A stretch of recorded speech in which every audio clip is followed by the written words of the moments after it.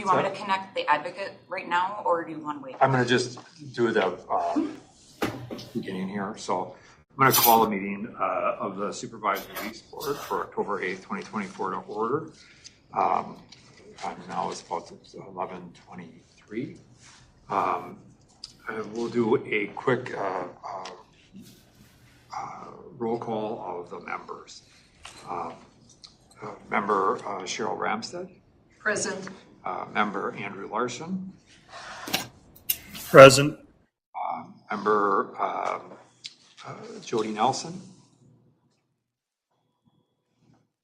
She's on. I see her there.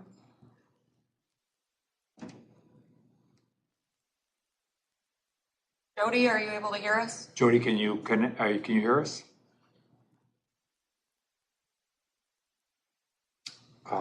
Present here, juvenile expert Don Struford. Here. Board member Christine Bray. Not yet here. Just want to see if I can get Jody. Can you hear us?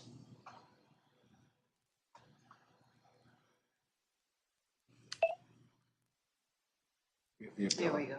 Okay. Jody, can you hear us now? We just saw your mute go off, but can't hear you. Jody, if it's not working, you may need to just disconnect and reconnect.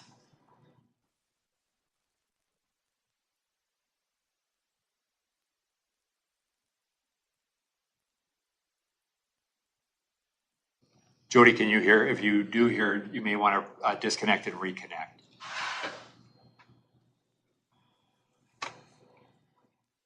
She may not hear us either.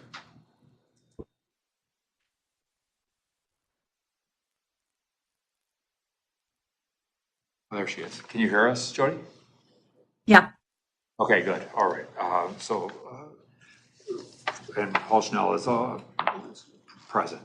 We're just, member Christine Bray we anticipate will be here, but we'll go ahead and begin on the case involving Mr. Neiss. Thank you. Good morning, everyone. Rebecca Holmes, Executive Officer of Hearings and Release and part of the Supervised Release Board. We are here today to review Raine Neiss, who is present by video at the Minnesota Correctional Facility in Oak Park Heights.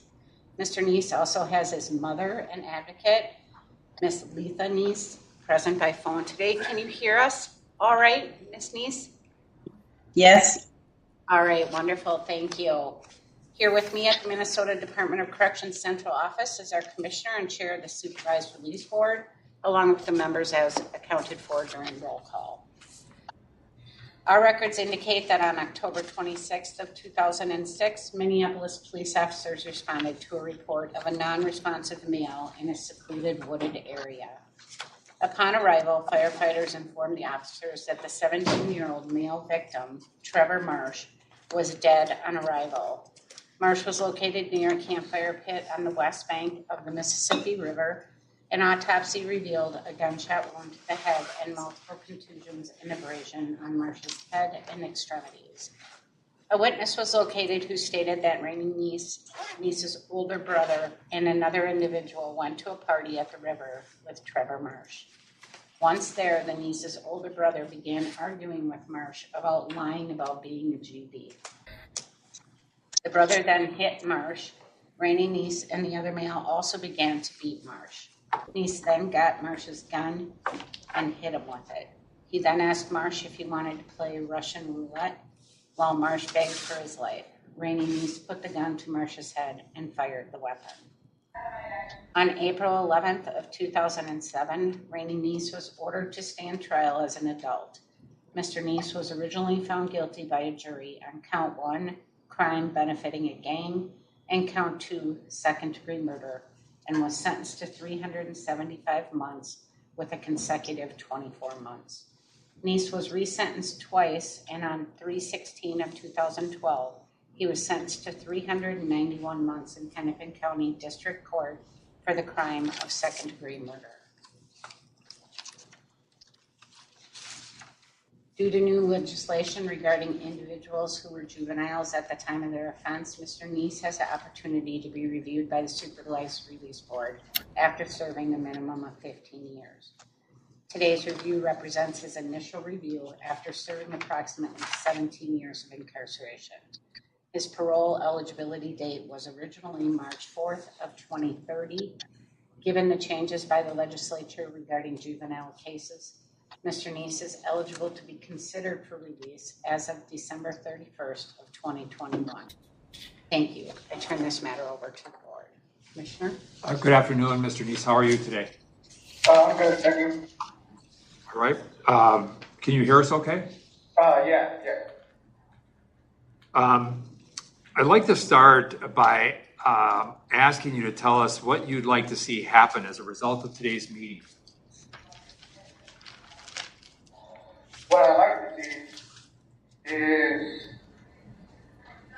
a way for me to get some kind of programming and something that can help me move forward in my life where I don't want to come back to prison, and I want the best chance possible of making it in the world, and no matter what it is I have to do or whatever I want, you know what I mean, something that just, it's like programming or something that can help me. So, what do you think you need by way of help?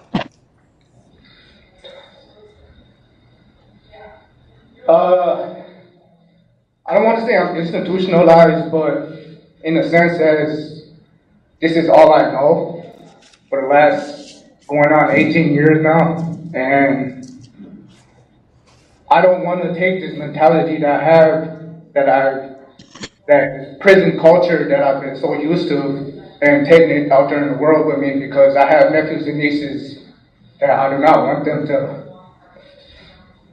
be like this. So I'm thinking about the future of my family, and that's something that is always on my mind. So what is it that counteracts that institutionalization that you're talking about? What is that? Do you have any idea? What would it be? It would be me not being here, really, like, in the sense that, like, it's hard for me in here because I know I have a past, and my past is not good, and I'm always looked upon that. Even when I'm innocent, I still get treated as if I'm guilty. And so I know that this kind of culture that I'm in, as far as saying just the prison overall in general, and the culture that I want is like treatment, you know what I mean? Something programmed or something where it can help me deal with situations that arise in here. So it sounds as though, I mean, and I've read your letter and some of your communications that came in, and you had talked about wanting a better chance and those sorts of things, and you almost made it sound as though you believe that you could, if you were not there, you would do well. I would.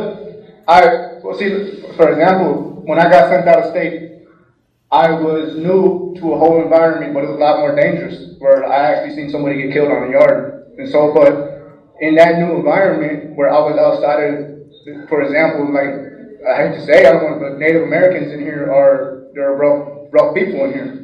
So, in me being Native American, I'm obligated, no matter what goes on in here, I have to jump in, no matter what it is, because if I don't, I'm not allowed to walk around here. I'm going to have to be living back here, and I do not want to live back here. So if I'm not in this environment, sir, I don't want to say forced, but I'm not entitled to doing this stuff. And if I'm not in this environment, I'm not going to be doing that, because I have to do that while I'm in here. And I don't want to I don't want to blame other people for my actions because I take responsibility for my actions. But it's the fact that it's toxic in here.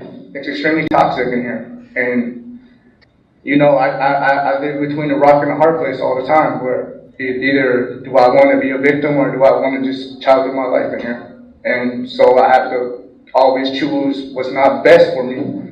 But it's best for me in the sense as where I'm able to at least go back to population, at least I'm able to watch TV, at least I'm able to get to my tablet and stuff like that, where the little freedoms I do have.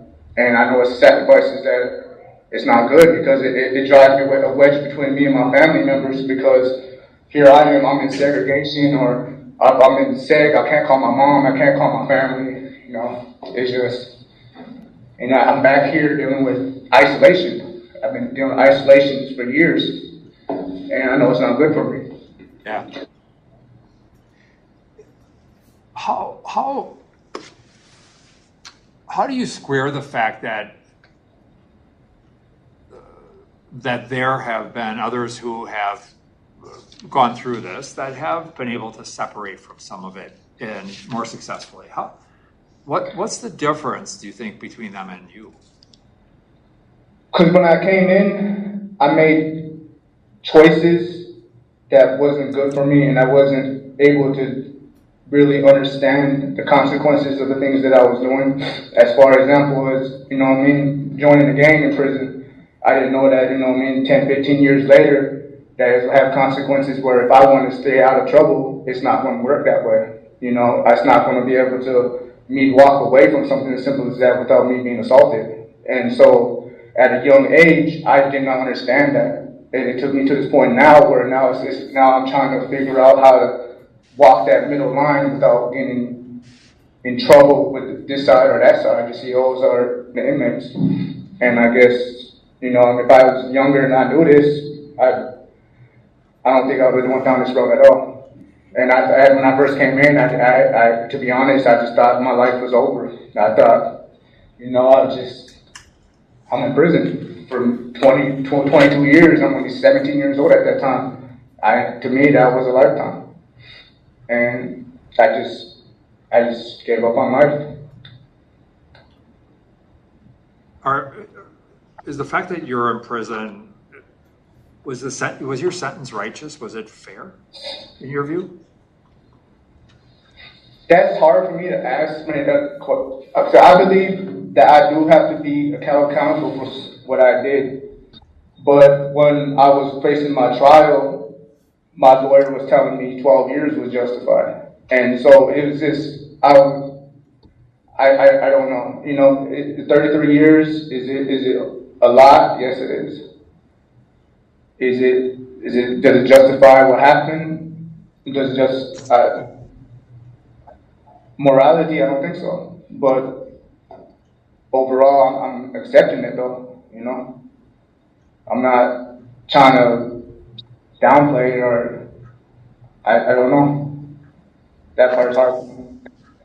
So I hear that, and then, you know, when I look at some of the disciplinary records, some of it's not that old, to be honest, and some pretty violent behavior. Would you concur? Is that fair? Yes.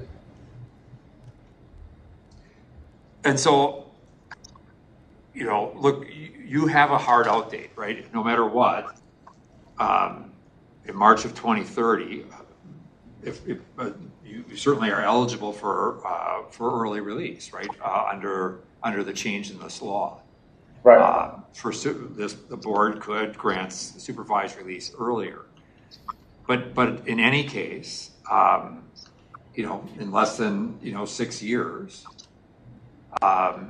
you will be you have a hard out date.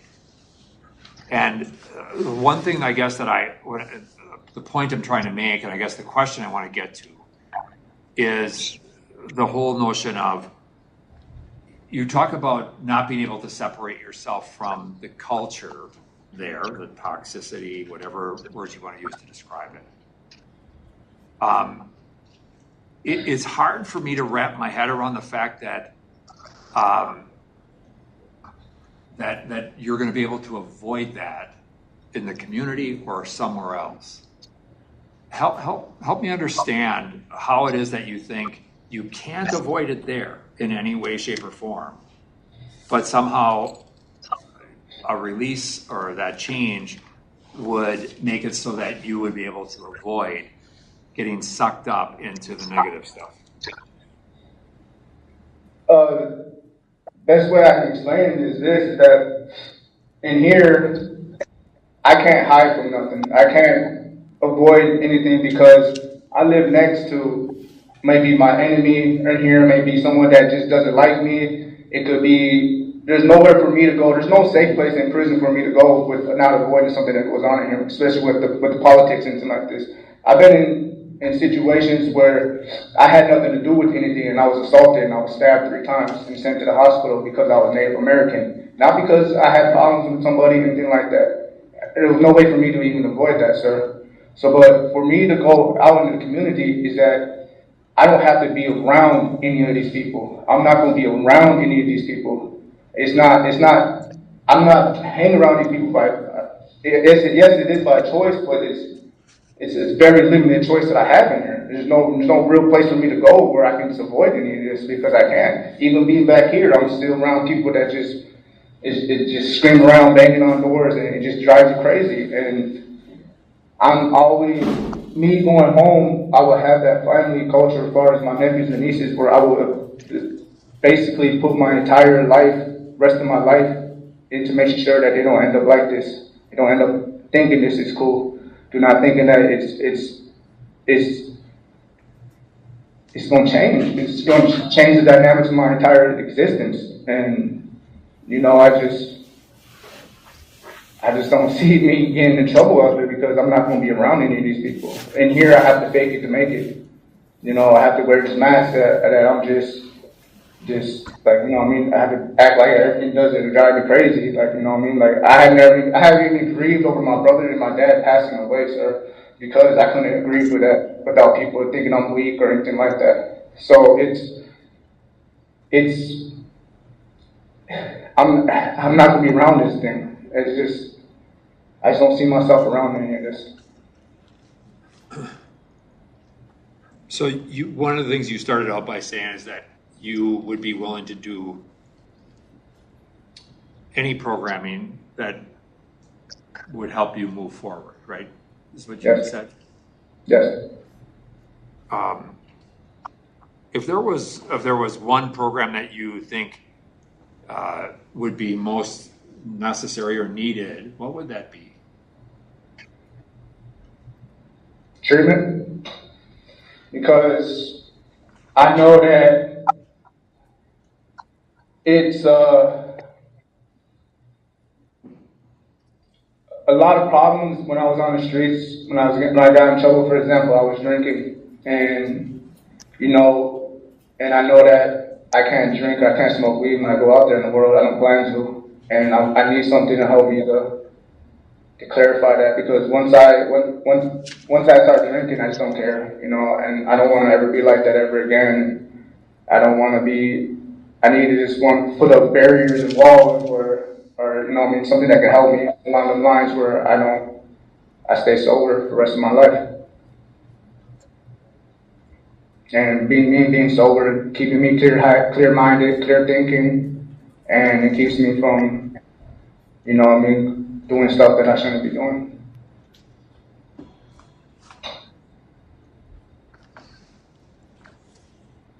Were you ever prosecuted on any of the assaults that were committed on the inside?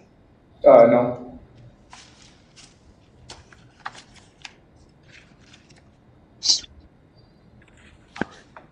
Do other board members have questions for Mr. Neiss?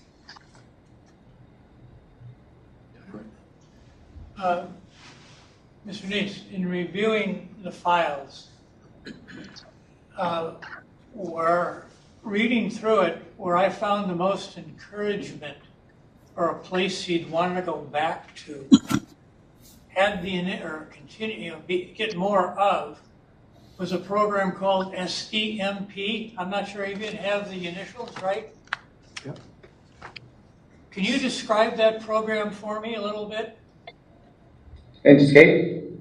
Step down management, SDMP. Oh, that sounds, I oh, don't know what that is. Can you describe that for me? But that seemed to be the one thing that you would reach for again or go back to.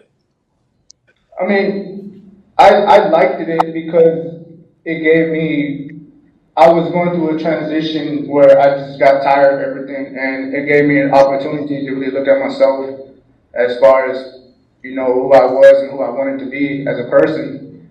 And it gave me a lot of self-reflecting analysis about me, and it helped me a lot. It really did. It made me just, it made me think about the world. It made me think about going home, and that's something that really helped me. It really did. So I got the picture. There's two places where you sort of felt you're out of the swamp, if I can use that language. Sometimes segregation did it, but then this program also gave you, it was a different space than what you have every day in prison. Right. And I think it was to your advantage that you were there. You used it well. Is more of that available to you? Unless you get in trouble and you go on a step down. You have to get in trouble to be on a step down program. And there's really no program that's like specifically like that I know of that in here. That's discouraging, isn't it? Yes. I'd Because like to see you have more opportunity to do similar things or find similar things that you had with the step down program. right. I mean there was something I was definitely signing for. Okay, but right now it's not available to you unless you get in more trouble. Yes. That I know of. There's another program that I just don't know. And here there's really no program in here besides like anger management and deception point, but that I was on the list for like 6-7 months and I never got on there yet, so that's how I got in trouble. And it's my understanding you haven't been in trouble, or the trouble's definitely decreased since you've been in that program. Yes, this time when I got in trouble for something that I didn't do myself, but yes. Okay. So it's something that you've got energy to put in, and it seems to be something that, what should I say, it's helped you stay out of trouble. Is that fair to say? Yes. So I got the impression that it's helped you make a change, Yes. or realize a change. Yes. You can change. Yes. And where I live, where you live, it certainly has something to do with how much change can happen when. Yes. I have a question. Mr. Neiss, did you have a better experience when you were in Illinois, or was it the same? Over in Illinois, I had to worry about my life being taken, and that's where I did not like being over there. And, you know, it wasn't like nobody was threatening me personally, but it was just something that was extremely more dangerous than Minnesota. And so I mean, over there, like I stayed out of trouble because I didn't know nobody, and I just mind my own self, and you know what I mean, and people left me alone, but I just didn't like to have that flight instincts always on, where when I go to yard, I always gotta look and make sure nobody's behind me and everything like that. So that's why here is better, but it's just there, it's a lot worse.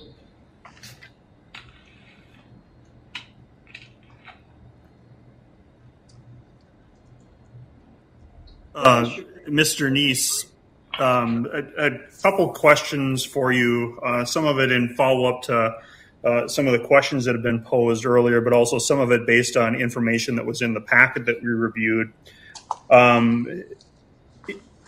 One of the things that stood out to me when I reviewed the packet, and I'd just like to get your thoughts on, is when you were asked about whether or not you felt you needed chemical dependency treatment, the packet reflects that you said that you don't think you do, because I think and if I mischaracterize this, please let me know, but I think the way that it's stated is like, you said you're very stubborn, very strong-willed, and when you set your mind to something, you're going to accomplish it.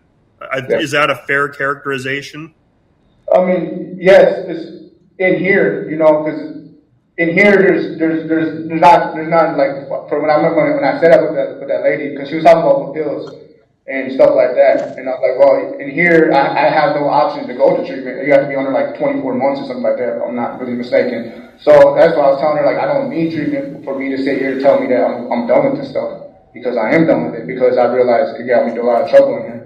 And so that's why, yes, I am very stubborn when I get my mind set on something where it's just, I feel like one thing my dad taught me, if you're going to do something right. And I figured if I'm going to not do drugs and stuff like that, then I'm not going to do it at all. And okay. No, and I appreciate that. So you feel as though you have that internal mechanism, that willpower, that part of you inside that can really do whatever you put your mind to. I think you have communicated that, and I think it reflects in the packet, at least based upon what you've said. So what then stops you from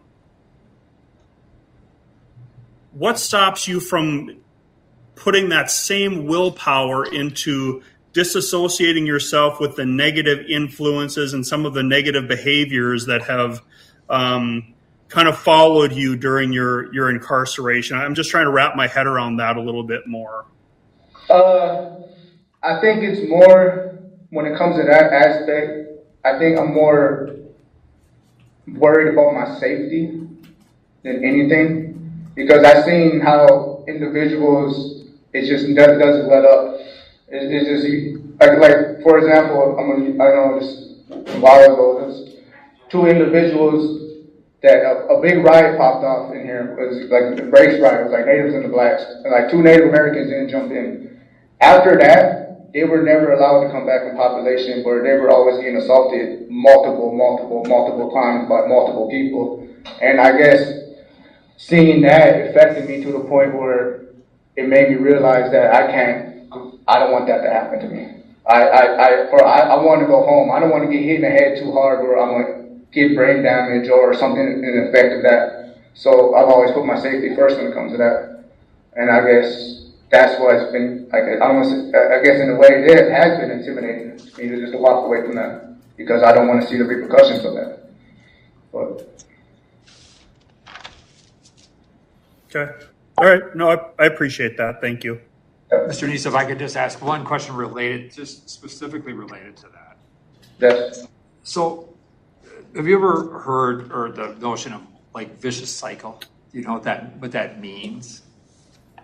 Vicious cycle? A vicious cycle. Yes.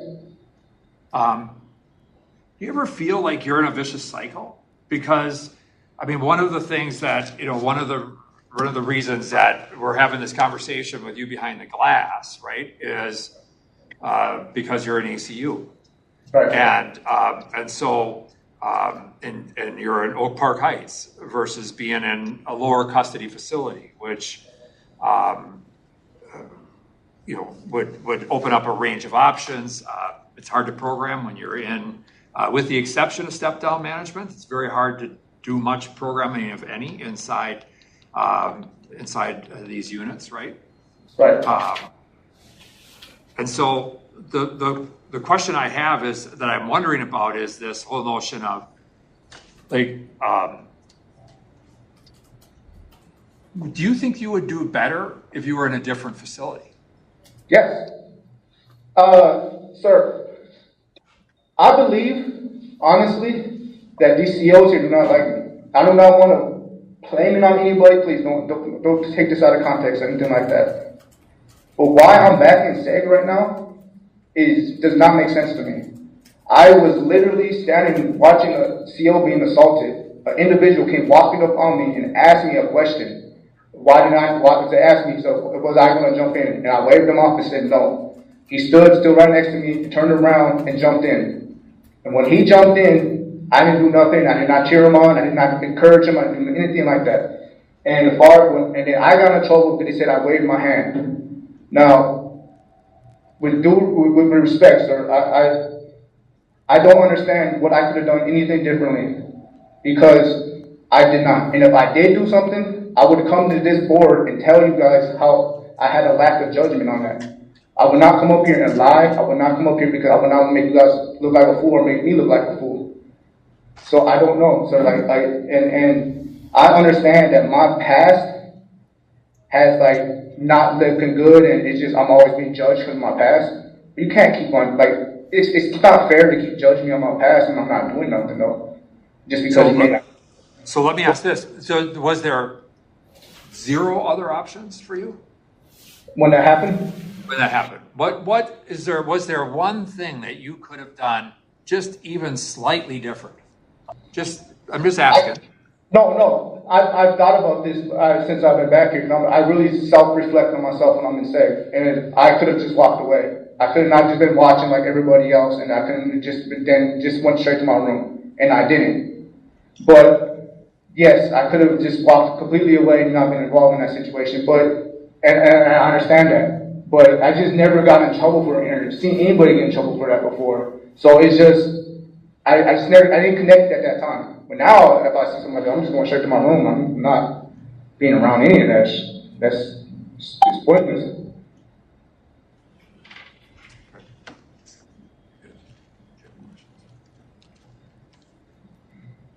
Would you explain, please, what your current relationship is to the Native mob?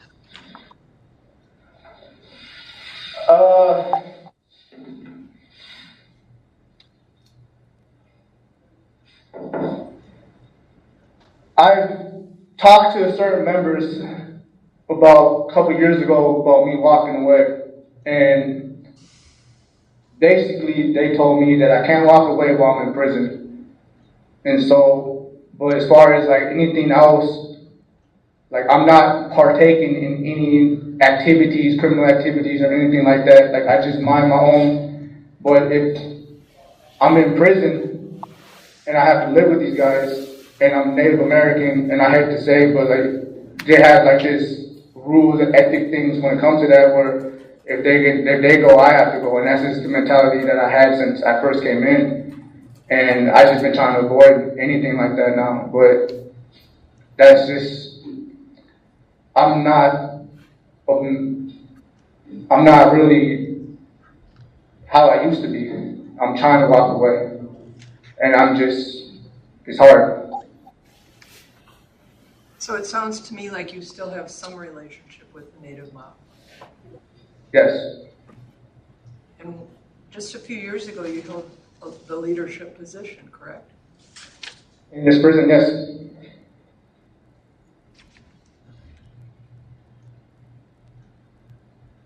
Yeah, in this prison. I don't know. Yeah. Thank you. What would One quick question. Do you feel Yes. safer in where you are right now? Yes. Because when I'm back here, I don't have nothing to worry about. I have nothing, no worry about anything. You know what I mean? But I don't want to be back here though. It's not by choice, but. Thank you.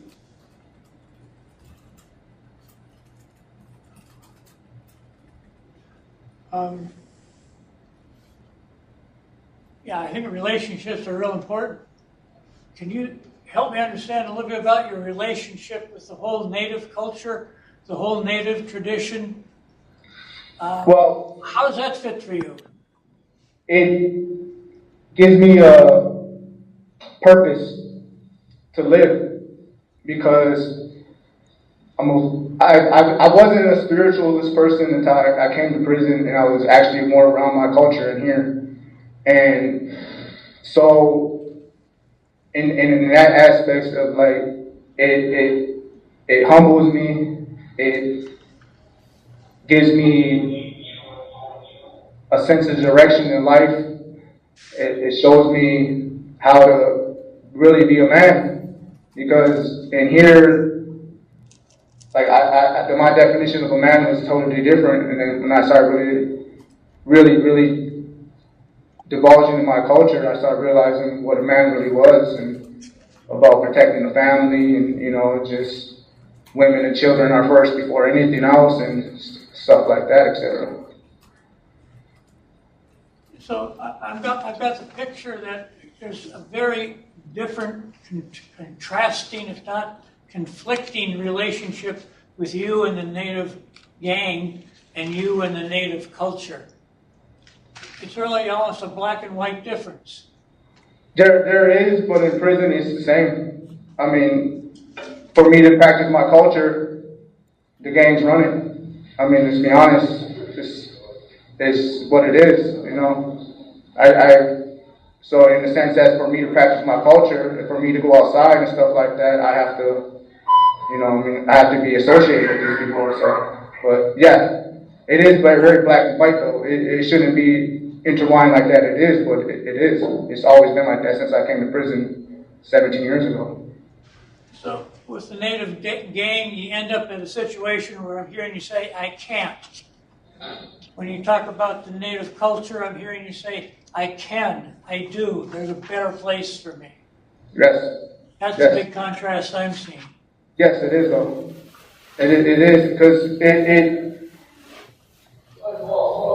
becomes more than about yourself, you know, in the sense as like, you know, like for example, like in here, it holds me back with my culture. I think I can do anything if I put my mind to it. Like, for example, I want to be a grandmaster at chess, and I never really done that. I never really put my culture before me because it started me down that path of believing in myself, you know, and so. Yeah. All right. Can we turn to your mom, Ms. Neiss? I really appreciate you being here today, and I appreciate all of the support you provided to your son over the course of time. Can you talk a little bit about the changes or the things that you have seen in your son, and perhaps some of the things that you think that he could benefit from? The changes I've seen in him. You know, that's kind of hard for me because, I mean, you guys got to remember he's been locked up since he was 16. You know, I could tell you all about 16-year-old Raine, but he's 34 now, you know, and the person he is and the man he's become, it has a lot to do with, I guess you could say, who raised him and who his mentors were. And of course, maybe they weren't the best, but that's what he had, you know. I know going into the prisons, for the ones that have never been there before, it's hard. But when you're young, teenagers, it's even harder because the older ones, the ones that have been there longer, the bigger ones, whatever you want to call them, are more likely to try to take advantage of the younger ones, you know. And it's just, they have to have, I guess, a connection with people that are going to not let bad things happen to them. And unfortunately, you have the gangs in there, you know. And they say, well, you know, be good, do what you have to do this, do that, stay out of trouble. But I don't think it really works, you know, because there's always going to be the bigger ones, the meaner ones or whatever that are going to try to take advantage of them. And as far as Raine getting involved with the Native mob, that was his older brother who was in prison at the time when Raine went into Stillwater. So it was like he was there to take care of his brother, not let anything bad happen to him. And that's how that all started. Before that, Raine was in no gangs. He wasn't even in gangs before he got in trouble. But when he went into prison, he became a gang member. But how he is now, I mean, I know that he's probably done things that weren't right, but probably had to do some things to survive in there. But I think he would do good if he got out. But he would need a lot of support one way or another, because from being 16 to 34, unfortunately, the world out here has changed. It's not going to be the same for him when he does get out. And he's going to need a support system behind him where if he starts slipping, they can catch him and say, hey, well, slow down, stop and think. Because you can't just open the door and kick him out and say, okay, goodbye. See you again if you get in trouble. Because he's going to need that support system, because it's going to be hard for him to get a job. It's going to be hard for him to do anything with his record, And I wouldn't want him to get discouraged and say, I can't get a job. I can't do that. He's going to need people behind him that would support him. And that would be like, like he was saying, if he got, the treatment, some kind of groups or, whatever that help him when they come out of prison, that he could fall back on, that he could turn to and ask for help, and they would help him and not just turn him loose and let him go. I think he deserves that chance, And like I said, growing up in there was not the best place in the world to grow up. And he didn't have the best teachers or mentors or anything when he went in there. So I hope he can, and I think he's more than willing to show what he can do if he's given the chance, I know it's been hard, really hard on him. And I would really like to see him do better. And unfortunately, being with the ones that are in there, I don't think there's ever going to be any better, unless he can get out and prove that he can do it, which I really do believe he can.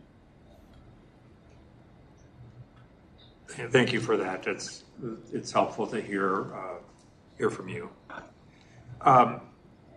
Mr. Neiss, I want to just go back to a question I asked before. You said that you believe that if you got to go to a lower custody level, it would be different.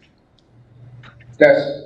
Do you don't think that the influence of people who may have had gang affiliation that are now in lower custody would be a factor for you in lower custody? No, in the sense as, I've thought about this, like prior to parole hearings and all of this, right? Like, what is the best place for me to stay out of trouble? And, me going to a lower facility is better because there's more programming there. And I never cared before when I was down there. Now that I am going home, my view of the world, how I look at it, has changed a lot.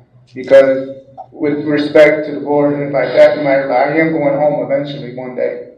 And I do know that I'm at the perfect place in right now where I need to really step it up, and I really need to accomplish what I'm setting out to do. And that's basically convincing myself that I can do this, And being in this place, it's not good for me mentally at all, because I'm literally only around 50 people, and 40 of them people are just toxic, And there's not enough good people in here for me to. And the fact is that a lot of people in here have life or have a long sentence, and so their mentality and how they view the world is a certain way, and I can't see them eye to eye on that, because I am going home, and me going to a lower facility, I will be around more people in a sense as like-minded. That's helpful. What do you feel you owe your victim and the people left behind as a result of your crime? What do you feel your obligation is to them? I owe, especially to my victim, a life worthy of living. you know. And I guess when I say that, I mean in aspects as, you know, not just me being in prison and just wasting my entire life. It's just me being out there and actually making a difference because, you know, I never really thought about what I owed Trevor until possibly, I want to say around 2022 when I really started self-reflecting on myself and what I did. And I came to the conclusions that I owe it to him where I don't want to disrespect his family by saying this, but I have to live for both of us though, in the sense of that, you know what I mean? Like I took your life, so no, I have to, my road of redemption is in the sense of maybe I go out there and I prevent kids from growing up and being like, you know, because I feel like in a lot of aspects of that I've experienced, that I can connect to certain people that live in a certain kind of lifestyle that, you know, this is not where it's going. And I feel like that's where my life I want to go to. I want to change lives. I want to change things that just not this. Like that's my ultimate goal. And for me to be a worthy life, the people that I left behind and for him. Thank you. One more area. As we talk, I'm beginning to see more sort of stepping stones that you can walk on securely. You have relationships with two women, I understand. Where do they fit and how does that fit? Is that a good place to move from, or how does that contrast with some of the other relationships? Well, I think that, I think the two, it's a little out of context in a sense as because one of them I'm actually in a relationship with, the other one I was in a relationship with before I met her, and I basically told her like I'm not want to be with her. And she's just always been my friend ever since then. She won't. So what one helps me mentally as far as she's always encouraging me to do better. You know, she buys me chess books all the time. She feeds on my ambition in life of what I want to be. Obviously a grandmaster of chess. And so she encourages me a lot on that. And the other one that comes to visit me is my friend. And she's the one always that's telling me that, you know, I don't need to be around my guys. I don't need to be, when I get out, you know, I mean, she's the one that started playing in my head to how the world is much bigger than just prison. And, you know, I mean, it's positive. Both of them are extremely positive. That's why I'm there. You know, I hold their relationships extremely valuable to me. It's extremely positive for me. So I guess I appreciate both of them provide that relationship of sort of opening up to good things. Yes. Opens up a positive world, not just a negative one. Yes, it's all positive. It's nothing. I think that's why I treasure their friendships more, relationship friendships more than anything because it showed me that there's more to this world than just prison. Because you know, it's just they're uplifting. You know, like when I get my visits every week from my friend that comes and sees me. I'm not in prison no more. My little hour that I'm having my visits, I'm laughing and joking about stuff that's important as far as like, you know, just everyday life stuff, you know. Good. Glad you got it. Good. Anything else before we? Okay, Mr. Neiss, I just want to thank you. Before we go into discussion and deliberation about the next steps, I just want to briefly open the floor to you for any final comment that you'd like to make to the board. No, I just... This is actually for your son. It's for your son. Oh, okay, my bad. Okay, Mr. Neiss.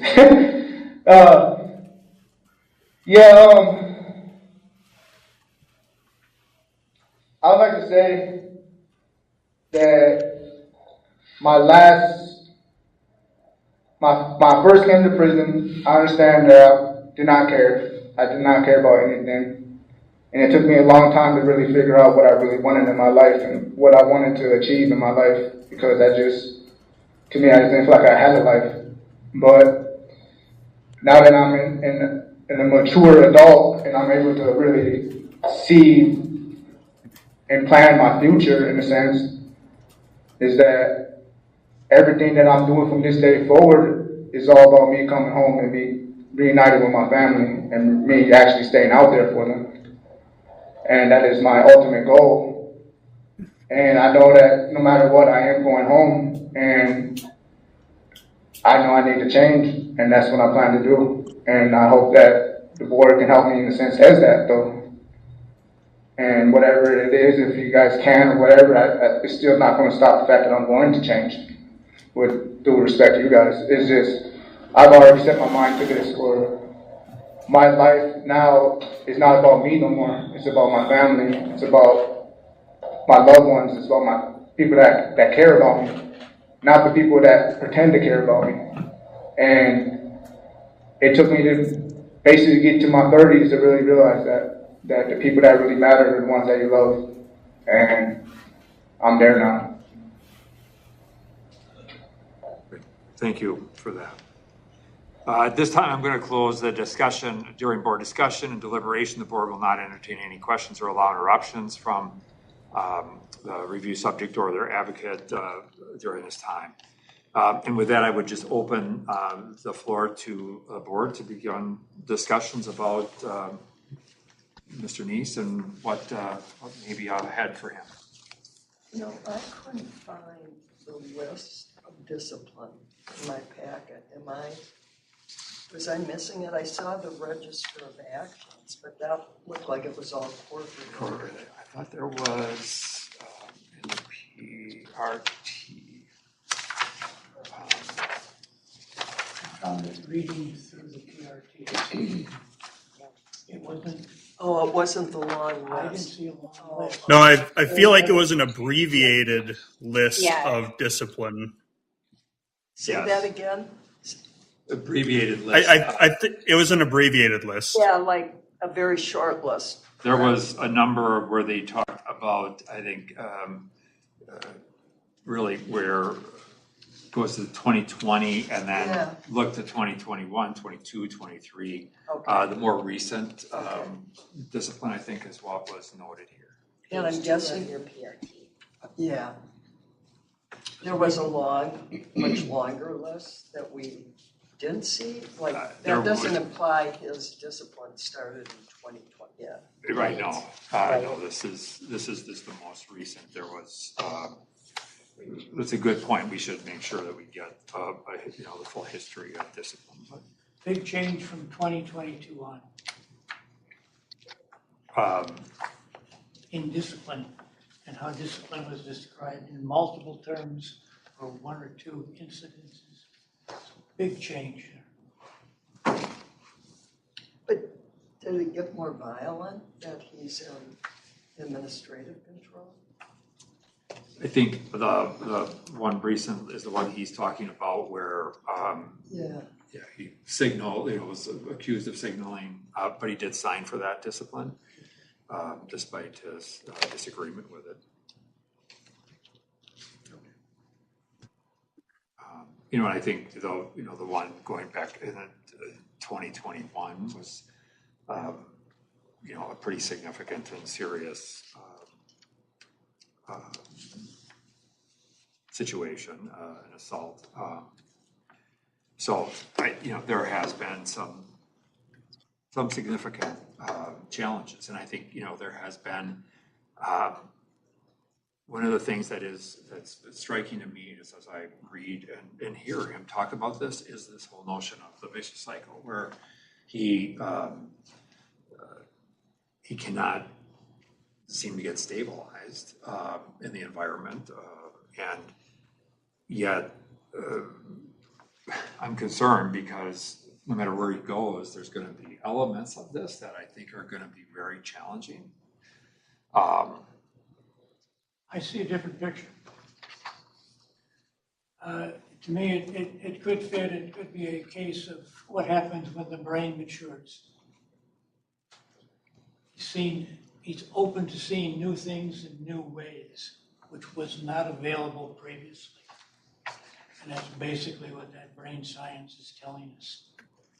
That when there's different anatomical changes they may indeed be available in some functional change.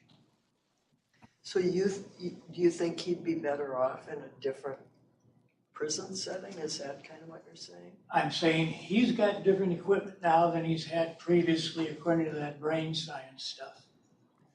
The other thing that I see is the person in the environment. Both are responsible for change, or for stubbornness, or for stability, or for moving or maturity. Yeah, so I think he can take advantage of a different environment differently now than he could back in 20, 21, 22. Now that's hypothetical, but I think there's some data there that supports it. And basically it's supportive for me, and the relationship he's been able to at least initiate. And now where and how can they be sustained is the question. I'm in agreement, Dawn. In segregation, I'm sorry. Go ahead. No, same. And I'm in agreement with how Dawn's reading it. I'm also eager for Mr. Neiss to get more input. I mean, the programs, he's got to, whether that's treatment, whether that's restorative justice, whether that's any of the things that are available in a different facility, he's got to have different input, particularly because he's going to get out at some point anyway. So how to, with that openness, I just really hope that we can get him someplace where he's got opportunity. So I obviously have, on the brain science piece, obviously have to defer to the experts. What stands out to me is I think there is a stated desire on the part of Mr. Neiss that he wants to change the way that he's behaving and his discipline. I think there is that desire, but what also stands out to me is there's also a significant degree of confliction over this need to continue to associate with the negative influences and the gang culture and those sorts of things. And unfortunately, I think that has really gotten in the way. And I feel as though he doesn't know how to separate the two and has really struggled with that. And I think that came out not only in the interview that we just had, but also in all the materials that we read. A lot of confliction there. I think he does want to. I don't think he knows how. That's what stands out to me. I agree. What I will say, I think that doesn't Yeah, I agree.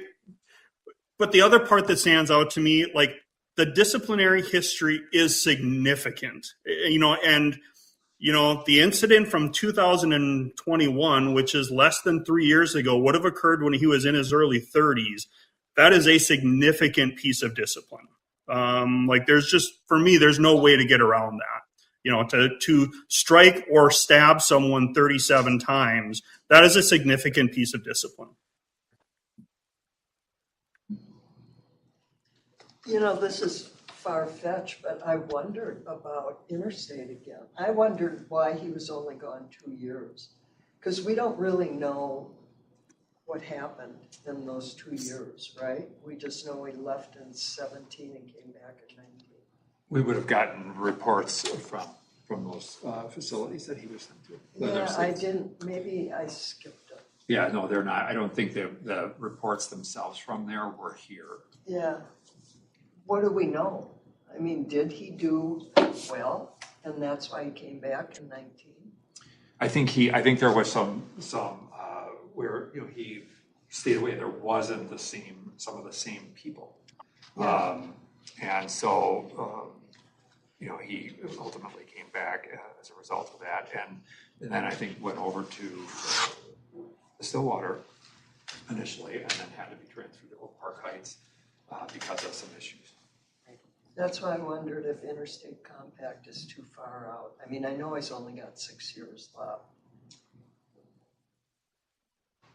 You know, even if it were 3 years out of that environment, somewhere where he could get programming. I'm troubled by his basically lifelong history with gangs. I mean, this incident involved a gang, Gangster Disciples, and what he said in response to my question wasn't convincing to me that he's going to eventually get out of the gang, but he's still, I mean, 2 years ago he was head of it. And I think that that pattern, he's going to be able to find any place. There's gangs in other prisons. There's certainly going to be gangs on the outside. And that, to me, is a real problem. And his brain has developed over all these years, but that piece of his behavior, which is a significant piece of the behavior affecting his crime, as well as his criminal conduct in the institution, hasn't changed.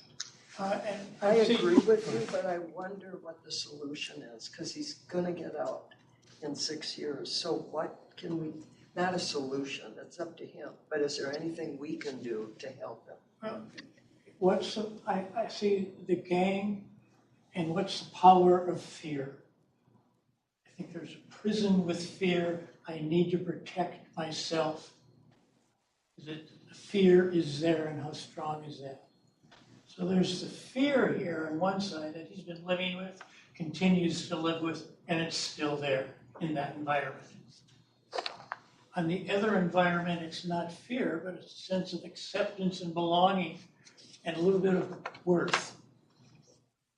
Over here, the fear is, I am not respected, I'm going to be stepped on. Over here is, I belong, I can contribute.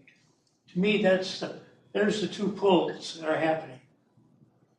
And I'm the optimistic that I am. I see more of a possibility for his contributions developing rather than just, and if he gets away from the need to protect or the reality, or maybe it's the fantasy of needing to be protected, I don't know, all of the above, follow me? But fear and belonging, I think, are the two issues. Are we ready for a motion? Yeah, we can anytime. I'd like to move a 3-year continuance, and during that 3-year period, that would give us an opportunity to see if the disciplinary conduct changes, to see if the relationship to gangs changes, to see how receptive he is to programming, because there's a lot of times that the PRT and the psychological all say that, you know, he hasn't followed through. There's been no programming, and some of that's been because of discipline. But I think that we need to see that he's going to be able to follow through. And the substance use disorder treatment, which is also recommended by the psychological, even though he thinks he can do it on his own, I would like to include a recommendation. And they also recommend restorative justice, decision points, anger management, and developing financial literacy skills because of his age. So I know those are things that we'll have to depend on where he's sent.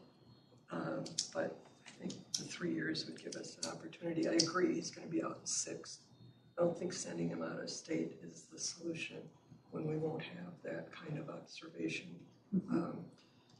And I think that this will, with specifics, allow us to see what's at stake in these rules.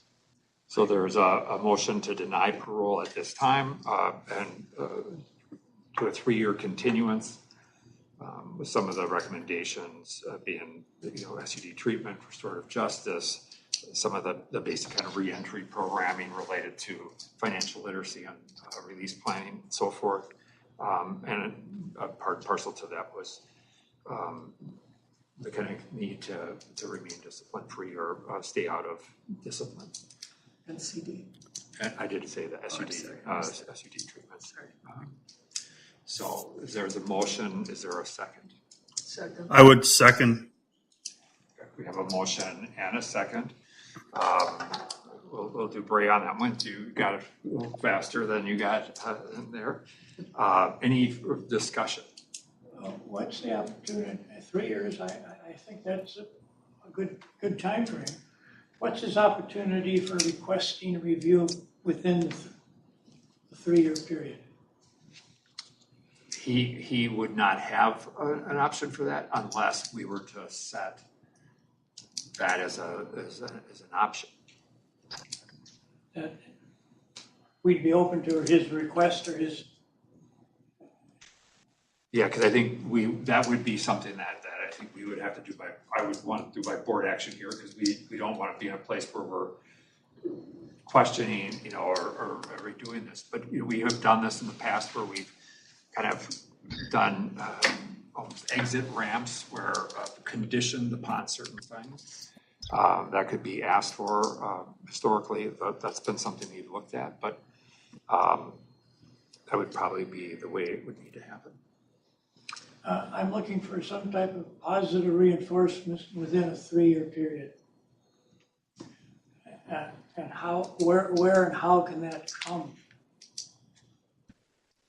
Are there options for positive reinforcement just through classification change, reduction? Yes. I mean, ultimately getting to that's kind of where I'm going, or that's how I'm envisioning it. I certainly appreciate Mr. Struford's kind of thought process on that.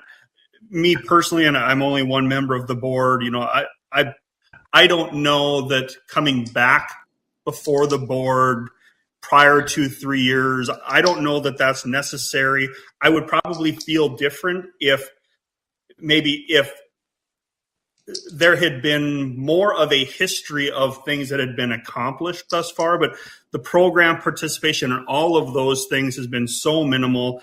I would want to see a little bit more of a prolonged period of time before coming back before the board. I mean, that's just me. What are what's required internally for him to move to a different facility that has all the stuff, all our conditions that we're going to throw in?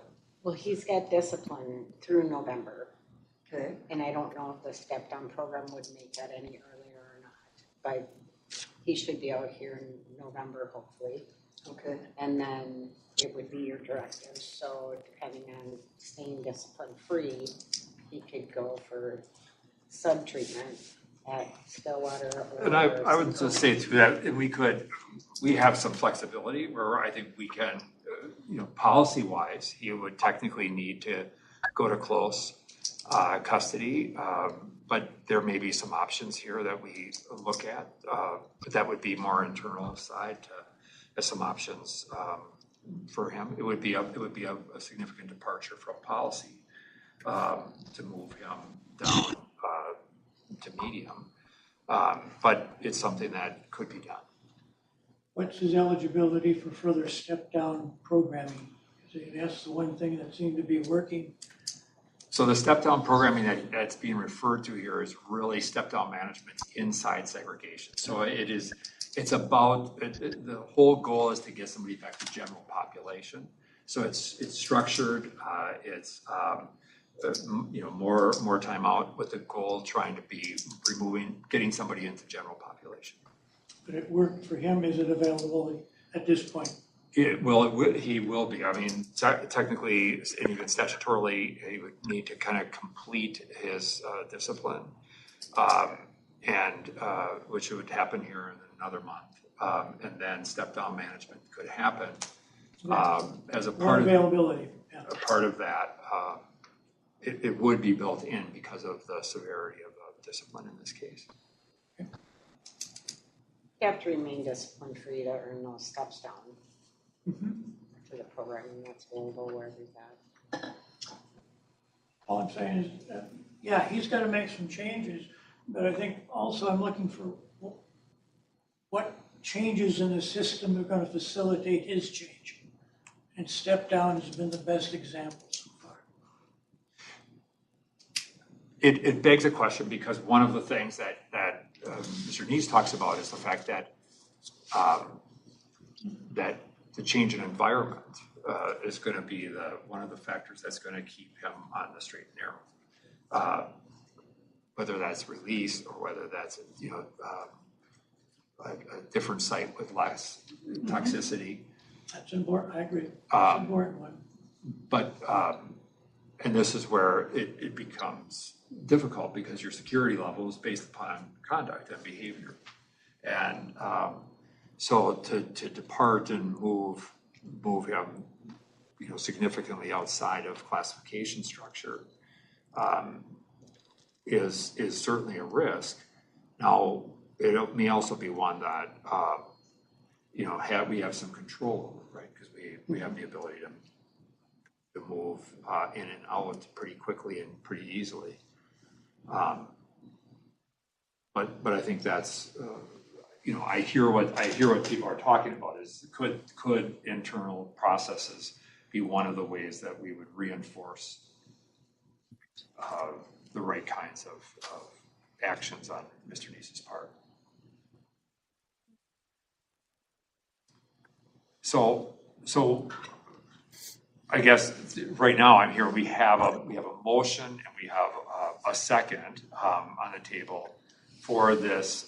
With I think what I'm hearing is, that the recommendation would be that we also look to the agency the DOC would look to try and put him in positions or places where he could get these recommendations met, and to whatever extent to help reinforce that.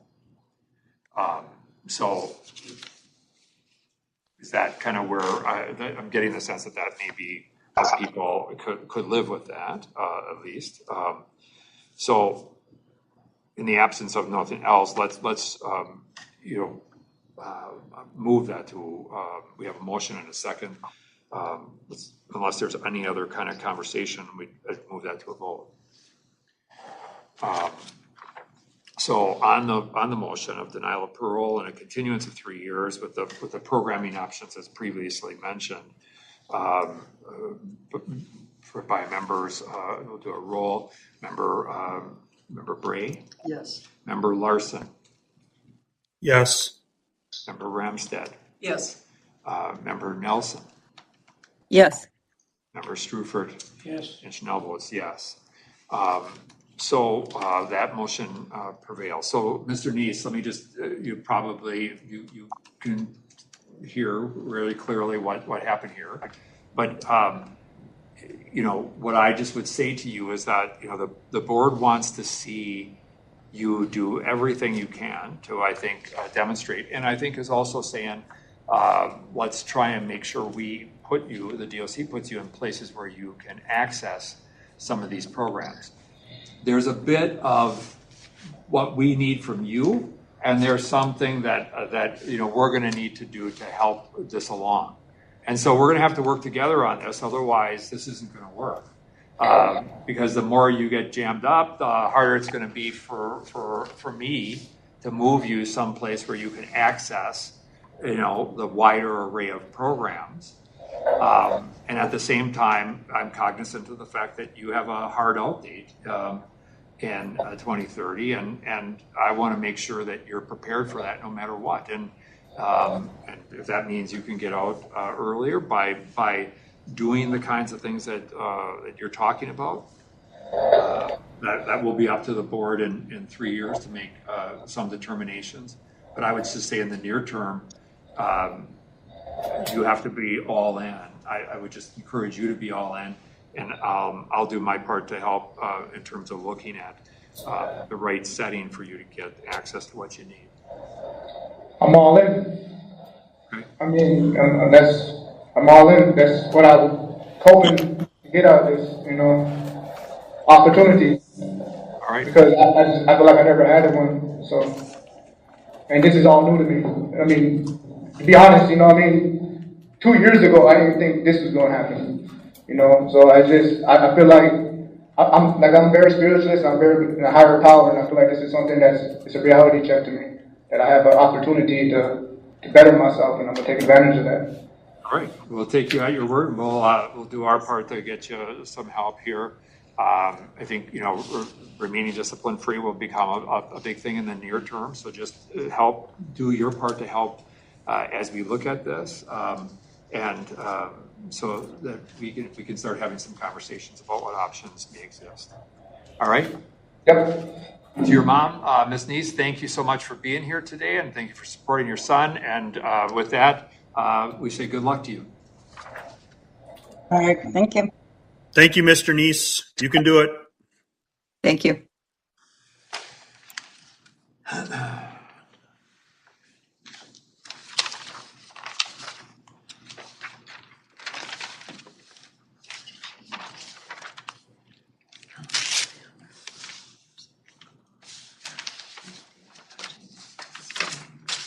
Oh, right, me too. Did you know? Oh, okay. Yeah, it's not about her. It's a chapter. Well, my sister grew up where they were at.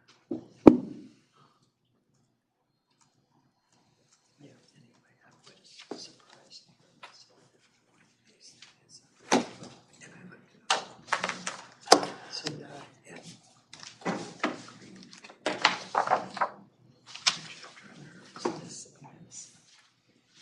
what's it called? Look at the chapter.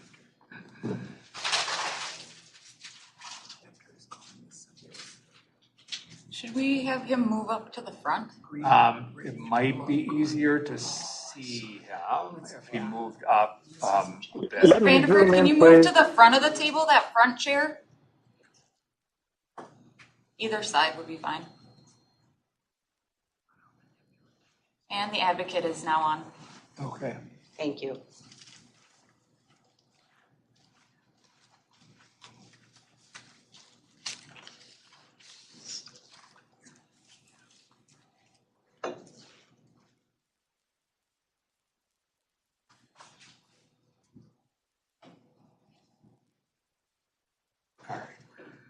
Good. Yeah. All right, good afternoon, everyone. Rebecca Holmes-Larson, Executive Officer of Hearings and Release.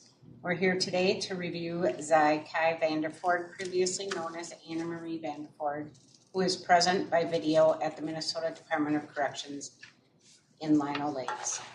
Here with me at the Minnesota Department of Corrections Central Office is our Commissioner and Chair of the Supervised Release Board, Mr. Paul Schnell, along with board members Christine Bray, Andrew Larson, Cheryl Ramstad, and we have a couple other people just observing today.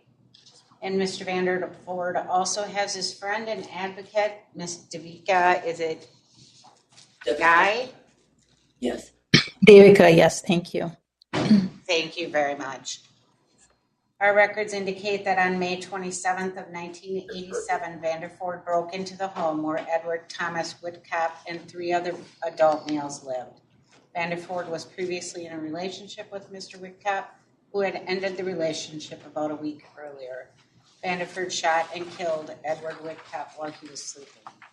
On December 19th of 1987, Mr. Vanderford was sentenced to life with the possibility of parole by Hennepin County District Court after having been found guilty of 2 counts of first-degree murder. Today's review by the board represents Mr. Vanderford's 7th review after serving approximately 37 years of incarceration. His minimum parole eligibility date occurred on December 19th of 2004. Thank you. I turn this matter over to the board. Mr. Vanderford, how are you today? Fine, thank you. I'd like to start off by asking you to tell us what you'd like to see happen as a result of today's meeting. I'm hoping for mercy and understanding and educated faith as we discuss why we're here today. I take full responsibility and I'm accountable for the murder of my fiance, Edward. Due to the constructions of Minnesota laws for hearings, this is the first time in approaching 38 years that my victims will have access to see me.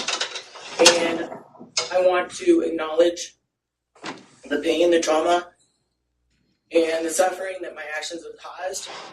When I was housed in Oklahoma, I did participate in Victims Impact and was able to see a dozen victims' testimonials as they came in over the course of a year. But Minnesota has not permitted me to reach out. And I wanted to express a willingness to them to participate in a forum should they want to be heard. And it's most important for me that they know that I am genuinely sorry, and I'm here today to share my path of remorse and my growth and milestones of change.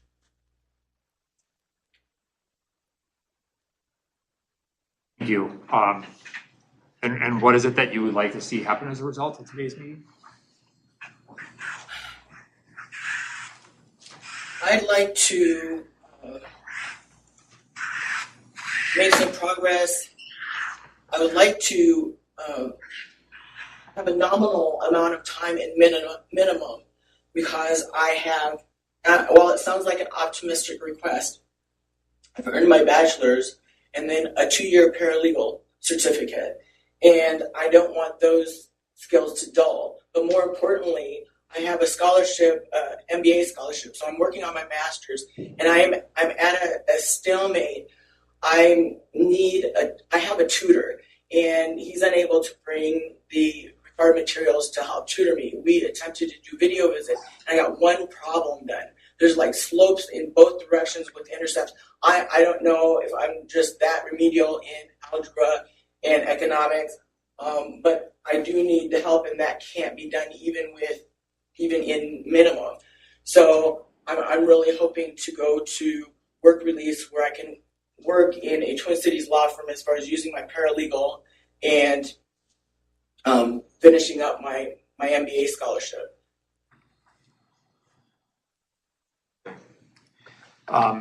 And talk about what makes you feel you're ready.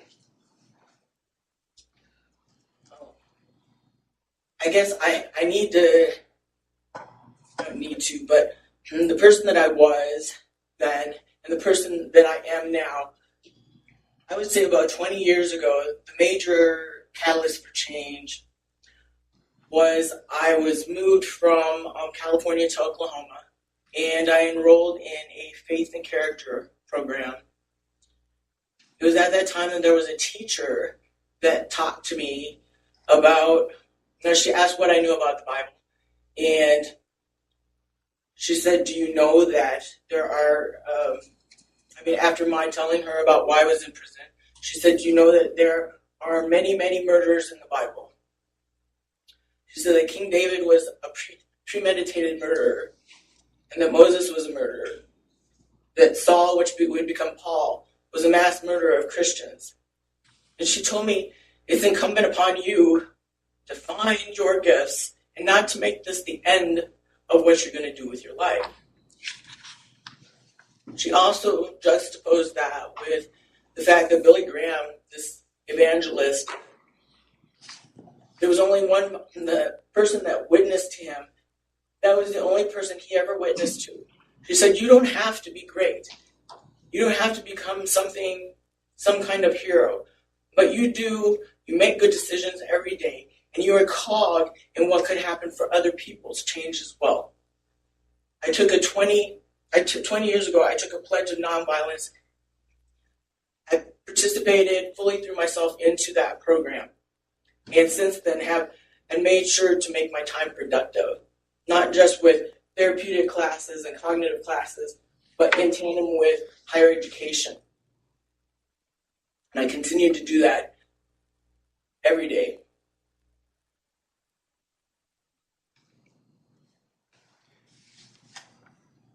So one of the things that we've talked about, and one of the things that I think the board received some information on, there was can you just talk us through the thinking around for instance, not participating in your PRT meeting. Yeah, start there. Sure. I had a PRT meeting 3 months ago in Faribault, and then was moved here. And it's extremely taxing, not just the moving and the attempting to get familiar with every institution's different rules and what have you, but to go through responsibility for murder is a huge emotional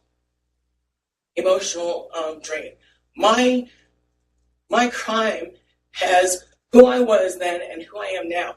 I am a fully evolved, empathetic, and decent human being, where I wasn't always. I was so young, I had no real concept of even how long life was. I figured you die at age 40. At 19, I really literally thought that age 40 was old. And I had really nothing I didn't have people that I cared about and people that cared about me. In the last 6 months ago, what I consider my grandkid was mugged in Minneapolis and assaulted.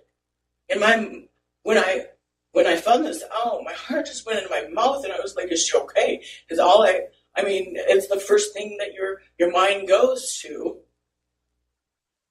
And I know people out there would be sitting thinking, the nerve of you, having been a perpetrator, to be worried about this. But that's the difference in between who I was and who I am, and the connections that I have, and the family, the people that you may say undeservingly love me and care about me, and that I've come to know and love through the years as well. Life is happening whether you're out there or whether you're in here on a different level and to different extents. But landing here 3 months ago and attempting to keep my studies going, attempting to get my health situation in order, and a lot of that is on the back burner still. It didn't feel like it was a necessity to attempt to rush to get to know some people here when I just had the PRT 3 months ago, and then I'm preparing for board to be as genuine and transparent and as thoughtful and packing 37 and a half years into this hearing. It seems like a lot to have to do, where I've never turned down their PRTs. I felt I just had one, so I was looking at this particular hearing again, and you get moved quite a bit. Even in my day-to-day now, from 2 weeks ago, I'm looking for keys that don't exist. I don't have keys anymore. So, it's just life. And it didn't seem prudent or that much of a necessity to participate in that, in a hearing of people that didn't know me when I knew I was coming to do this. Well, It seems, because I believe that they explained to you what the purpose was, and it just can be helpful. Now, I also hear what you're saying around the fact that, talking through, your offense and those sorts of things can be taxing. I respect that. And as you can well imagine, and I think as you connected when you talked about, having people in the community who are being harmed by crime today and the impact of that, you probably certainly can connect with what this must be like for the people who, were left behind as a result of your crime, and the hardship that they face in terms of dealing with this for all these years as well. So that's helpful to understand. But it seems a bit unusual. Let me ask you about, there was an issue that I think emerged just recently with some discipline. Can you talk a little bit about that? About? The issue. the discipline stuff that just most Oh, recently. yes, I just actually got out of jail 2 weeks ago. The staff said medical wants to see you and your case manager wants to see you. I went to medical. I went to the case managers. Was arrested at the case managers. I didn't go back to the unit to get a pass signed, and I take responsibility for not getting a pass in between, and then was offered 5 days of time served in isolation, and then was released. Thank you. This one I would open it up to other members of the board if any questions people may have.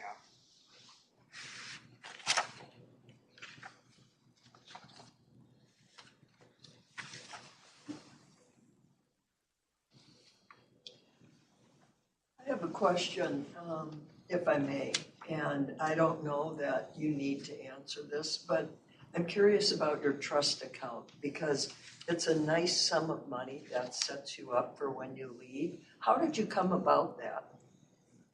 When my adoptive mother passed away, she left a few trusts, and actually one trust I was basically ripped off by the trustee. I filed with the ethics responsibility people, but he sent me statements every month and charged me full $300 to $600 for doing that until it went from 40 grand to zero, and there was nothing I could do about it. Everything went into probate, and then when the other trust came up to court because of that other situation and things that were happening in the California system. There were case managers and pyramid schemes and things.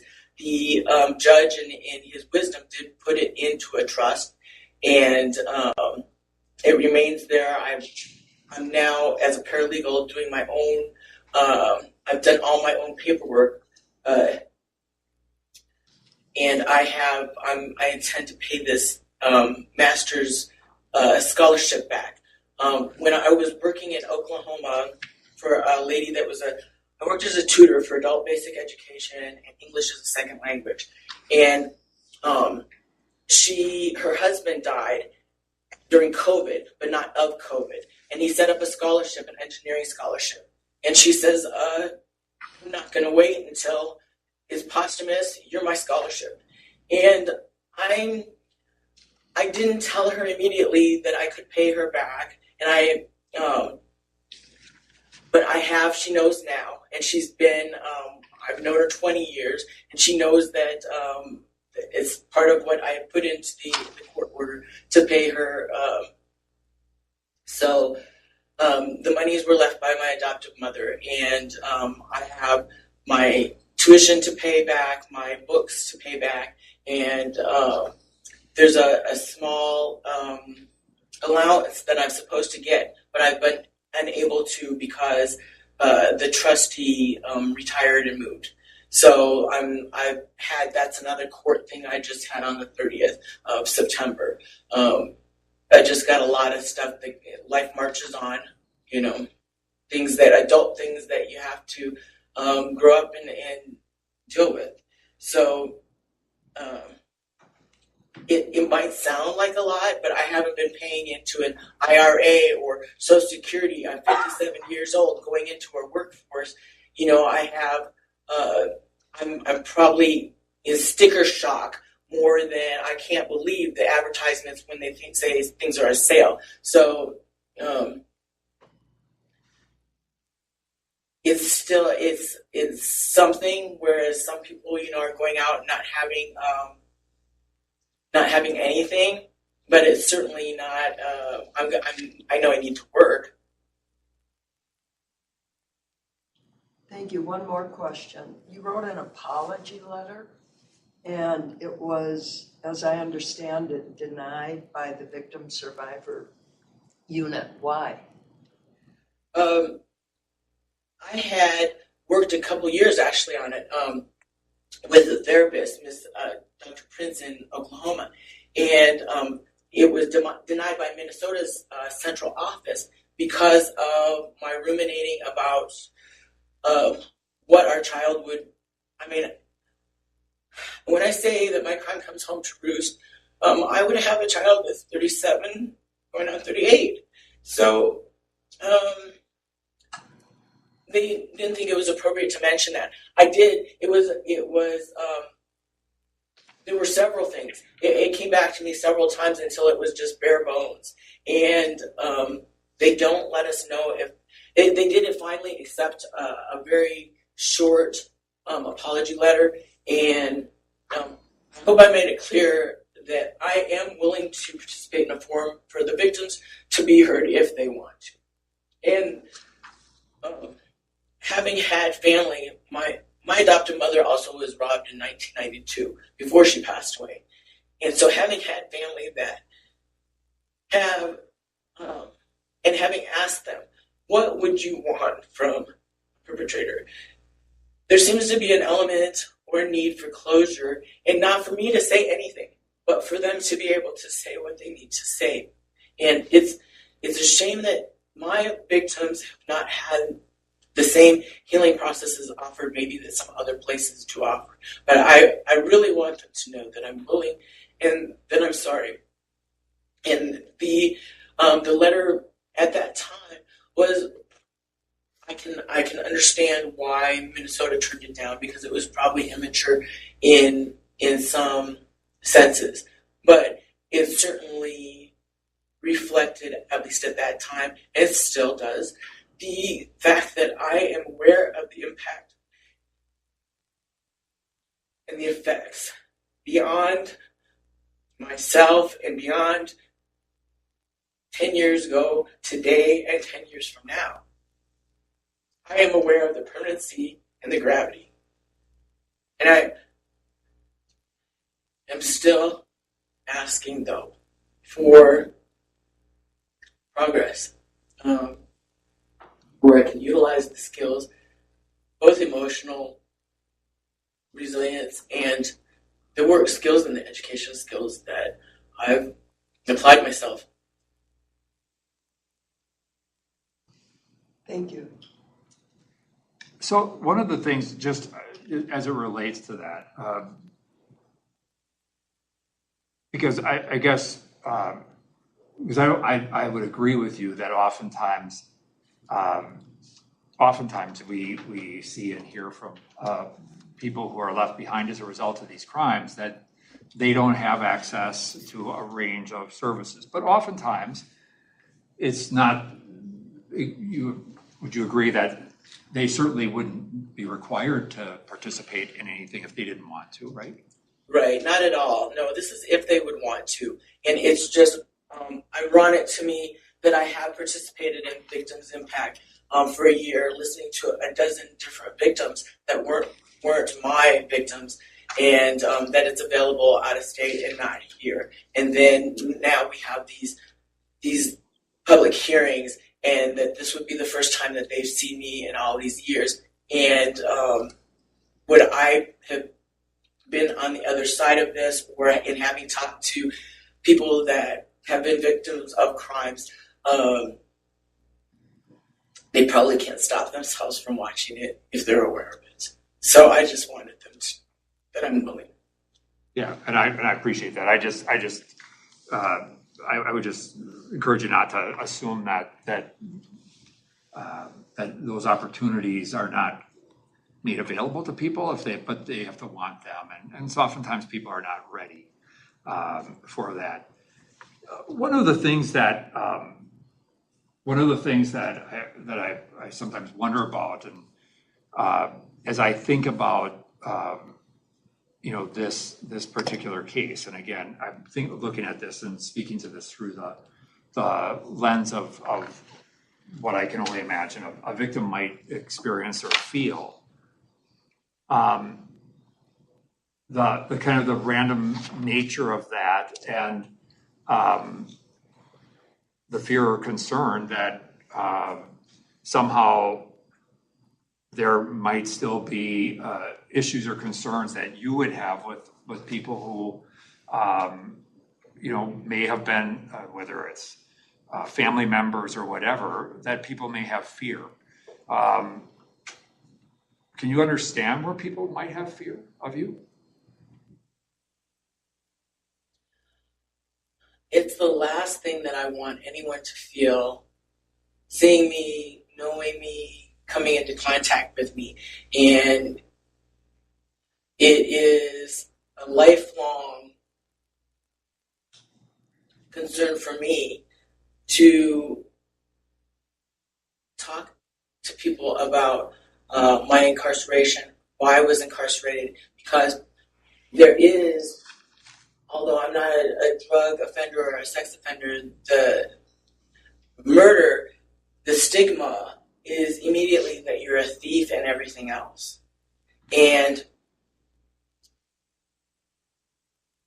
I don't know how to allay those fears except to allow people to ask questions and to be as transparent and genuine as I can about what happened.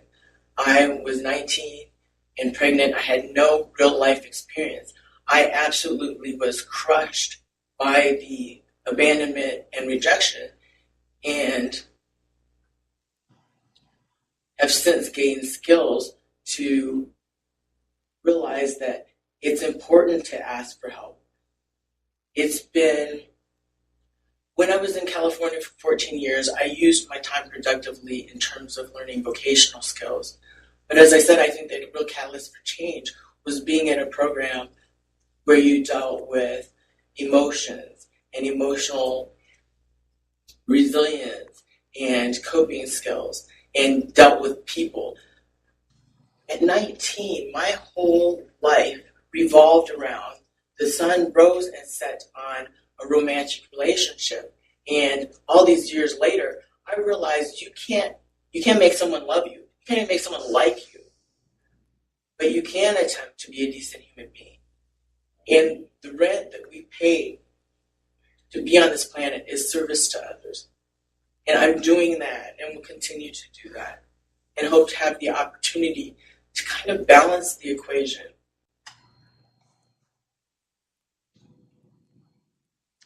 So I just because you got into some of the offense behavior stuff here, you said you were crushed by the rejection. How long had you known the victim? 3 months. It was a whirlwind. It was very much so a whirlwind courtship. Okay. And when did you own the gun that you used in the homicide? No, I went and purchased it. Okay. When did you do that? Like how proximate to the crime? A couple of days before. Okay. And then did you have access to the house that they were living in? We were living together, and then and I was lying to my mom that I was going to college, and there came a time he no longer wanted me, and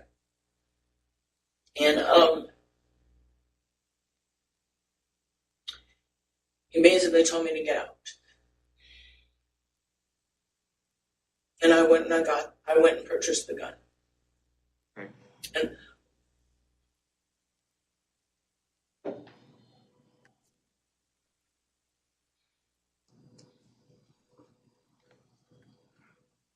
you talked about the fact, and there's no doubt, right, that you're a fundamentally different person today, some 37 years later than you were then, maturity, just lots of different ways.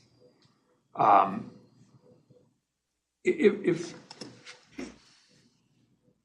I assume you've had a chance to review the comprehensive risk assessment document. Did you? yes. What was your reaction to it? I didn't have any major qualms. The one part that I didn't understand or that I felt was misunderstood was that there's a friend that offered housing and to take me to their therapist. I have, and that it's covered under the Men's insurance. And I think there was a misunderstanding. She said that she didn't believe I could be covered under his insurance. That's not, he hadn't said that. He was just saying that I could go to his therapist as well because I would have insurance that covers that. But I have had, I have a wellness mentorship through the same people that offered the paralegal, that I earned the paralegal certificate through. And then his therapy, his therapist group had offered therapy. And aside from that, I thought that for the psychiatrists that you're just meeting and spending time with, that they did fair assessments. And the fact that you had a moderate risk of future violence kind of determination, was that surprising to you? I don't know what that means in the scheme of things. I don't have really a basis of reference for what their scale looks like. So, like when you said, well, I just don't have a reference. I don't know. Is that a 1 to 10 scale, and moderate for them means 5, or I don't know. So they also talked about some of the things around thinking error kinds of challenges, right? And you've been through enough programming to kind of know about some of that, to some of the, the cognitive stuff around processing, whether it's interpersonal challenges or rule violations and those sorts of things. And one of the things that they talked about was just that continuing development in that space.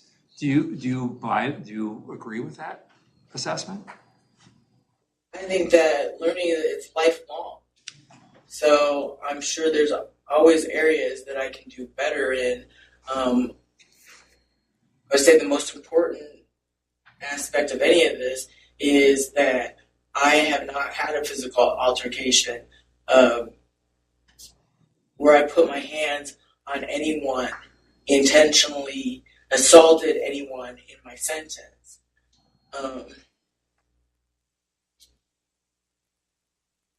And I will continue with therapy for the rest of my life. I have 3 programs that I'm offered and continue with from in here as far as out there. The Campania Health is the one that is going, has been constant since 2020 out there with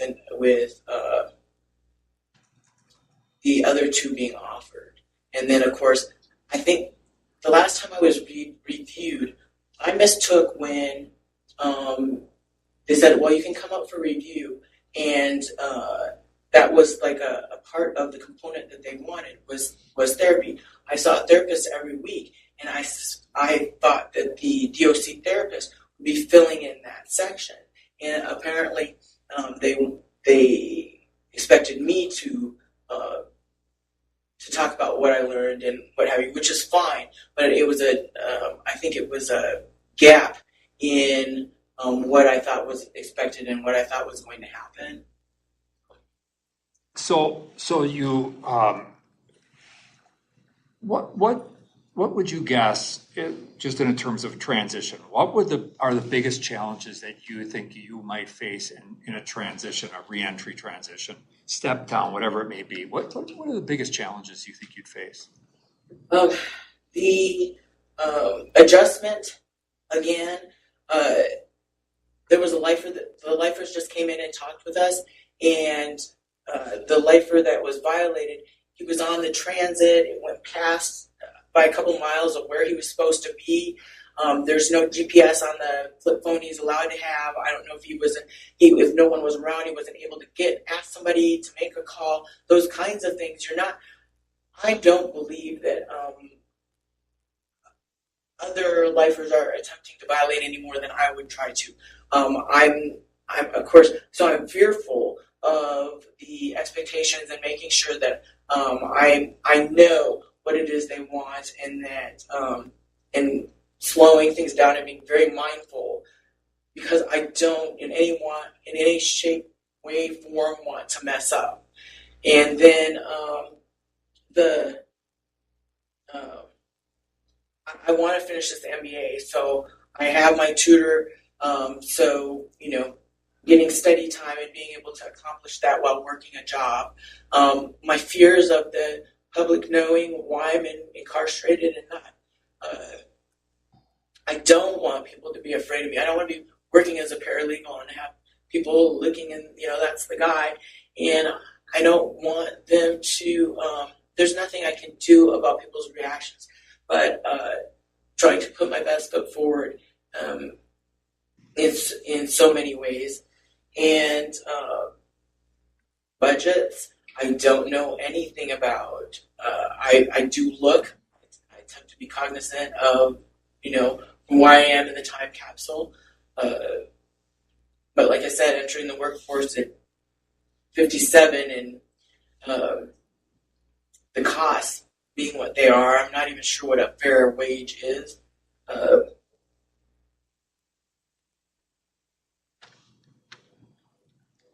So I guess allaying people's fears is one of the biggest ones, when there's nothing I can do to change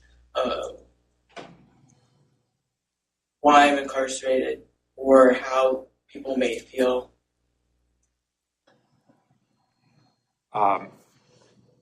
If you were struggling, and I'm talking about like if you were to be out or minimum or work release, if you were struggling, what would it look like? What would people around you see? Oh, it's the same thing that they see now. I call one of my friends, she's retired, Trish, the one paying my tuition. I talk to her every Sunday morning. And I talk to my community, Lex, Devika, Muji, Max. I have this I carry a phone list with me. And I'm sure that sometimes they wish I would lose their number. I've called at all hours. Last time I was turned down at parole, they got a call when I got the letter of when I call them. I call my pastor has been known to cut and paste materials for my studies because there's not even encyclopedias to be had. I don't want to get into all the bias that I have faced in the last few years, but the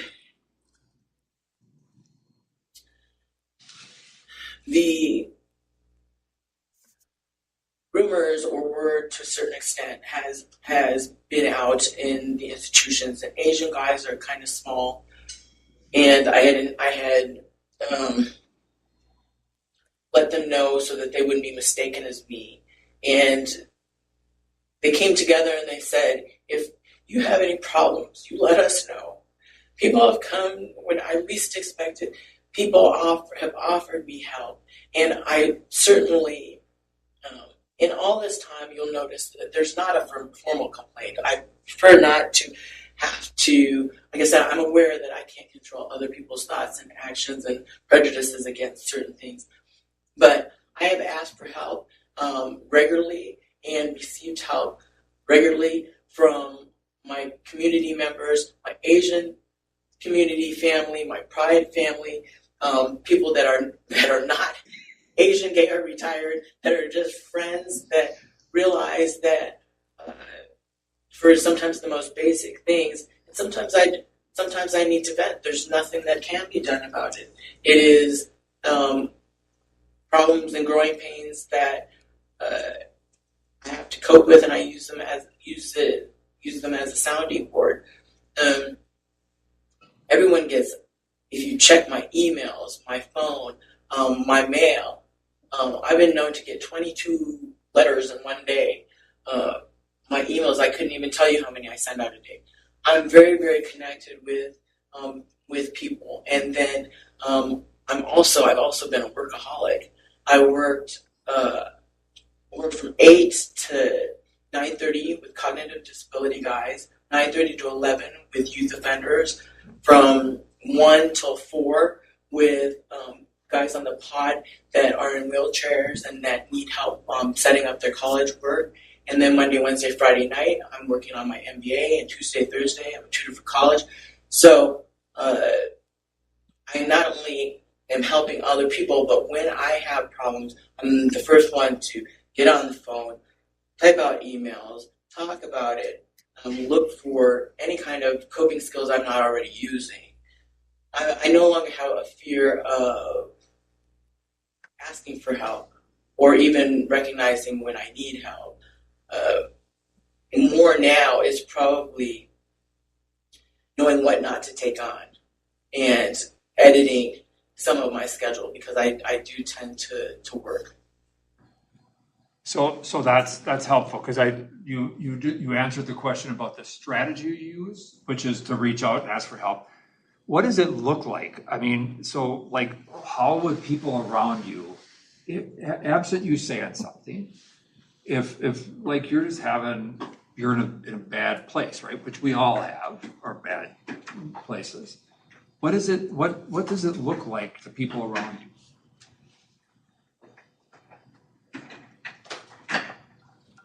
I'm in the phone line. I'm waiting for the kiosk.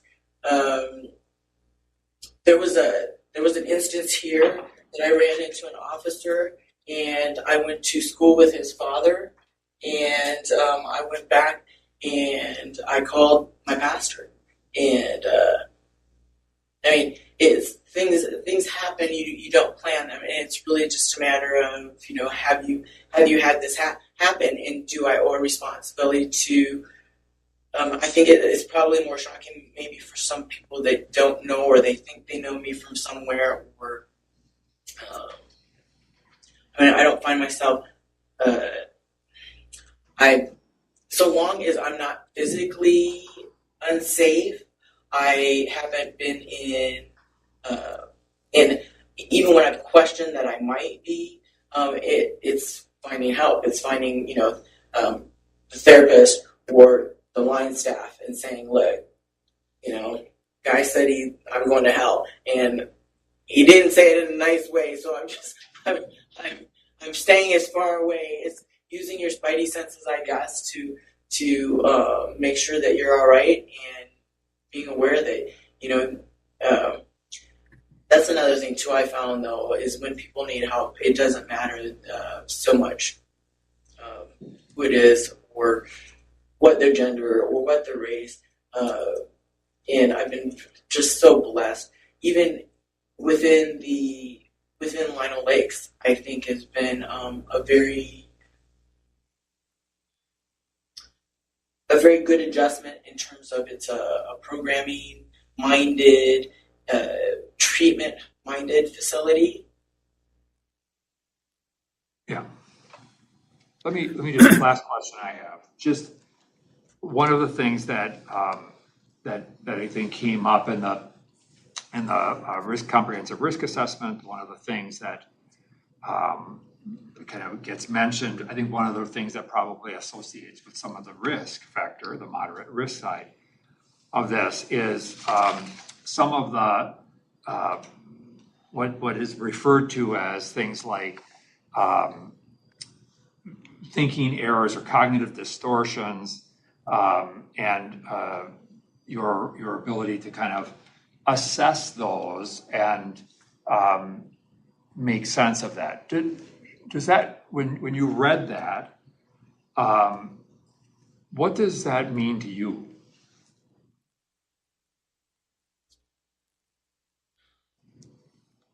They want me to be aware of extreme thinking, make sure that I know I have options, because when I was younger, everything was much more monumental. It seemed like, like I said, I felt you died at 40, or at least were, well on your way. I had no broad experiences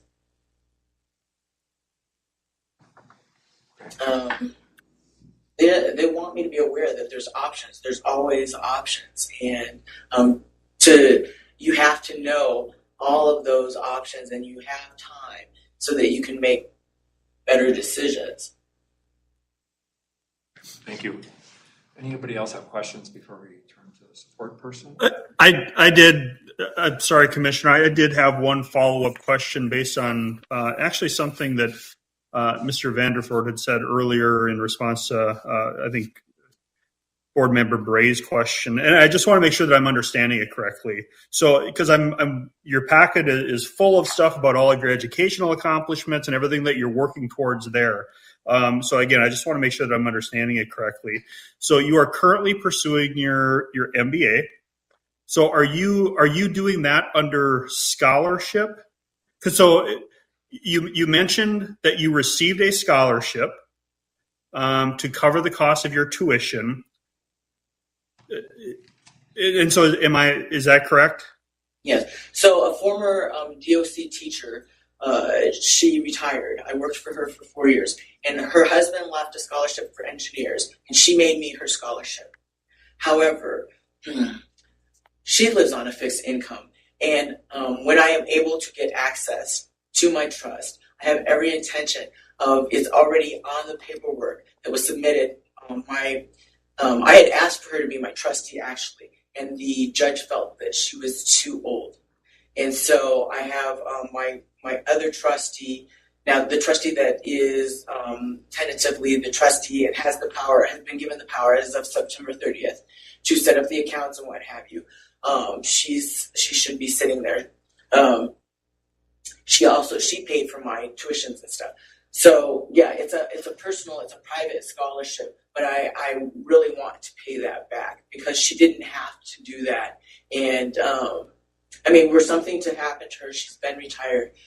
She doesn't expect it, but I certainly want to return that to her. The plumbing in her house was like $30,000, and so sure she could use that. She could use that money back now, and so. I'm in the works attempting to get that resolved, but she's already paid, for it's a quarter. I'm 1 quarter through. After this semester I'll be halfway through. So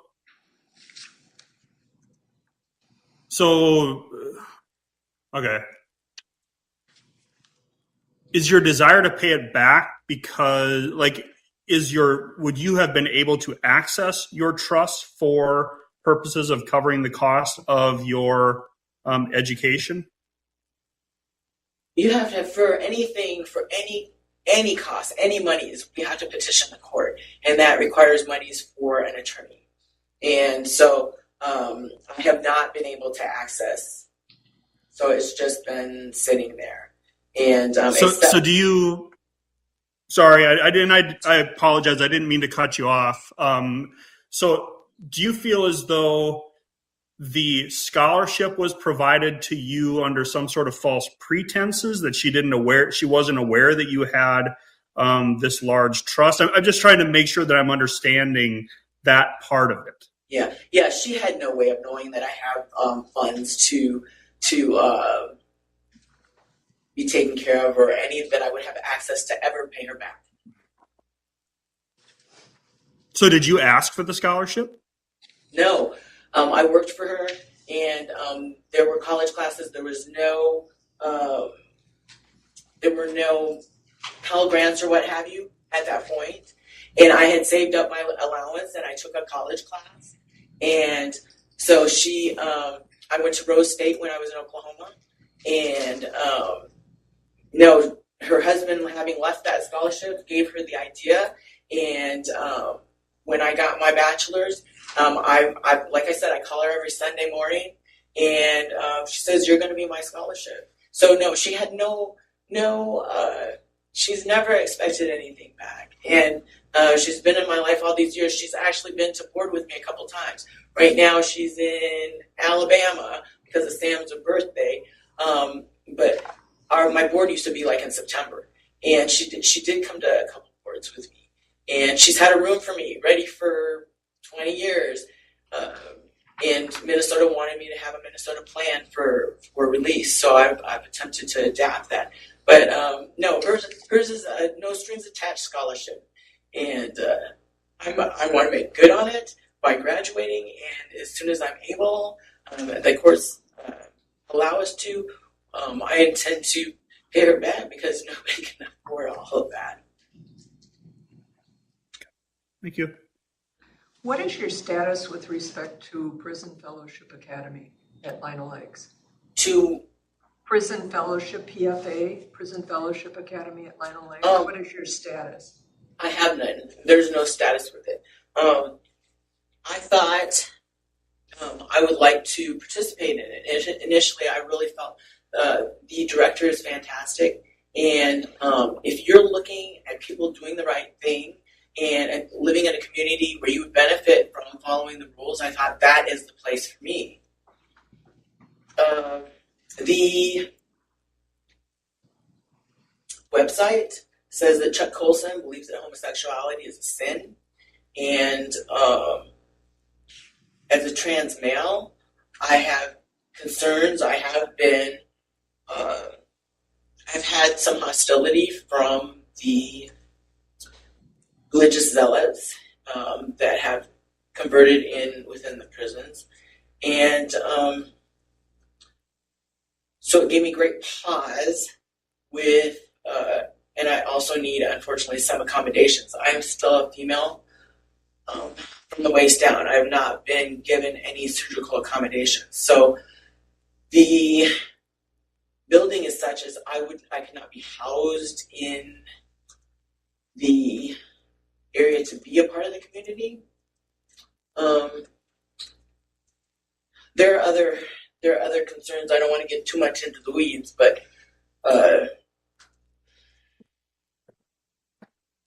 so I have not, having had religious programming before, I was hoping that would suffice. Because the Faith and Character program did have so many components: victim's impact, restorative justice, transformative justice, thinking for a change, cage your rage. I spent 4 years in that program, and I benefited. I just want to clarify, so you're not pursuing it right now? No. Okay, I'm going to turn to your support person, Davika. Thank you so much for being here today. I want to open the floor to you to provide whatever input you would like to the board and things that you've seen with Mr. Vanderford over the course of time that you've known him, and anything else that you'd like to offer.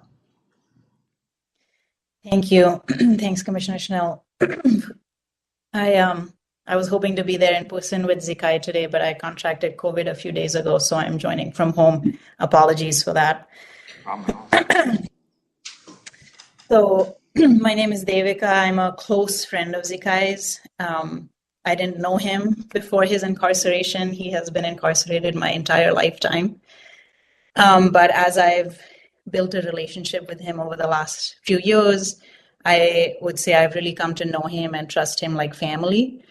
And I have so much confidence in his integrity and his sound character. In fact, my partner and I have opened up our home to him and have offered that he could come live with us should you decide to parole him. So I just want to touch on a couple of things that I feel like it's important for the board and if the victim's family is listening, for them to hear. I think, first of all, I don't have the words. I don't think words can adequately convey to you how sincere and wholehearted Zhi Kai's remorse is about what he did and the grief and the loss and the suffering he has caused. I think you heard that even when you opened today, Commissioner, you asked him, what do you hope will happen as a result of this hearing? And that was where his mind went right away, was just really wanting to make amends. I really do believe that suffering that he feels responsible for is something that he thinks about literally every day. I myself have sat with him so many times in the visitor's room and watched him cry and grieve, not about his own, circumstances and long imprisonment, but the grief he's caused the victim's family and how desperately he wishes he could make things right in some way.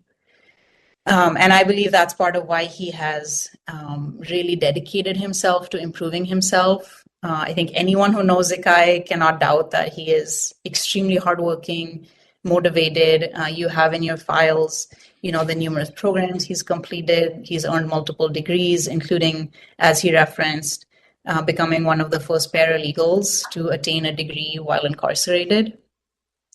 He's working towards his MBA, as we discussed. He's a published writer. His art has been shown in exhibits in Pennsylvania and Minnesota and New York. And through all of that, he's just really built a significant support network in the outside world, including professional connections with other attorneys and paralegals that would help him hopefully get and keep a job. And I don't think this came up, but he's even built therapeutic relationships with professional counseling organizations like Canopy Health and Transforming Generations, and others who have expressed interest in working with him should he be released and if they would be allowed to be in contact with him. So he's really built a vast network out there. And I'm calling it a network, but it really is just, Zhi Kai has worked, I think, at just cultivating individual, positive, loving relationships with virtually everyone around him. I just want to share, when his parole hearing was announced, I started receiving dozens of letters in the mail from people I had never met, people who were, many of whom were currently or formerly incarcerated with him, saying some version of, Zhi Kai has been such a positive force in my life. I believe he deserves a chance out there. I support his parole. Please include my support in his file. And that was just so powerful to see so many people whose lives he's touched. And then, of course, support letters also came in from people and organizations all over the country. You should have those in your file, so I'm not going to spend time on those. But I'm just referencing that because I think all of this that he's built is a testament not just to his, hard work and sort of positive sociability, but I think it also just shows us that he now has people to process challenging experiences and emotions with. And as he said, that is what he does when he gets into tough situations. He reaches out for help. He's really good about that. He is not that lonely, desperate teenager anymore, whose only experience of adult relationships was abuse and neglect. That's what he knew at that time in his life. And he has transformed that about himself so much. He has people he can rely on to be good influences and to guide him and support him in a positive direction. And in fact, there are supporters attending this hearing right now. I would ask, if you're in the room there supporting Zhi Kai, please stand up so the parole board can see you.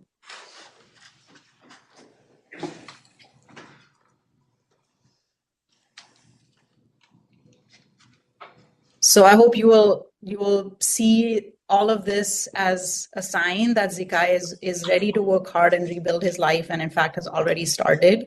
All of us who are here in this room, we have no doubt that he's ready for life in society, and society is ready to welcome him back. And all of these resources and connections that he's worked so hard to build will help him adjust to life outside prison, and will hold him accountable to being the person he can be and wants to be. I believe he wants to be. I also just want to say, I truly believe the person he is now is incapable of violence. Commissioner Schnell, you referenced an assessment that stated that he has a moderate risk of returning to violence. And for whatever it's worth, I have to say, as one of the people who knows him best, maybe, that I really strongly disagree with that assessment. I personally see no indication that he would ever turn to violence again. And I truly believe that he regrets and wants to right his wrongs as much as possible, and that he'll spend the rest of his life doing that, giving back in whatever way he can, if he's allowed to do so. So I think that's all I have. I just thank you for your time, and the decision is with you. Of course, if you have any questions for me, I'm happy to answer them. Thank you so much. We really appreciate you being here. Sound like you're feeling better, so that's good. And we appreciate your support of Mr. Vanderford as well. So at this time, I want to, Mr. Vanderford, I want to, before the board begins, Discussion and deliberation about next steps. I want to briefly open the floor to you for any final comment. Well, I'd like to thank the board for the consideration, and to my village, amazing village of community support that took the day off work or their time to be there to support me. I want to say that every one of you inspired me to be a better human being. And I would like the opportunity to reintegrate into society and contribute with my work and with my education. Thank you. Thank you. With that, I'm going to close the discussion. During board discussion and deliberation, the board will not entertain questions or allow interruptions. And with that, I would open it up to the members for any discussion, thoughts, or ideas about next steps.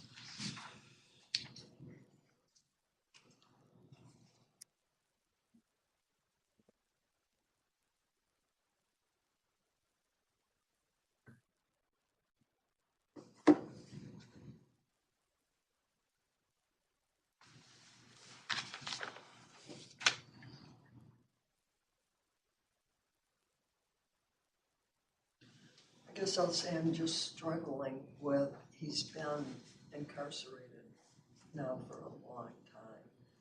And on the one hand, I'm a little concerned about the discipline that he still incurs. And some of the things that were in the recommendation of the risk assessment. On the other hand, I think he's done a nice job of doing the best he can in the situation he has.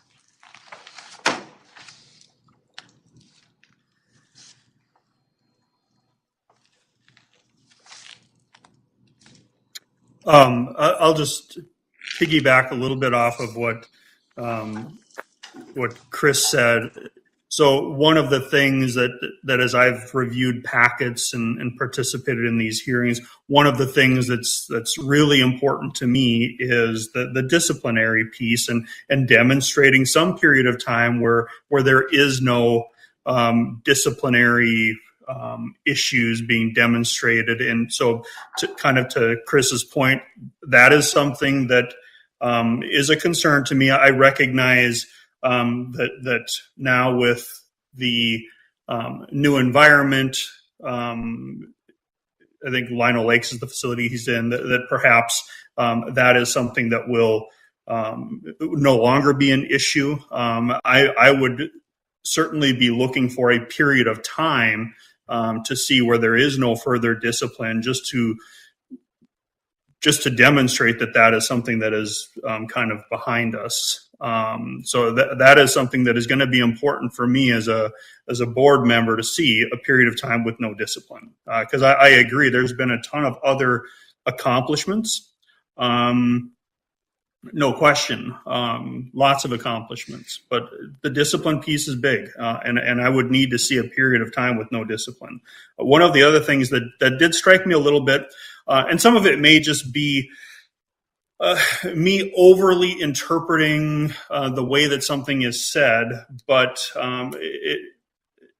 part of it is the way that Mr. Vanderford responded to one of the questions, kind of when we were talking about the offense characteristics or kind of what was going on at that time, and he had said how he felt abandoned and rejected, and that was one of the contributing factors that led up to the offense. There is something in that while I don't disagree that those may have been feelings that he was having, it's almost possible to interpret that there's an element of blame with that. And I'm not saying that is the case. I'm just saying that is something that kind of struck me a little bit during the course of that particular part of the conversation. So that's where I'm at. I mean, I'll just say I don't know that I would not be in favor of parole today. It is something that I would want to see a period of time of no discipline, as well as some continued work on some of the things that were recommended in the comprehensive evaluation. I agree with Mr. Larson, both in terms of acknowledging the accomplishments during the time that Mr. Vanderford has been incarcerated, and also looking at the blame issue. And this was premeditated. The gun was purchased 2 days before the murder. It wasn't a crime in the heat of passion. I see some things in the file that really trouble me, that he shows personality patterns directly related to the life sentence crime, problematic interpersonal dynamics, blaming others, and rule violating. I think that when I heard questions asked that might have shown where he might have been able to show insight, empathy, what I got back in response was the education that he's been pursuing. And while that's good, I don't think that really speaks to what we need to be able to feel confident that he's addressed those issues of interpersonal dynamics, blaming others, rule violating. I also noted that in the comprehensive risk assessment, which was just a month ago, he self-identified the need for a mental health relapse prevention plan. So I think that's a real issue that needs to be addressed before I can feel confident, even though acknowledging that 38 years is a long time, but there's still, I think, a considerable risk, as is evidenced by the moderate risk of future violence and moderate to high that it would be violent, that if there is future violence, future criminal activity, it would be moderate to high, that it would be violent. So I'm I think tied to some of this, I feel like, I think obviously Mr. Vanderford has done a tremendous amount and has been through, some moves and programs in other states and those sorts of things, and has, a full kind of amount of, personal change that is underway, and goals around the higher education and that I think are laudable. I focused a lot on the thinking side of this, is because I think that was some of the underlying, and one of the reasons I asked the PRT question at the beginning was because I wondered about what the thinking was behind that. And because I think it's just opportunity for engagement and to talk about change and to talk about what being in a new or different environment is and what all this stuff means. And instead it was, well, I had done one 3 months earlier. And I don't want to overly make this an overly big thing, but I think these are the kinds of really small things. And one of the things I do appreciate and admire is the fact that, I think more recently where there has been, problems, one of the things he said was, when we talked about the more recent discipline, take full responsibility for, the error of that. And I don't want to it's not the be all and end all of stuff. But it has then implications that impact things like, work assignment. It can just have those types of things. And I start to think about, what does this look like in terms of what step down would be. And so, I'm torn between this place of how do you safely test what options there are, and at the same time,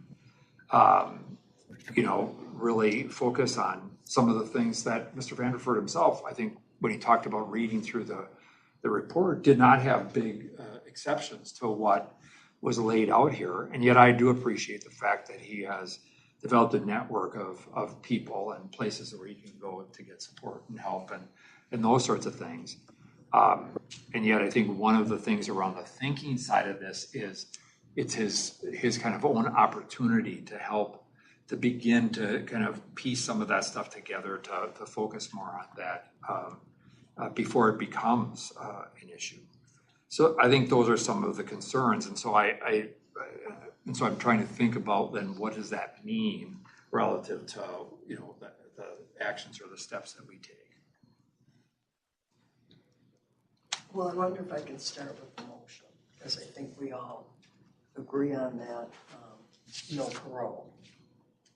I think the big question for me is the continuance time, because I would like to see him come back sooner rather than later, just if nothing else as an incentive to take a look at discipline, what, can you do it? And some of the recommendations we're gonna make to go with it. All right. So let's just deal with that portion of this. So there's a motion. There's no set term. Do you have when you say shorter, what does that mean? I was thinking a year. 1 year continuance? Yeah. So there is at least a motion for a denial of parole with a 1 year continuance. Is there a second on that? I'll second it just as a matter of opportunity to have the discussion. So there's a motion and a second. Obviously, we have to talk about what are some of the programming factors if that were an issue. Discussion related to the motion.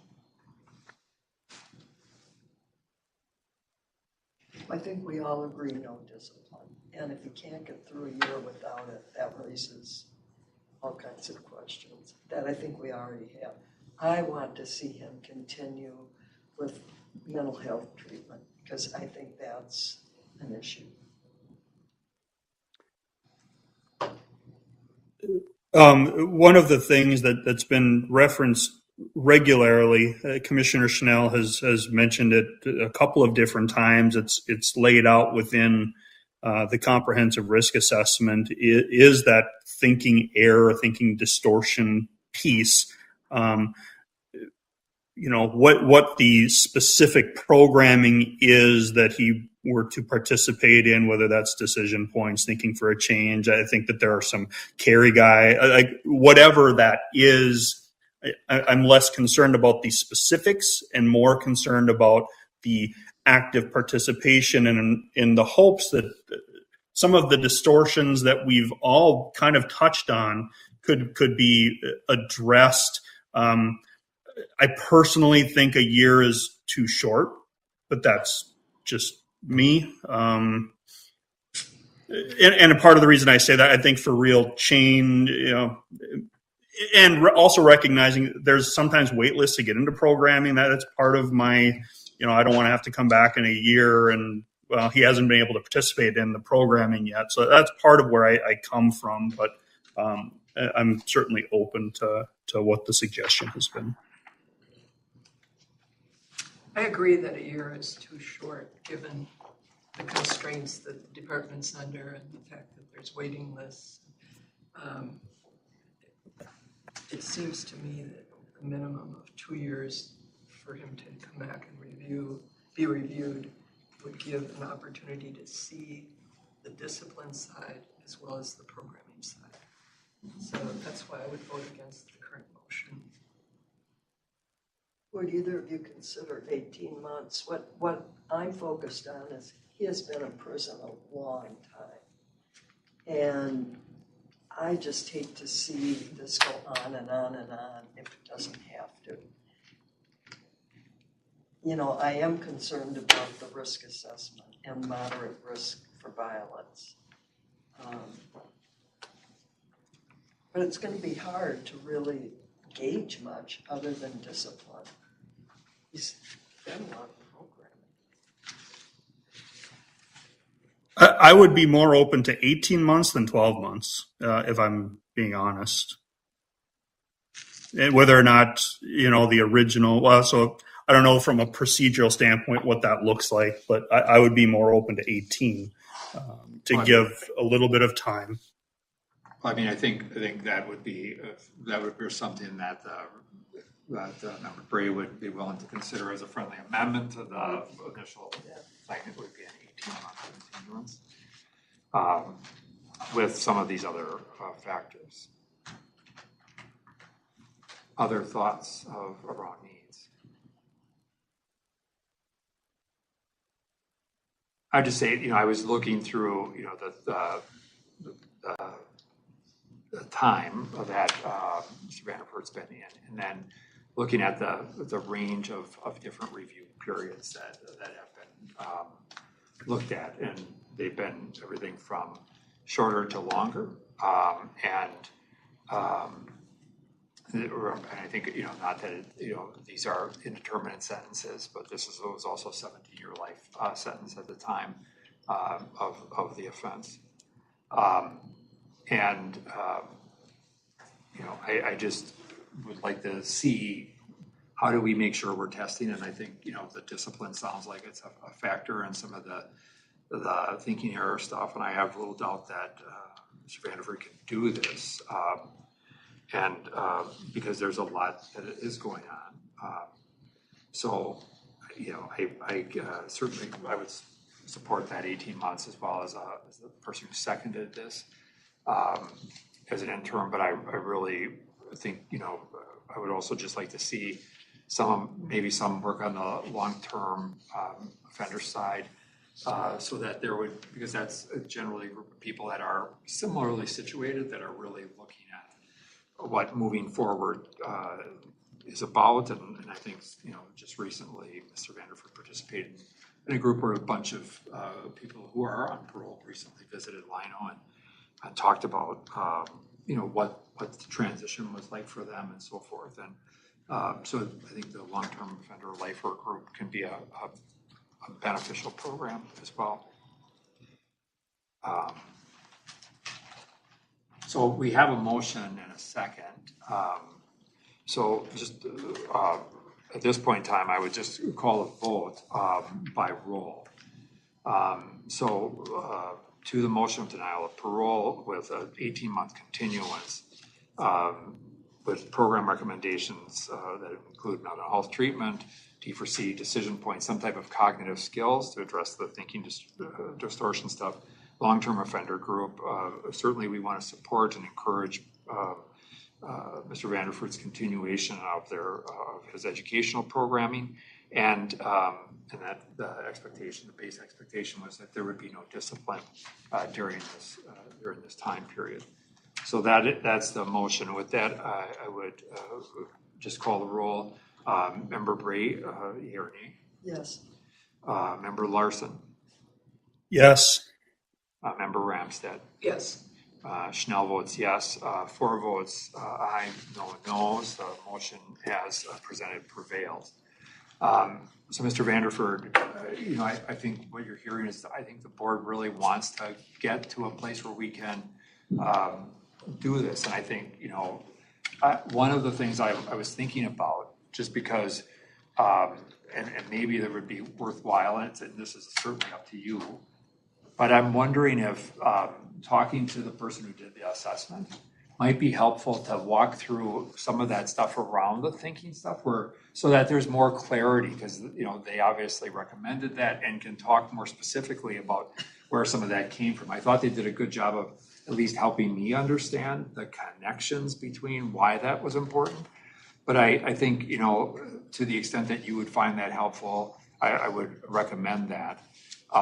And I think it sounds like you are seeing some success at Lino in terms of access to, just the environment being more treatment focused, which I think is positive.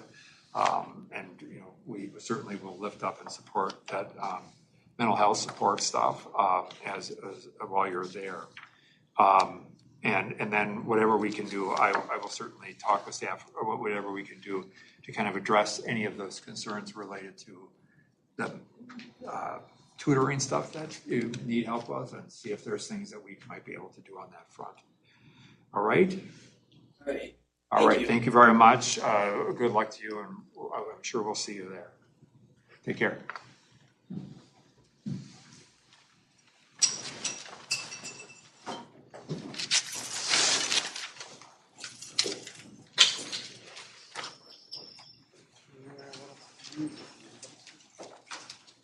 You want a quick break? Yeah, just, yeah.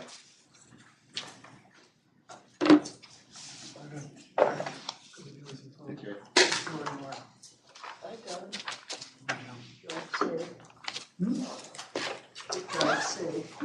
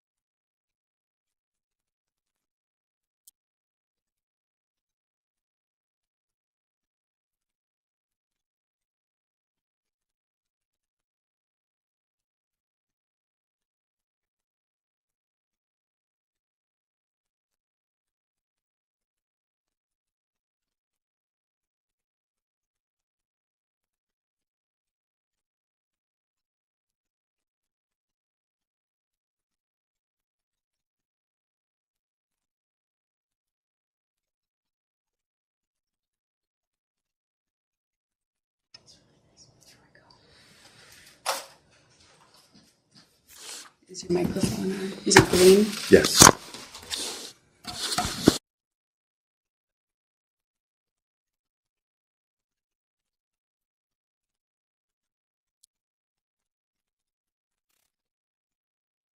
For this one.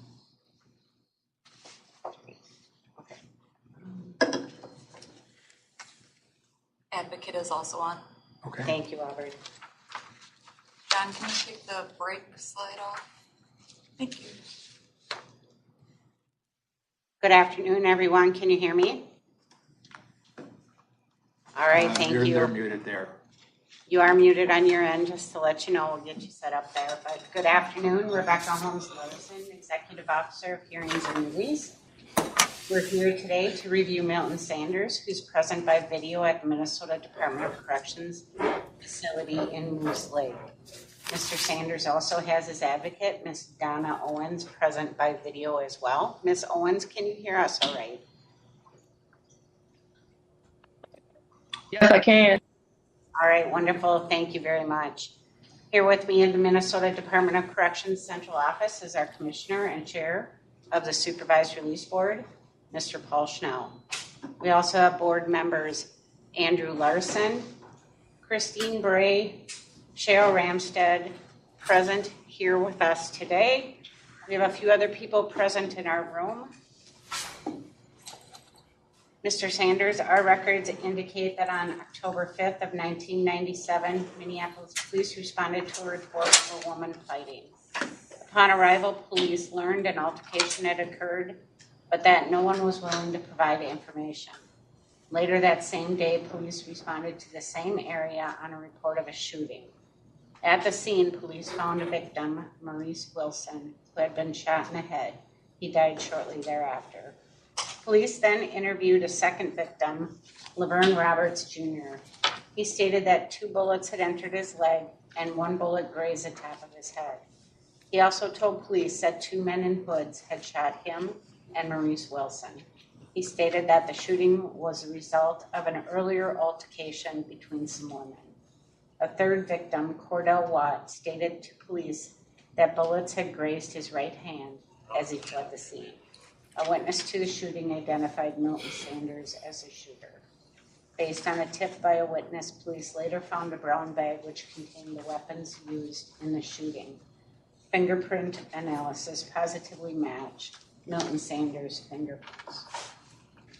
On June 5th, 1998, Milton Sanders was sentenced to life with the possibility of parole by Hennepin County District Court after having been found guilty of first-degree murder. He was also sentenced to 2 consecutive 15-year sentences for attempted murder of first degree.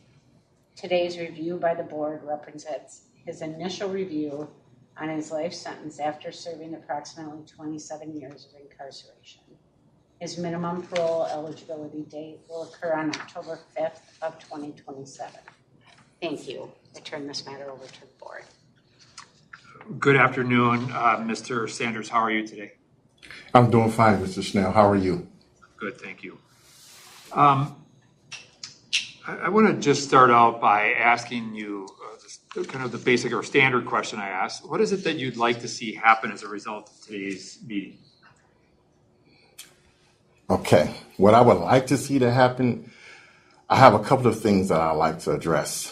The first thing that I would like to give justice to Maurice Wilson's mother and to his family, that I didn't give them the justice that I should have during trial because I sat there in denial. I like to give justice to David Roberts and Cordell Watts as well because I didn't give them the same. And I would like to ask of you if it's feasible or possible that you could run my 2 consecutive concurrent with the 30 years that I'm doing, sir. And I would like to also do a step down program because I love being assessed by rules. Rules keep me in line with guidance.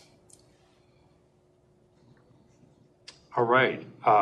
So let me kind of tick off a couple of things here. One of the things I was asked to share with you is because and you did a great job, I think, of acknowledging that out of the chute. But the Wilson family just wants you to know that that even though it's been 27 years since the death of their son, brother, I think at age 16, I believe he was, right? Yes, sir. That this still it's been very difficult for them throughout that time, and they just want you to know that that this is an ever-present reality for them, and they just asked me to convey that as part of that. And you acknowledged out of the chute that you had denied during the court proceedings, during the sentencing time, that you had denied involvement in the crime, and later came to a place where you acknowledged it. Can you talk first of all, and I'll address the step down stuff in a bit, but can you talk a little bit about what it was that made you open to accepting responsibility for the death of Mr. Wilson and then the two others who were shot and injured?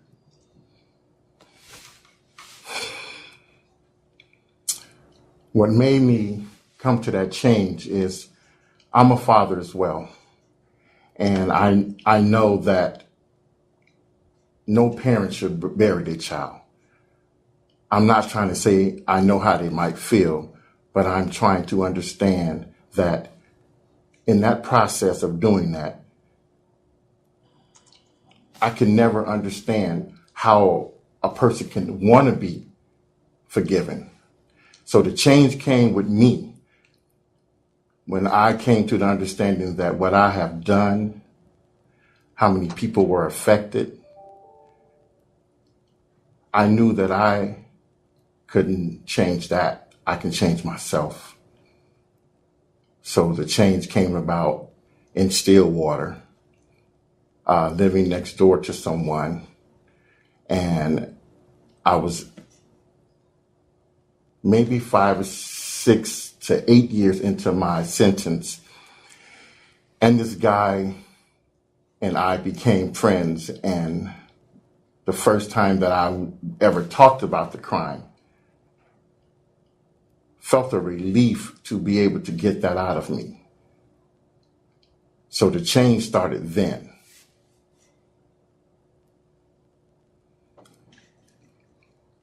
You reacted in this particular case, and to a set of circumstances. When you look at what happened at that time through the eyes of someone who is a little bit older, right, and more mature and those sorts of things, how today do you characterize what was happening then?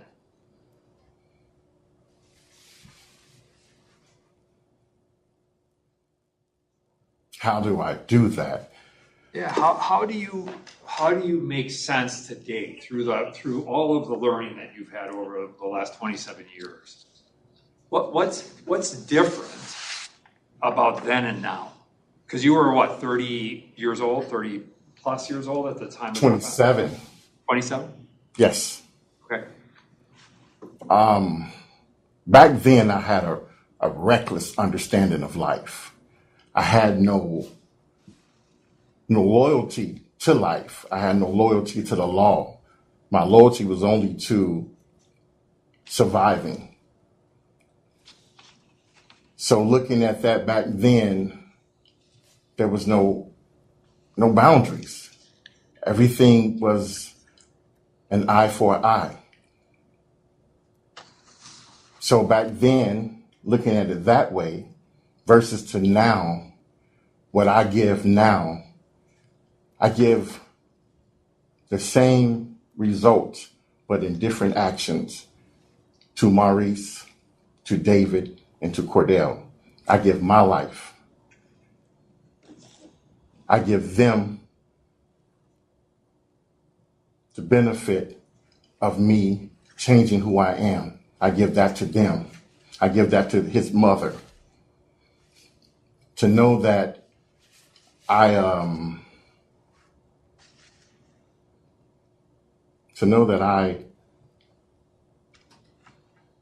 didn't even understand what I had done. Looking at it now as a man with integrity, a man with honor, a man with discipline, to finally understand what that means now. That's how I look at it. The big change, the difference, the dynamics. What kind of criminal history did you have prior to this life sentence crime? I believe I had 2 traffic tickets. I believe so. So that's one of the things that's striking to me is that you were, you didn't seem to have, despite your discussion about, having a kind of a reckless orientation and so forth. It certainly wasn't necessarily reflected in your record at the time. But this really seemed like, just going back into that thing and shooting into a group, it seems pretty, that's a big jump. I would agree with that. It was a very big jump. There was no in-betweens. It was from there to there. And I do understand exactly what you're saying. And to try and explain to you the difference between that jump, I can't. It was a impulsive reaction, none thought about. And that's how it went from there to there. So this is one of those places where, it's clear, right? There's a lot changes in 27 years, just generally for all of us. But one of the things that when you look at situations or cases like yours, where there's very little kind of history, so that you wouldn't have had a bunch of kind of predictive behaviors as such that would say Milton Sanders is a guy who's going to lose it and take a gun and shoot into a crowd. How do we know, how help us as a board know how it is that we should look at you today, given the fact that you've done quite well, you've been without discipline for a long time. Help us, give us the words to say, this is why there wasn't any kind of predictive behavior then. There is not, you're not going to see that now, but I'm a different person who would never, ever do this. How do we know? Back then, Commissioner Snell, peer pressure was something that was put on the forefront. Peer pressure was something that either you learn to live this way or you learn to die this way. So that's just how that was. I can't really give you details in between to say it led up to. It just happened. It was, I hear some people use the word a knee-jerk reaction. No, a life was taken. No, we cannot use those terms. But to say that it was very impulsive, unexplained, instantly. It was so instant that I didn't even stand there to see if I had shot anyone. I immediately ran. As being a coward to that shows that the impulse was a coward. To run before you even knew anyone got shot, and then to find out later that a little young one had died. It was just impulsive, and it happened. as a dad, I can't believe that I was that senseless. My son was the same age as him when I took Maurice's life, when I shot Cordell, when I shot David. My son was the same age. I can't really explain from here to there. It was impulsive. It was peer pressure. It was this or nothing. But knowing now, knowing that the programming and the people that look up to me, the people that address me for advice, I never let them know that I never, ever let them know that you don't have a choice. You always got a choice. So to understand who I am now from then, me being a mentor, me knowing what I did, I have to always be accountable for that. I have to always let them know that I made the most impulsive reaction, the most dumbest mistake that I could have ever made. So knowing the programming that I've been involved in really helped me. The tools that I gained,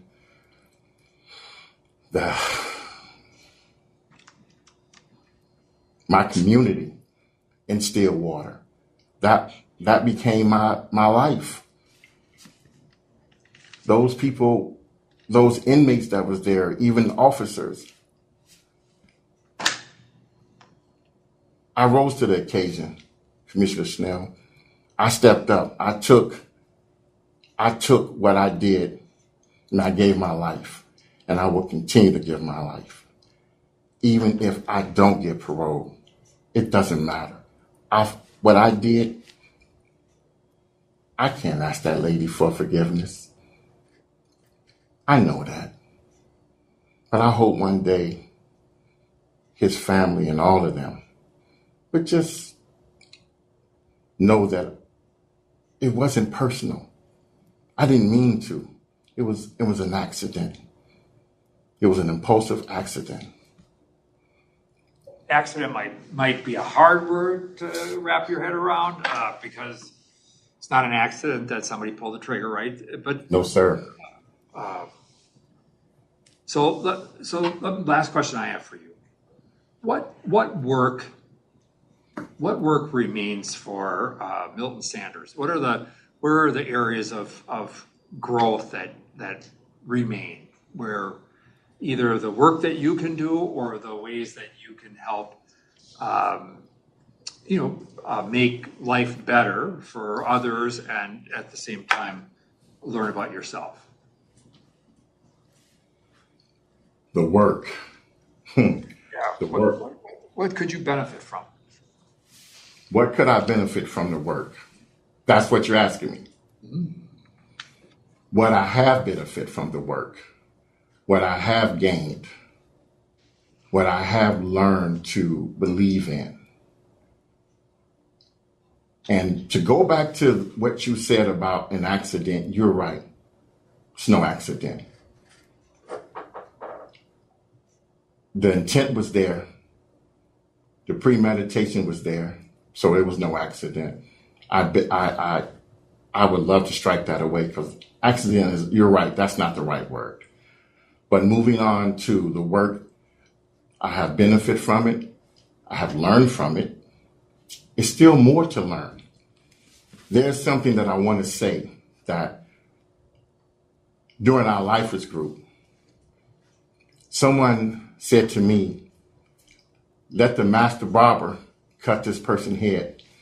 And I told them, I'm not a master barber, because when you call yourself a master, that means you can never learn anything else. You know everything.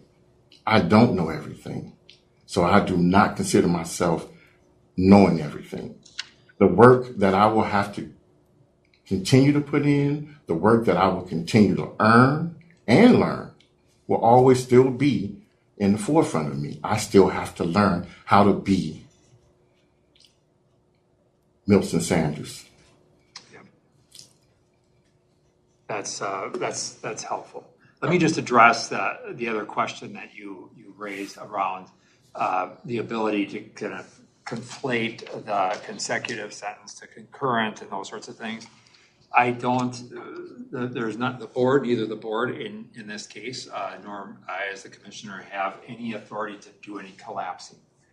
The only place that could happen is through the commutation process, which is outside of our sphere of influence. But it is certainly something that you could pursue as through the commutation process. Our limitations is really to look at parole or supervised release in your case, and when that happens, and then obviously you have, as it stands right now, you have the 2 consecutives. But that is something that you could certainly petition the pardon board or the commutation through the commutation process to consider a commutation request. Yes. Mr. Sanders, did you file in May for some post-conviction relief that's still pending? I believe it was answered already. I did file in May, but I believe it was answered already. Oh, you did get an answer. Okay. Yes, ma'am. I didn't see the response on that. All right. Thank you very much. Others have questions for Mr. Sanders?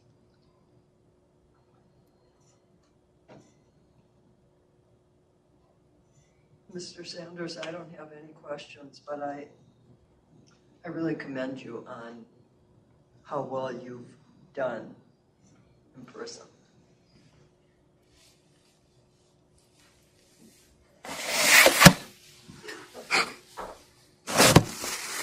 And I would say the same thing. We're going to have limited ability here.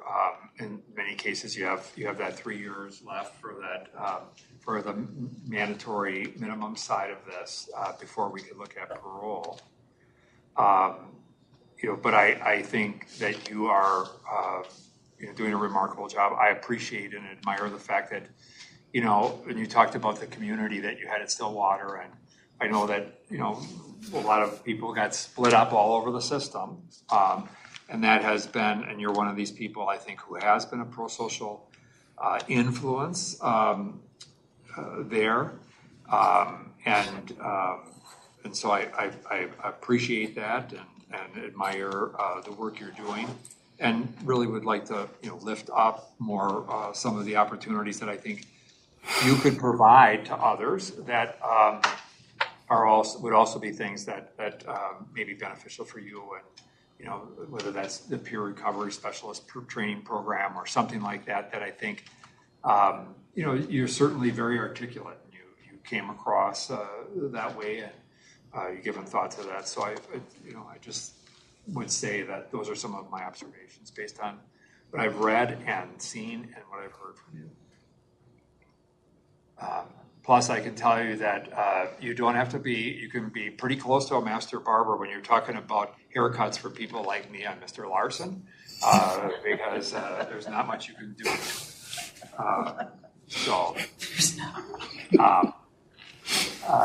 With that, I would just want to open it up to your advocate, your support person here today, and ask you to turn on your mic and share with us kind of your thoughts around what you've seen and what your thoughts are relative to Mr. Sanders.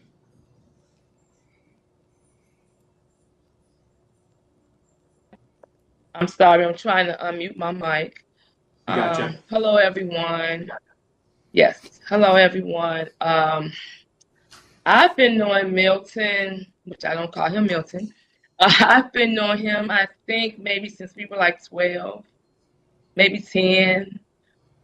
We dated when we were 14 and 15, so we were childhood sweethearts. For the last 8-9 years, we have been engaged. Again, it's like a full circle.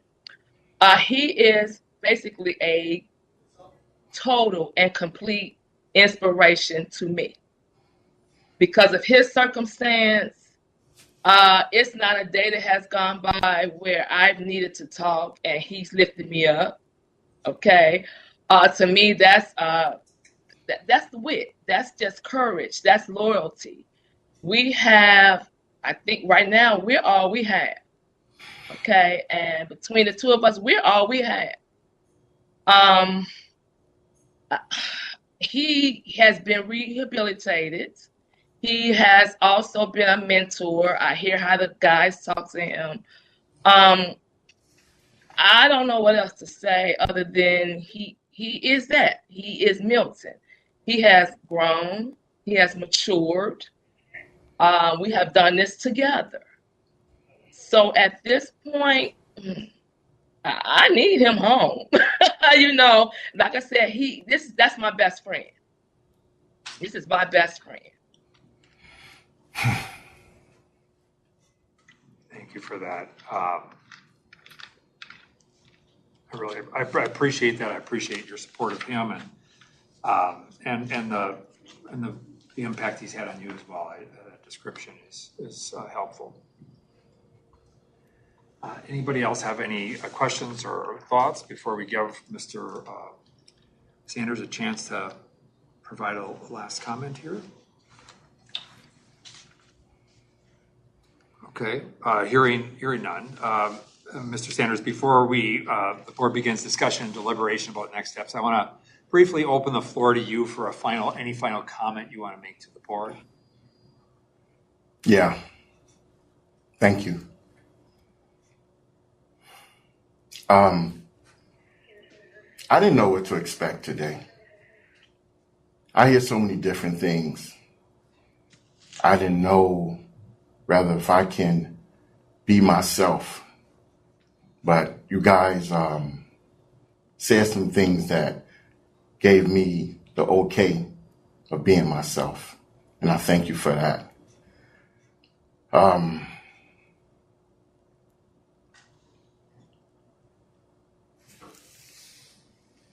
I've hurt a lot of people. I've hurt families on both sides, my side and my victim side. The ripple effect of that, understanding how far that ripple effect went out, I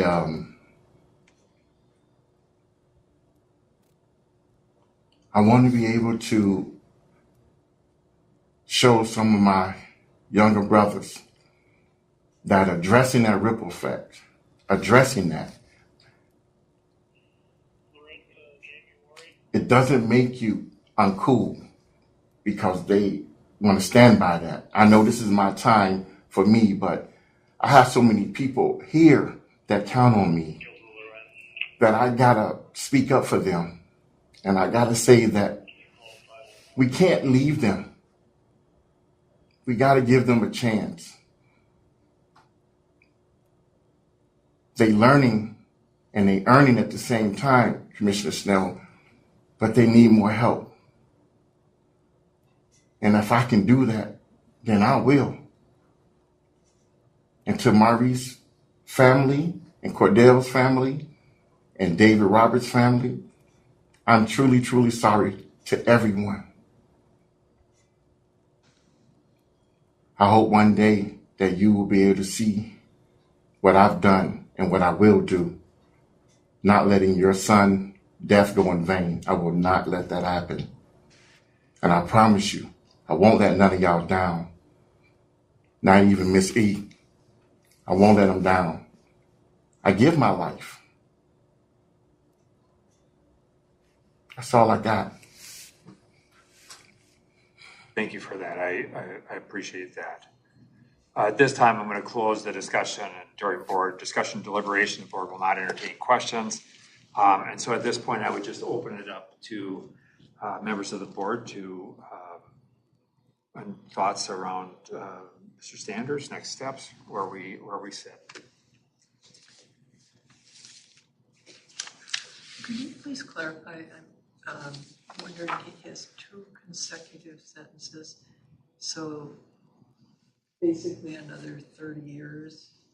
It would be 15 and 15. Yeah, so there would, if in the absence of some type of either sentence or commutation, Right. you would have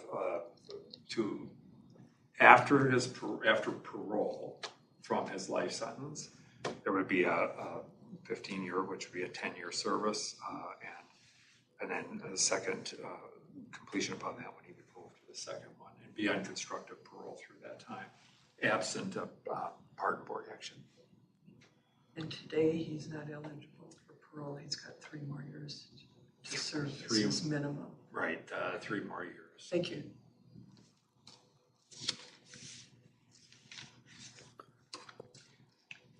One of the things, I guess, I'm sorry, go ahead, Lars.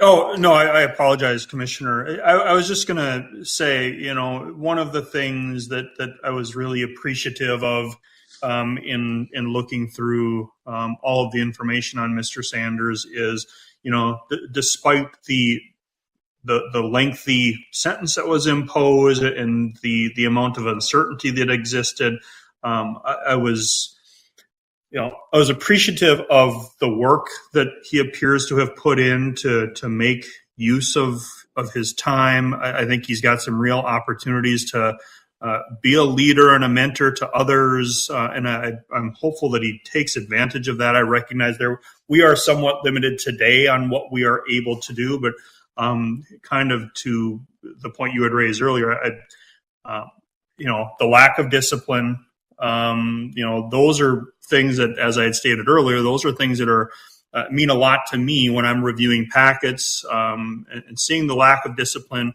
the programming he's participated in. I'm really, that's meaningful. I think that's what I would hope to see, for someone that's incarcerated. So I just want to kind of acknowledge that for him. I appreciate that. I'd like to make a proposal here by way of an emotion and be a little bit different than some that we've had in the past, but that we would look to grant a conditional prospective parole that would be a constructive parole.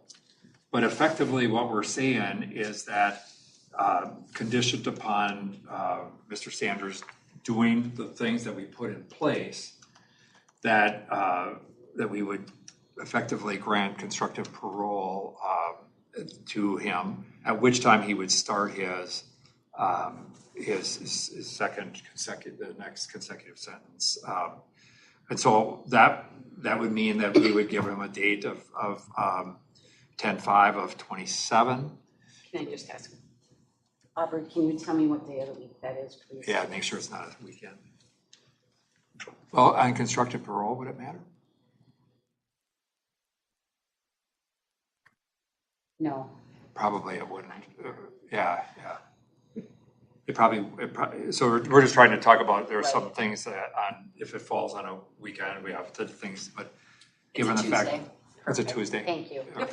That's, so, and then, I would just say, I would condition that upon, obviously, first and foremost, that we remain discipline-free, which I don't expect would be a significant issue based on what we've seen.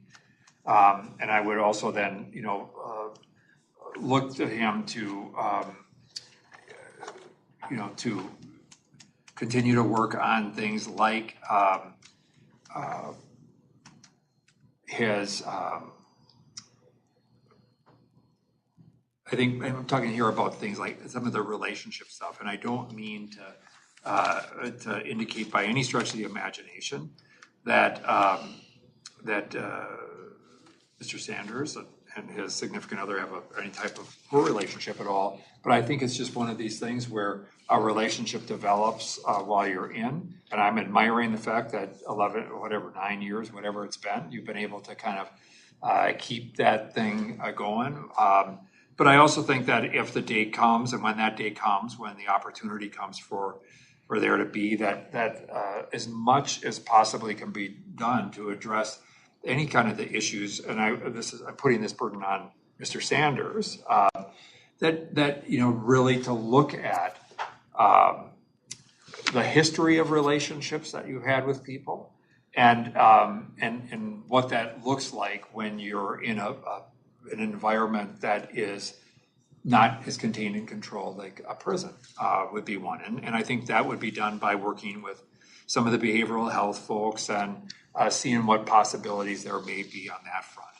Second, I would like to see, I want to lift up the fact that you have and you are a mentor in the environment, and that things like our peer recovery specialist training program is one of the things that I think would be an incredible use of your skills and your background. But there may be other things related to that that could be worthwhile. We have some things coming up with peer mentoring that we're going to be building out as we look at the Rehabilitation Reinvestment Act, and somebody with your background could be helpful there.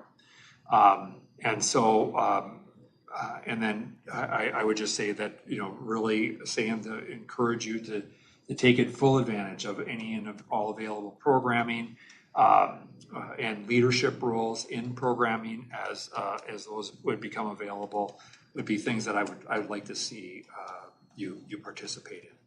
So that would be the motion. If somebody would be willing to do a second on that. And there's a motion and a second. Any discussion about that? Can I just clarify quick? Yep. You're saying then not to be seen again? No, he would. That's a good question. I think we should put him on to be at least because I think there's going to have to be some discussion about.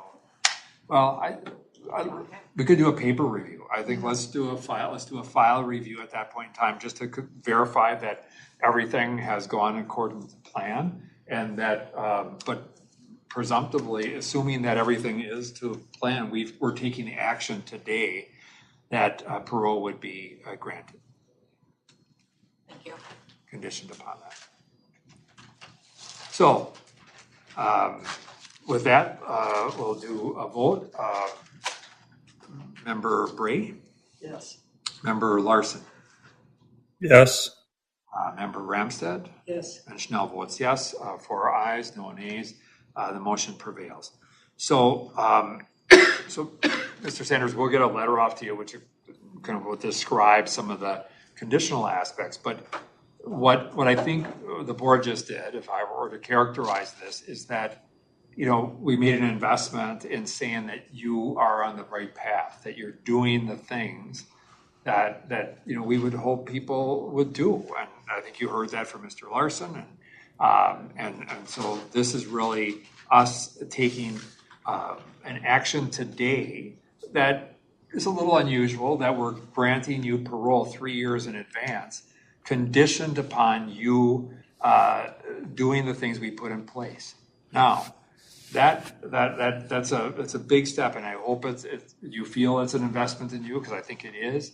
But I also know that that you have some time in front of you, and figuring out what that looks like or what options you have. Those are things that you're going to have to consider and review.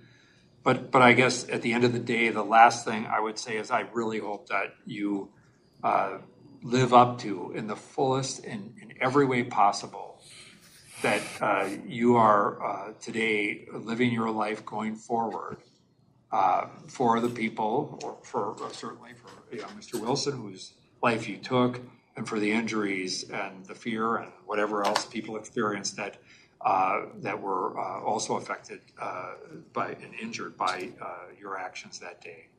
And so we take you at your word that you're going to do that, and I think that's important, and we're appreciative of that acknowledgement.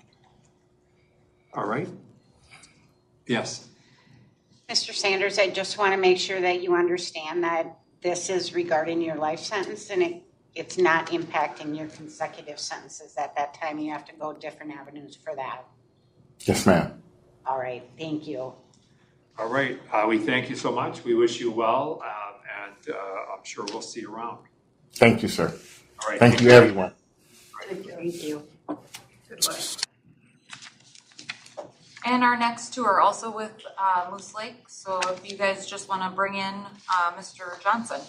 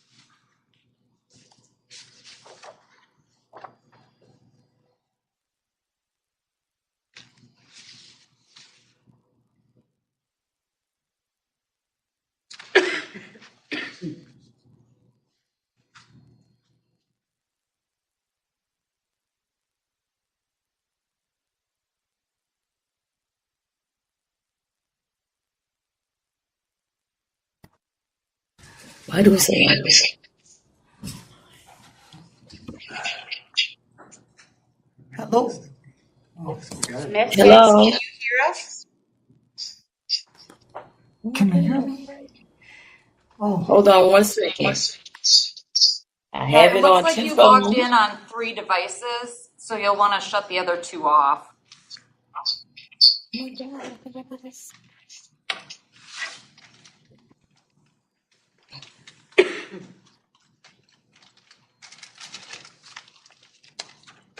Oh my goodness.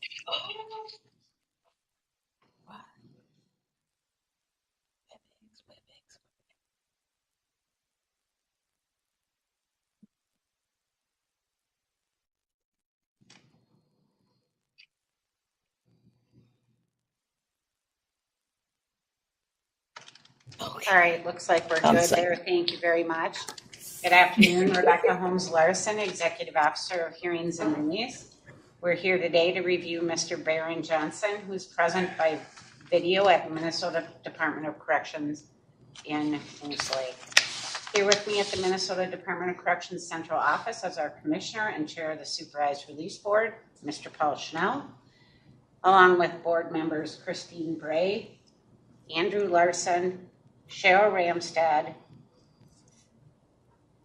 and also present is your advocate via video, as you can see. Thank you. Our records indicate on November 23rd, 1994 in St. Paul, Minnesota, John Thole was a passenger in a car driven by his friend and coworker Raymond Deschler. John Thompson, aka Baron Lee Johnson, and a female acquaintance were in the back seat of the vehicle. They began to drive, and after some time, Mr. Johnson directed Mr. Deschler to pull over. Johnson pointed a gun at Mr. Thole, directing him to give him all his money. At this time, Mr. Deschler grabbed his money and threw it into the back seat.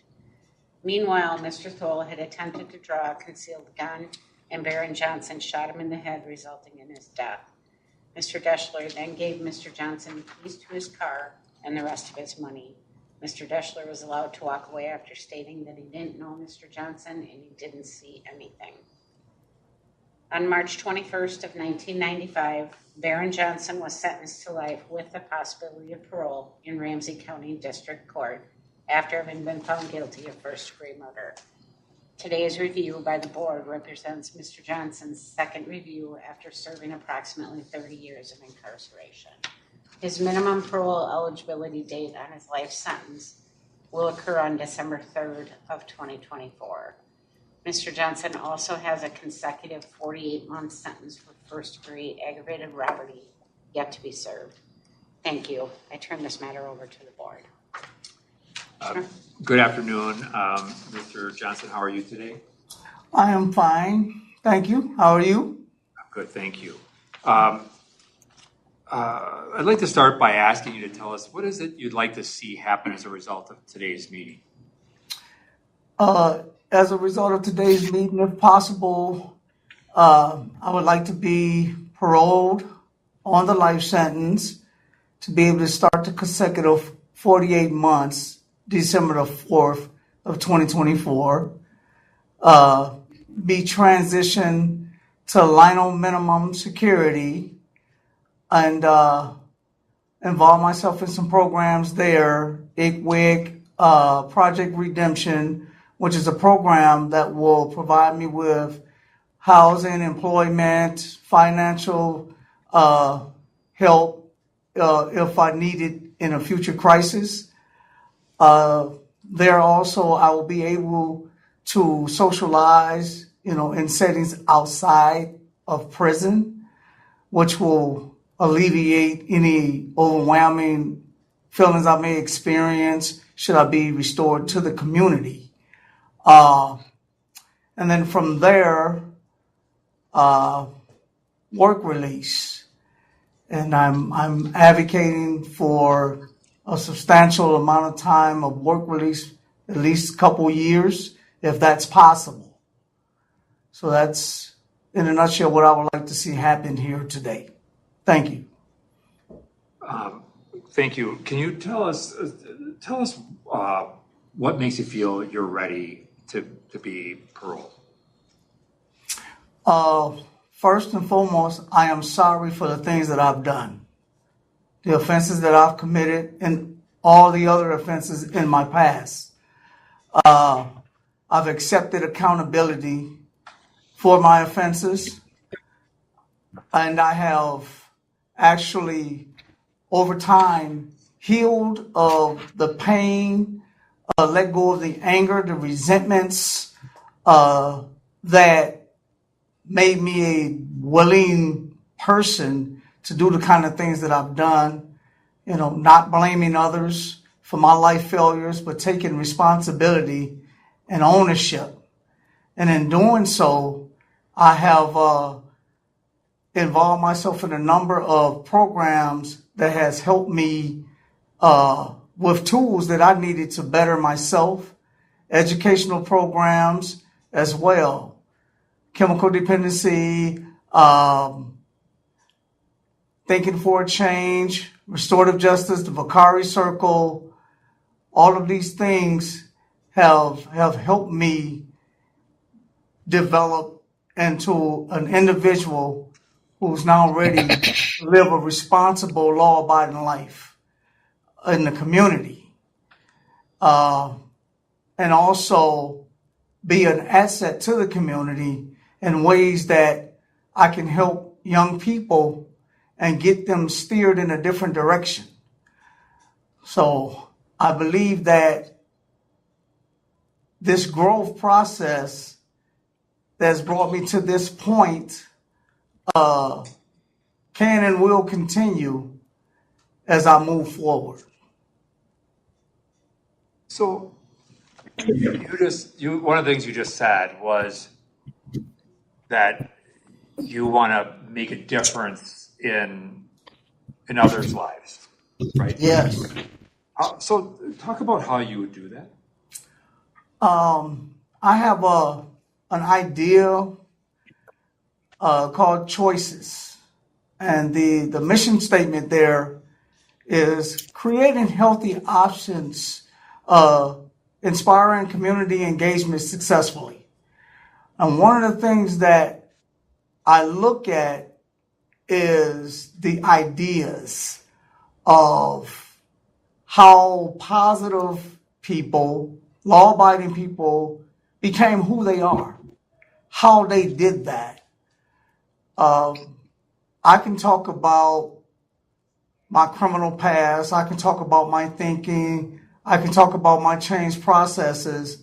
And those are great and wonderful things. But I want to be able to bring in others from the community, like firemen, for example, or prosecutor, or a CEO, people like that, to share their stories as well. To give young people a different view other than what they've been seeing. And that's important to me because the only views that I had was the streets, prisons, and jails. And once I involved myself in educational programs, it broadened my horizons. It took me out of that view and gave me something completely different. And it inspired me to continue to further my education, to be employable. So not only bringing in people that can help the youth, I want to go in also to juvenile facilities, alternative schools, places like that where young people are making choices that I was making that caused all kinds of victims and negative impacts in the community. And so doing that work and continuing that in my life journey is something that is very necessary, not only for our young people, but for myself also. It keeps me accountable, to have that kind of support and cultivation around me. Thank you. A last question for me. What do you feel you owe your victims, the people who are left behind as a result of your crime? I owe it to them to give them the solace of letting them know that I'm continuing to live responsible and that no other family would suffer the kind of trauma at my hands that their family did. I owe it to them to do this work that I was just speaking of momentarily ago. And that, to live my apology, to not just say I'm sorry, but to live that out is something I not only owe them, but the community, my supporters, my family, and myself. Thank you. Thank you for that. No. Others have questions for Mr. Johnson?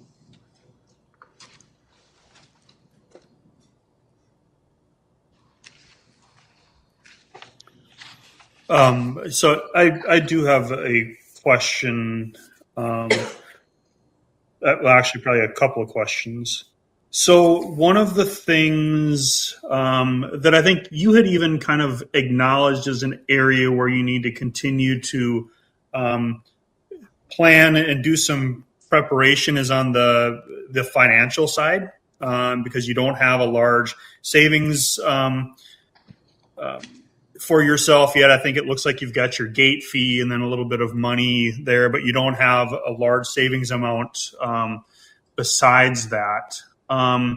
So one of the things that does stand out to me is, and if I misspeak on this, like, please let me know. If I understand the circumstances prior to the offense for which you're currently serving time, you had just recently been released you had just recently been released from prison, and you did not have very much money at that point in time. And then it was kind of, you were almost released homeless and didn't have much money, and all of those stressors kind of impacted your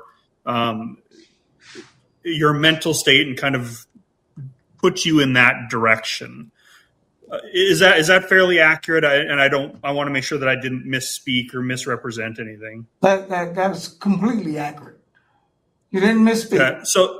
Okay. No, I appreciate that. So knowing that right now you don't have a lot of money, so how would you ensure that the same situation doesn't happen without having kind of the money money is just so important just as a stabilizing component and making sure that you have things set. So what would you do over the course of the next 3 years, for example, to ensure that you've got kind of some finances and that you're in a place where you wouldn't have to deal with some of those stressors?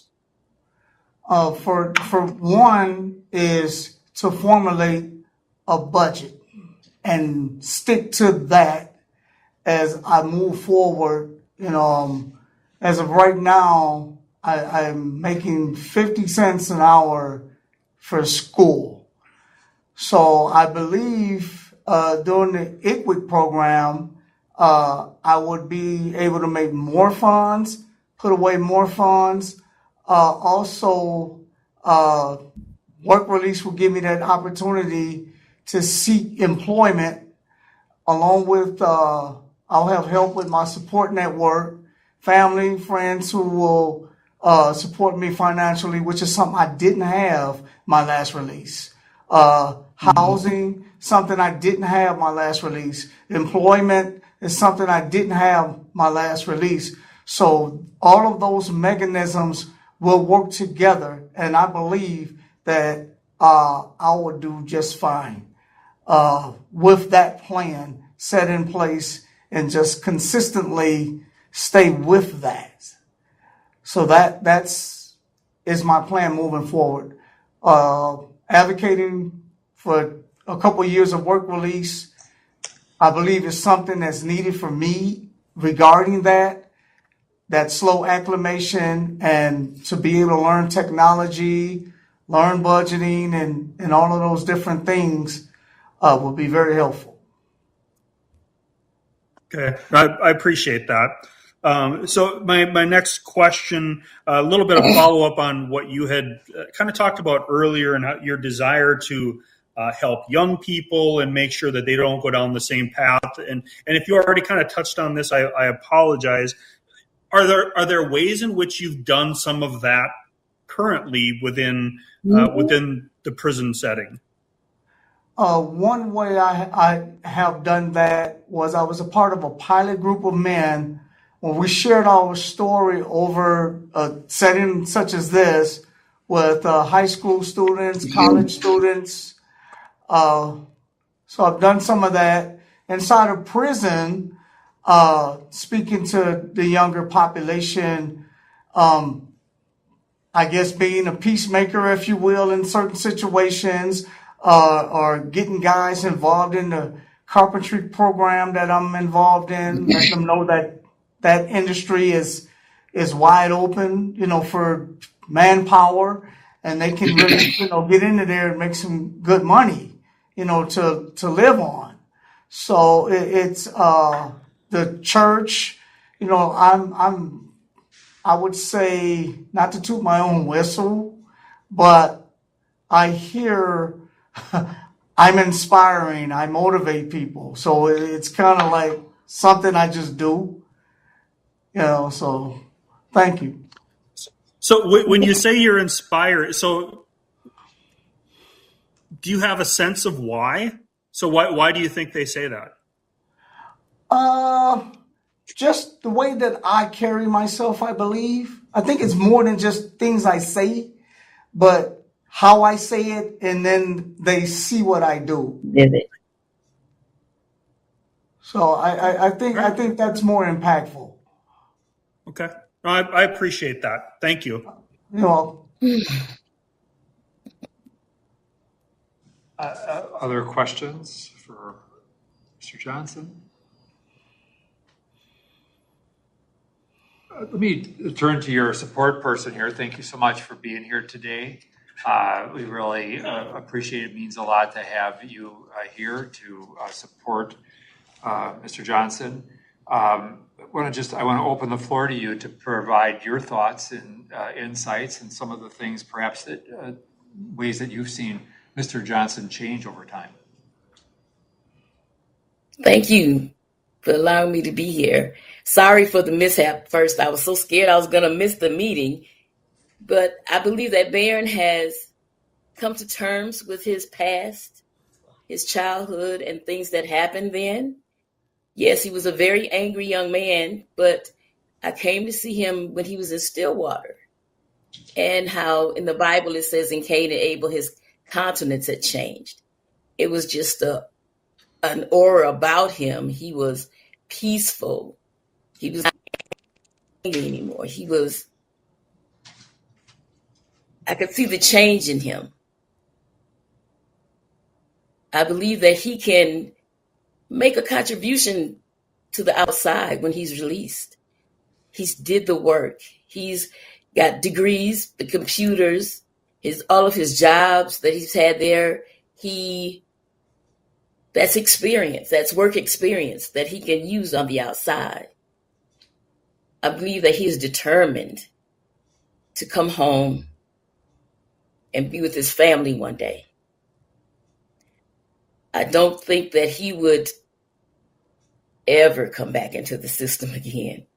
He's been in the system all his life, and I know that he is ready to be a productive citizen, just like his choices idea. He has contacts with other churches and Salvation Army and all those other resources that he has to go to.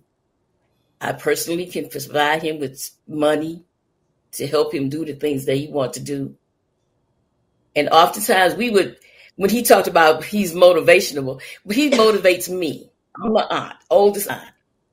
But sometimes we will have Bible studies over the phone, and he'll talk about the sermons that he did, and it gets me all excited. It makes me want to do better. That's a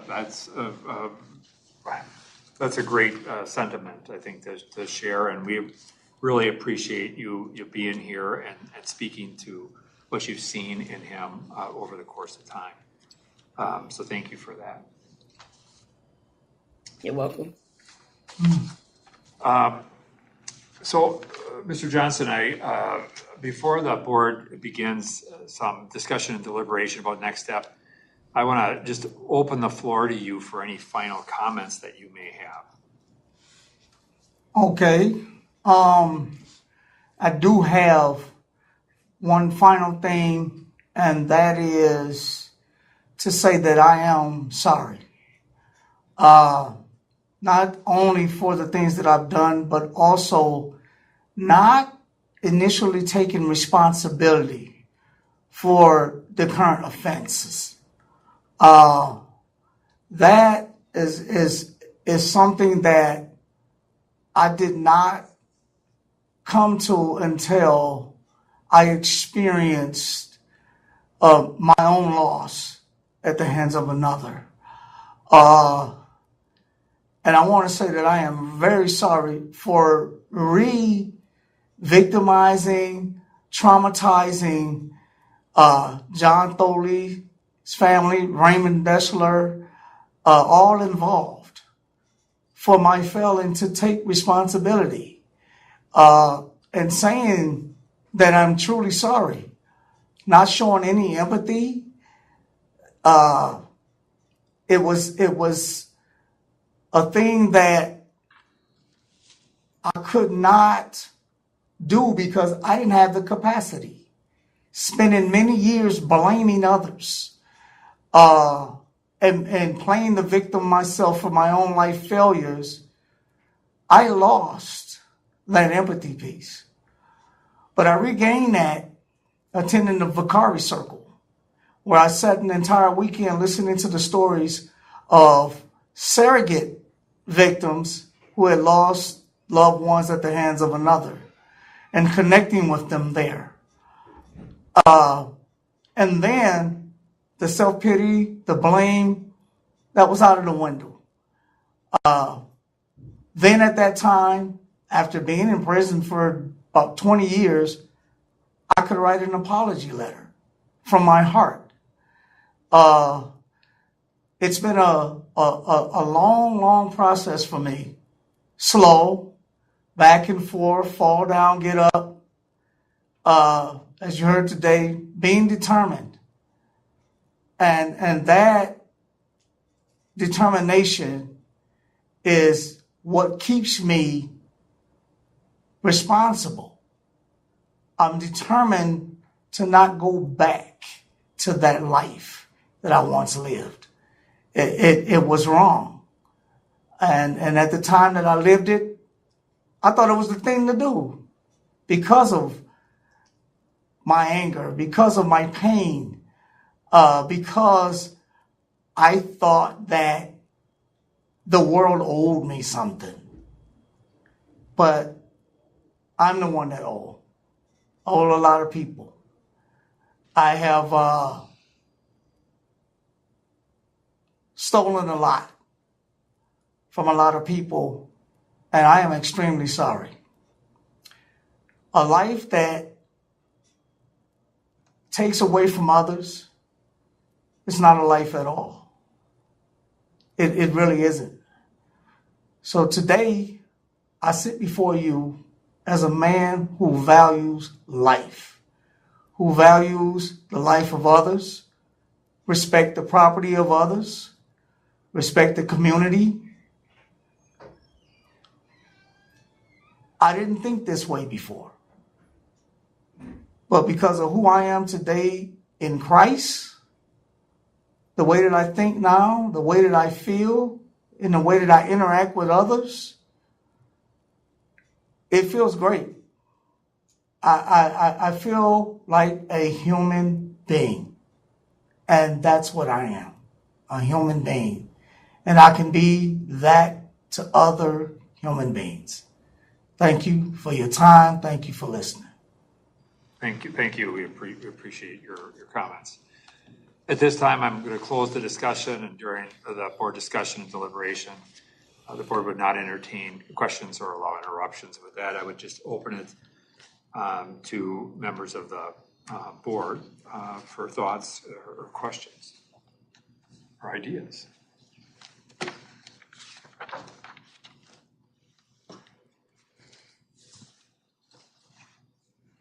Let me just ask a question, one question about the consecutive sentence. Is there any credit for time served on that? I will look. I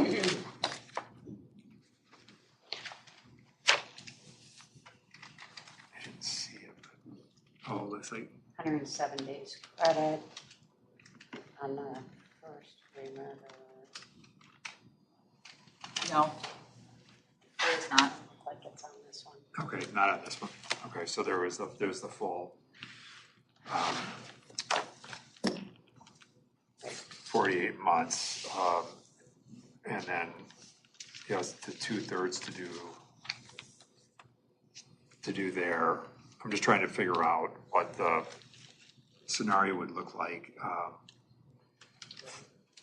because he's got to serve a portion of that determinate sentence in before we can release on work release.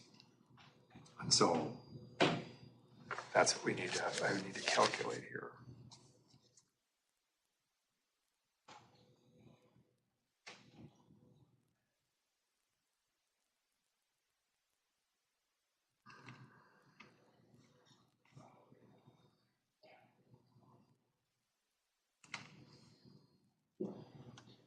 Serve about 2.6. So about 2.6. Yeah, just under 3 years, a little over 2.5. So, Mr. Johnson, what we're calculating here is just under the work release statute. Well, you have about 2.6 years, so it's of time under that 48-month sentence. And then we have the ability to release you to work release at about half of that 2.6 years. So I'm just trying to calculate what this all looks like. So you'd have about a year and a half of in custody time, roughly, a little less than that. And then you have until December of this year before you're eligible, right? 12/3. 12/3.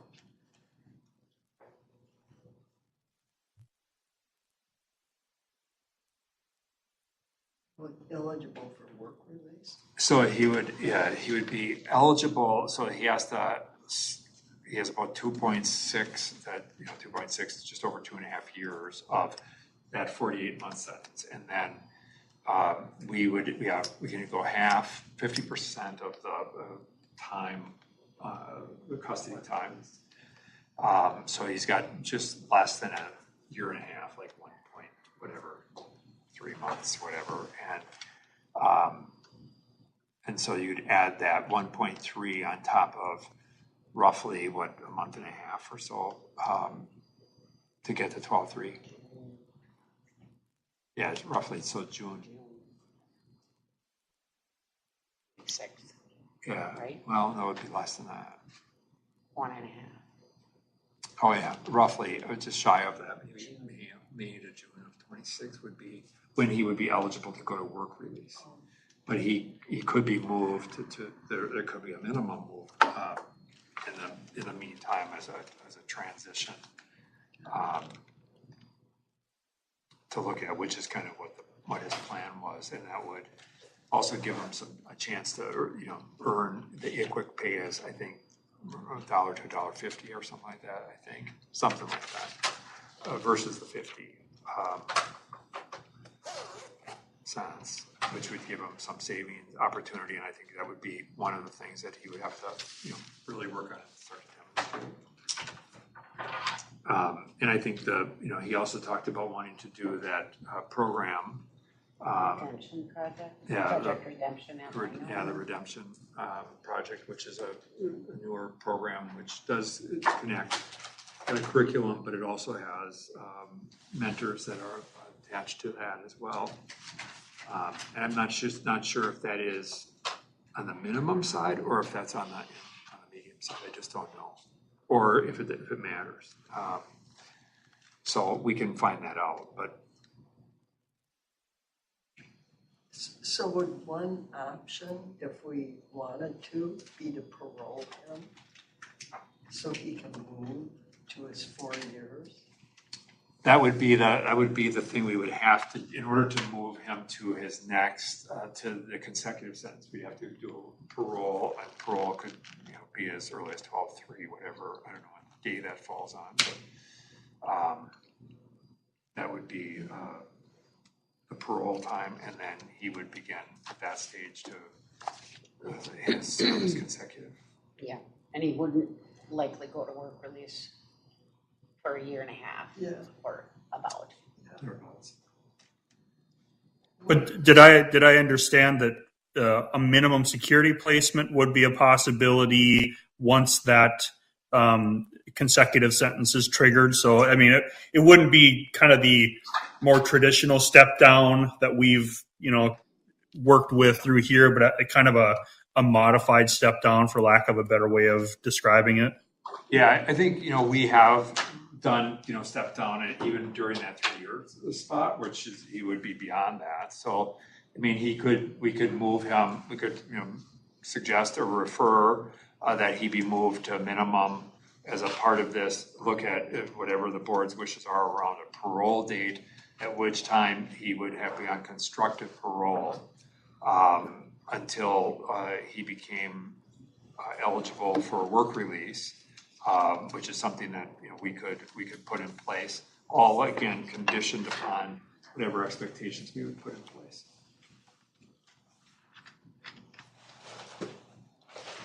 Well, can I start by making a motion to parole on his parole eligible date? Second. All right, so we have a motion and a second to move on granting of prospective parole on December 3rd of 2024. Do we want to set conditions at this stage of the game? Well, we'll act on that motion, and then we can talk about what the recommendations for what we'd like to see happen. So, just as it relates to a vote on this, we'll do Board Member Bray. Yes. Board Member Larson. Yes. Board Member Ramstead. Yes. And Schnell votes yes. So, we're granting presumptive parole. It would be, of course, conditioned upon his remaining discipline-free, which wouldn't expect to be an issue. And then the other conditions that we would like to see him do, I think one of the things would be to look at a move to minimum and a crew. Right. I think would be something that we could start that move and start looking at what that is, whether that's Lino or sounds like that would be one in order to participate in the redemption project program. I think that operates out of Lino. That's minimum or not. But we can find out. They might be bringing people in for it too, to do some of that.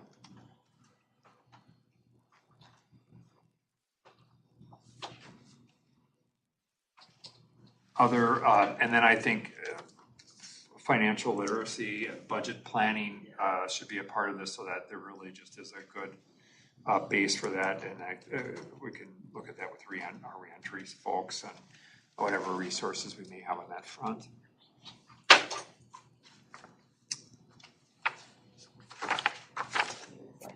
Yeah, I would say, continue with the Lifer Group. I think this is anything that you can do to continue to be that positive, pro-social, and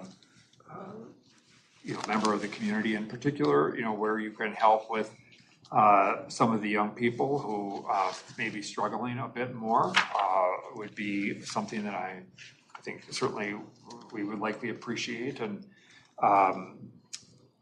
could be worthwhile to others as well.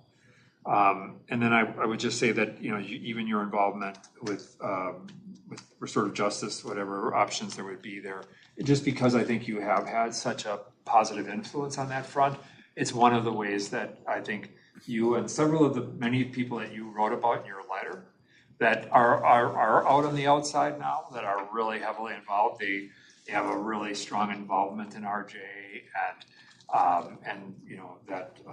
that's been an important part of their transition, and yours as well. So that would be great. I don't know if others have thoughts they would like to see him participate in. Since he would be moved on to a his consecutive sentence as a determinate sentence, I would just add work release in there when eligible. And that would likely mean that when you get, Mr. Johnson, when you get past your December parole date, I think you would need to apply for work release, but we're also putting that into the plan. So assuming that everything goes in place, as soon as you could be moved out to work release, they would make arrangements for that. But it would take, there's some statutory requirements that you have to serve out before you go there. So you would be on parole status constructively during that remainder of that time and on work release. A violation of anything, any rule stuff, not only could be a violation of your of things related to your determinate sentence, in other words, the discipline that you could experience there, but it could also have implications on parole. So just be aware of that. Not that I expect any of that to be a problem for you, but just something that you should be mindful of. Okay. All right. Yep. All right. Well, we wish you well. I think this is, the board, I think, really wants to see you do exactly what you talked about. I think that will certainly go a long way with the people. I think whether it's your victims or whether it's the community in general, you living your life in the way you described, I think is really going to be critically important. So we wish you the best and expect the most from this. Thank you. Thank you. Good luck to you. Thank you so much for being here today and for providing support to him. Thank you. Be patient. Those transitions will come with time. Yeah. Been there. It's happening tomorrow. Yeah. Won't happen tomorrow, but we'll get you there. Okay. All right. Thank you. Good luck to you. Thank you. Good luck. Yes. Bye-bye. Thank you. Love you, Bear. Love you too. Call you. Everybody.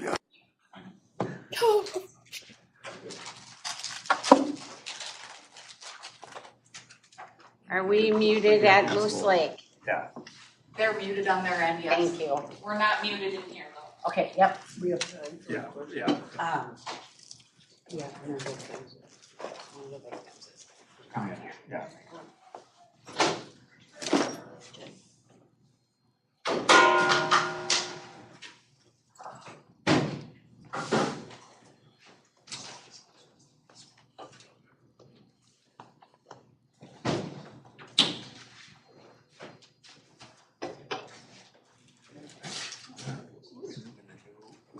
System goes in, are we going to be able to tell you?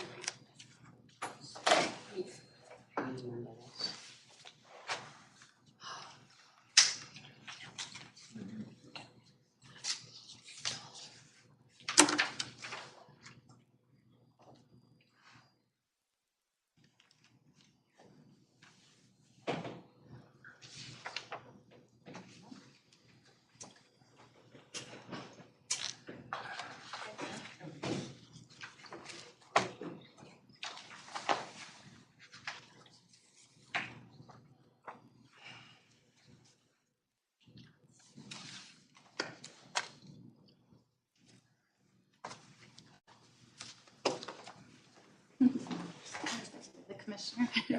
Hi, Paul Schnell, I'm the commissioner. Thanks so much for being here. So we'll get, as soon as everybody comes in, just take a quick bathroom break here so that we'll get you, you'll go first. Okay. Okay? Thank you, sir. And then you can, go with, Drea, whatever you guys want to do, however you want to do that. But Yeah, okay. we so appreciate you coming and travel. Thank you very much. So,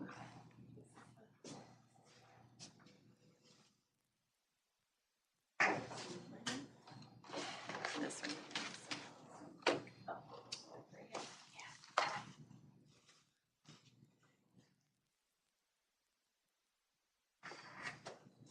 Can you see?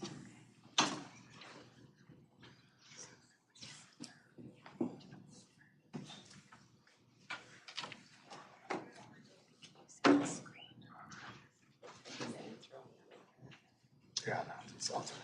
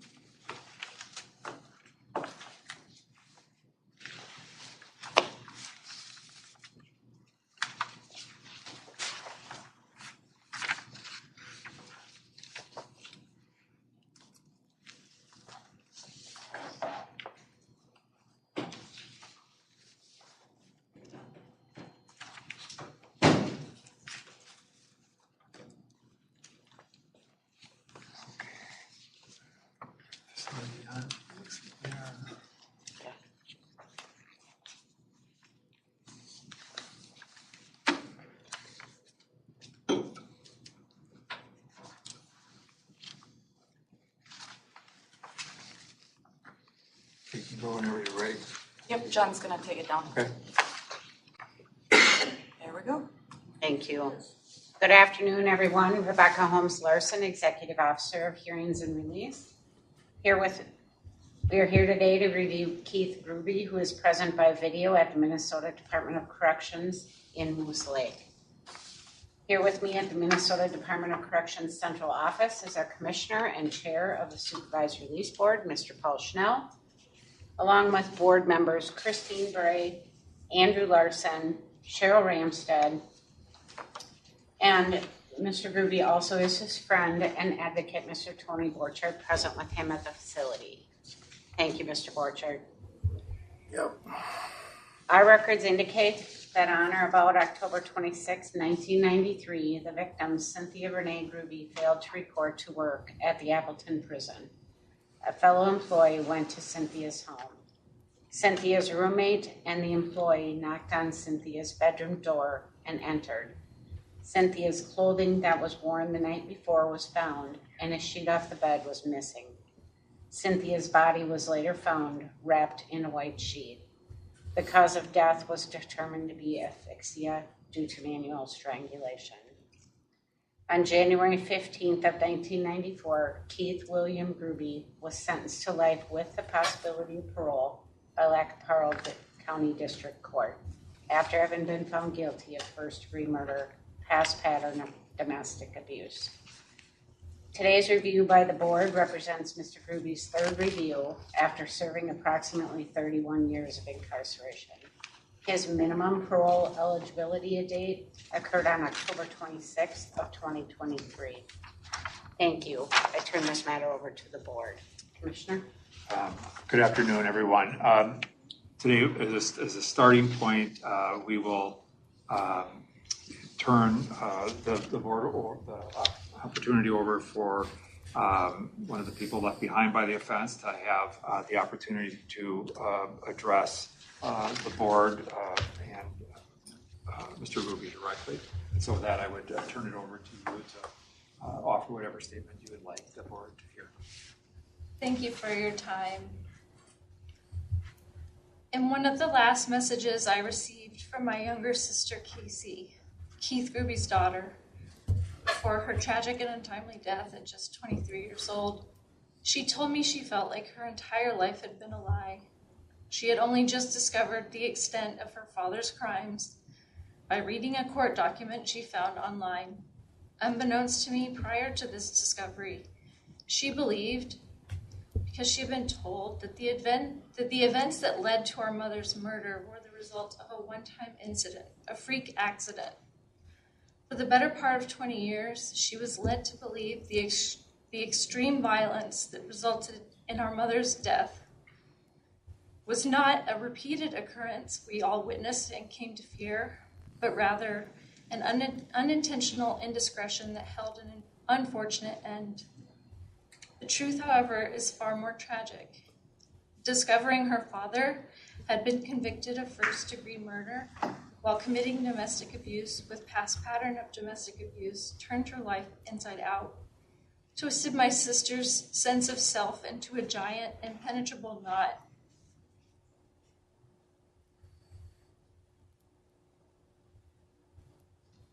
While she and I had both struggled with PTSD, anxiety,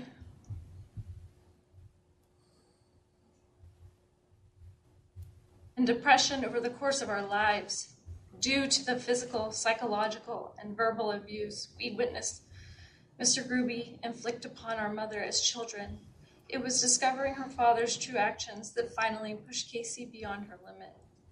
I often wonder what it must have felt like for her after decades of hearing rose-tinted stories about her parents' relationship, to discover her mother's murder was practically a foregone conclusion, only a matter of time as long as her father remained in the picture.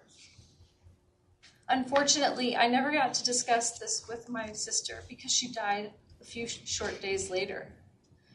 In spite of my attempts to console Casey, to assure her her story was yet to be written, that she had the power to write a different life for herself, the damage had long been done. She grew up hearing stories that turned the time our mother spent with Mr. Gruby into a kind of simple fairy tale with an unfortunate end, when the reality of his relentless violence was much, much darker and more difficult to face.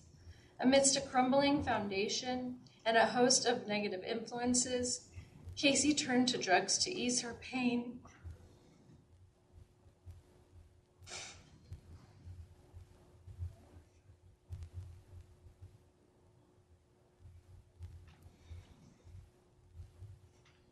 And ended up accidentally ingesting a fatal dose of fentanyl in 2013.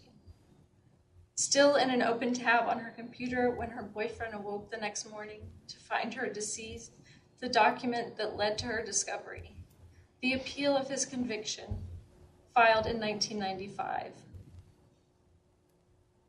I've experienced great ambivalence about speaking at this hearing.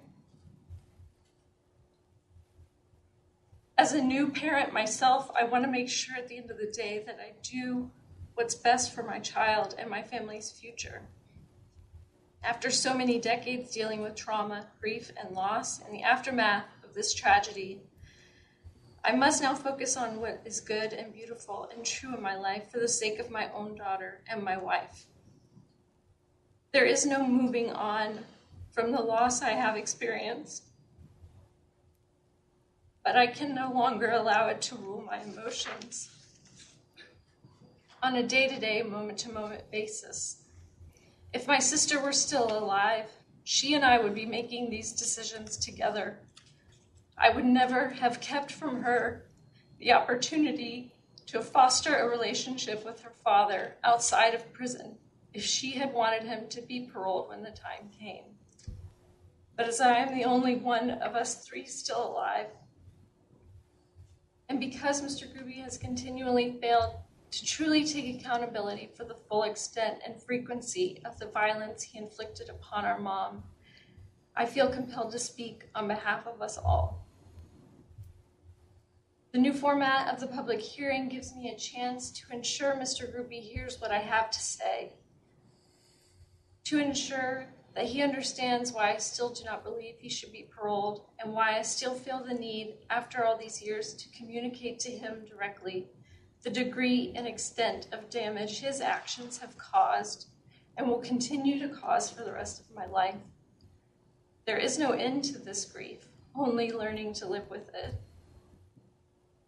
What I would especially appreciate the board to consider is that despite his seemingly extensive rehabilitative programming, Mr. Gruby has yet to fully acknowledge abusing my mother for years before finally killing her. This failure, this refusal, is, in my opinion, inextricably linked to Casey's death. I can say with near absolute certainty that had my sister been told the truth from the beginning, she would still be alive today. When I spoke at the last parole board meeting, I had not yet read the court transcripts from the original case. Now I have.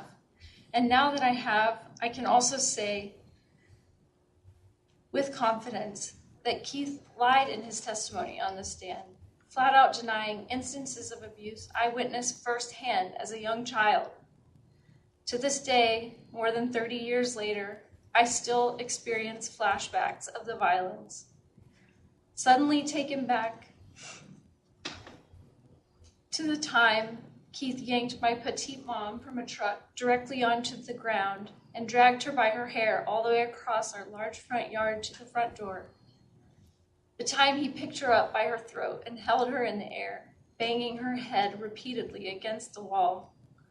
The time he threw her onto the couch and took her small foot in his large hands, twisting her ankle with all his force. Once he took notice of our presence, Keith would tell Casey and me to go upstairs and play. I remember even as a toddler, my brave Casey was unafraid.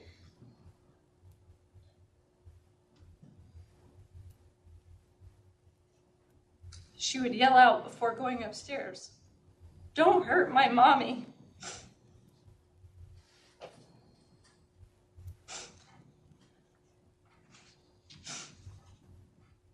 These violent memories are both plentiful and detailed. Thanks to years of psychoanalysis and trauma therapy, I'm now just beginning to be able to keep them at bay as I approach 40 years old. But it has been a very long, very arduous, and very sad journey even getting to this point. Not only have I suffered from treatment-resistant depression and complicated bereavement, but also a panic disorder, anxiety, and complex PTSD. These are conditions I will always battle and have only been exacerbated by the loss of my sister. I received the apology letter Keith was ordered to complete as part of his parole conditions, just 2 short months after the last proceedings. A letter that was supposed to have been submitted years earlier as part of his completion of the apology letter workshop in restorative justice. He even led these apology letter workshops for an extended period of time before completing and submitting his own, and only submitted it after I pointed out this discrepancy to the board at our last meeting 2 years ago. The resulting letter tells me exactly why. Practically a form letter. In it, he does not acknowledge, address, or even admit to the heinous violence he inflicted upon my mom in and out of my sister and my presence for years. The same is true for the letter he has submitted to you, the board, in which he quickly glosses over the fact of a, quote, protective order being in place, but never acknowledges his history of violence beyond a mere mention of the, quote, pattern of domestic abuse housed within the terms of his conviction. Instead, he uses various euphemisms to describe the flaws in his reasoning and decision-making that led to his eventual murder of my mother. From, quote, selfish thinking and not respecting relationships to, quote, continued infidelities and, quote, having no boundaries. In his entire 8-page letter, he explains his murder of my mother in just 2 vague sentences. Quote, as we were lying in bed, we started to argue about my girlfriend, Tammy. I grabbed Cindy, choking her, causing her death. It is so clinical and removed, devoid of any real detail about the why. It is this repeated effort to dodge the depraved reality of our shared history that I hope to emphasize the most, as it continues to this day and does not illustrate the progress to which Keith's words attest.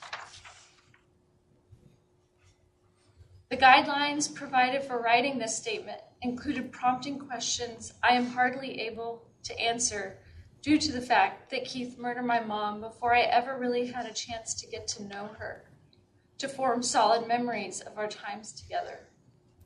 What was she like? I don't really know. I know from the few family stories I've been told that she was silly and loved being a mom.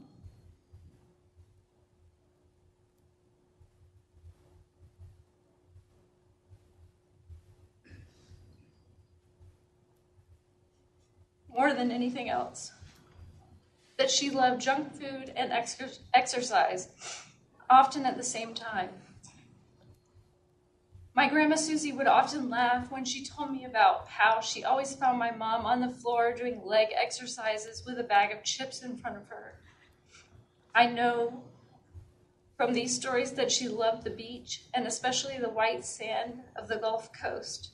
She always asked me to bring her back some sand when I went to visit my dad in Florida. This is a tradition Casey carried on as well. I also know my mom was doing everything she could to get away from Keith as fast as she could in order to save not only herself, but my sister and me, our futures together. These same prompting questions ask, what has been lost as a result of this crime? What I have lost, and what all of those who loved my mother have lost. Keith's letter to the board speaks passionately about a desire to reconnect with his supportive and loving family, to show them the person he has become.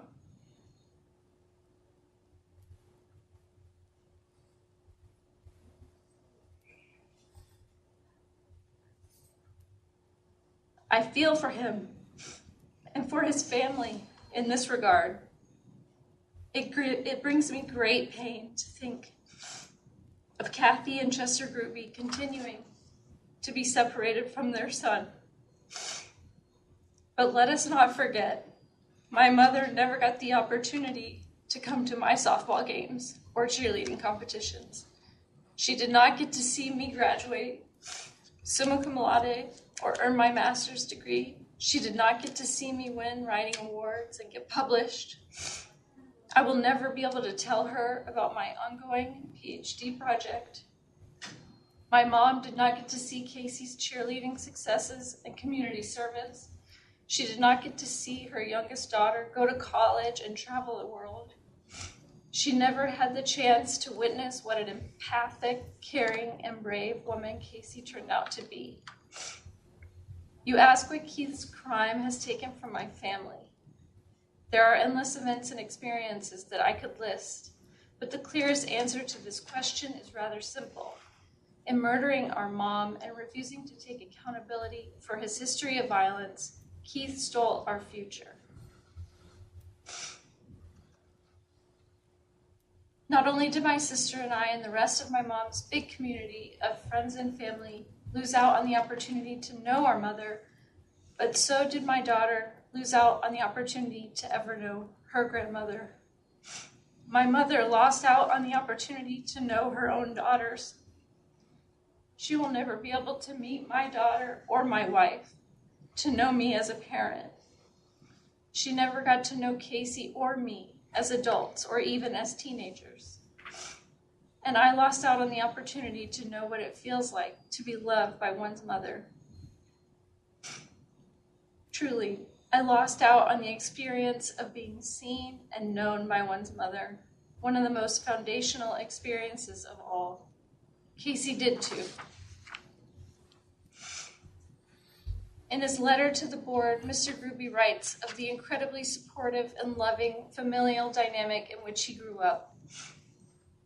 Not only did he have excellent role models in his parents, but also a stable environment in which routines and loving communication were emphasized.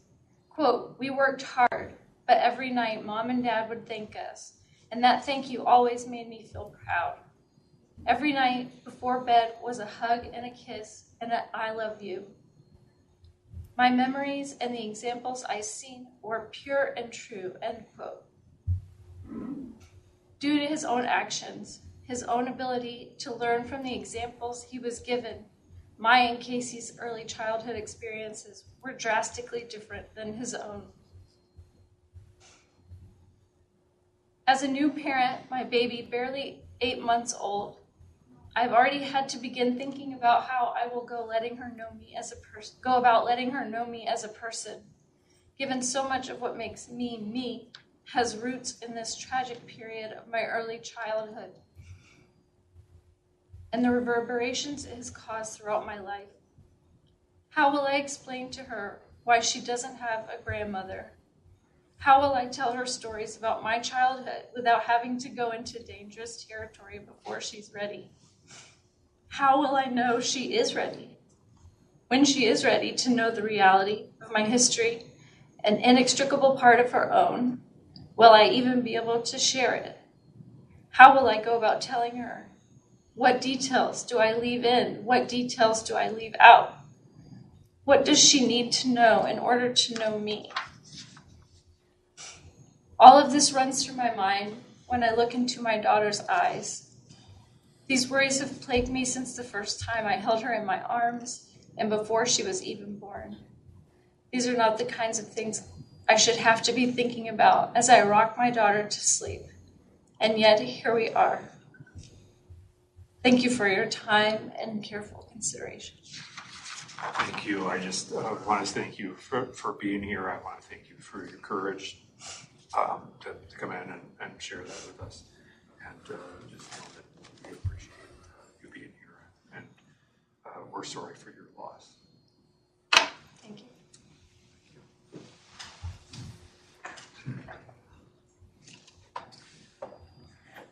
Okay. At this point, I'd like to start off the meeting by asking you, Mr. Gruby, to tell us what you would like to see happen as a result of today's meeting.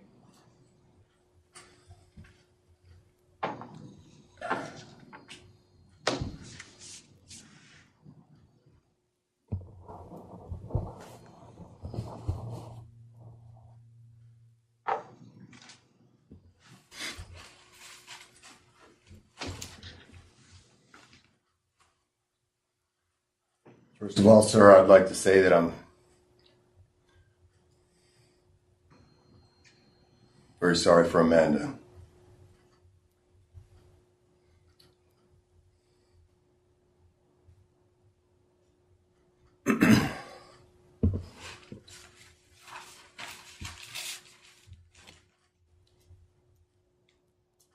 What I'd like to see happen here today is that the board be able to see that I'm not the same kid today as I was 31 years ago.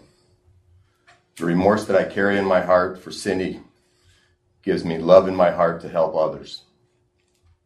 And that given a chance for my parole, I will prove to this board and to the community my commitment to change.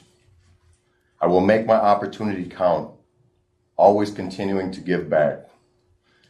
Also, I'd ask this board for an opportunity to be transitioned forward to minimum, to be able to continue to prove that I am worth believing in and to contribute positively to society.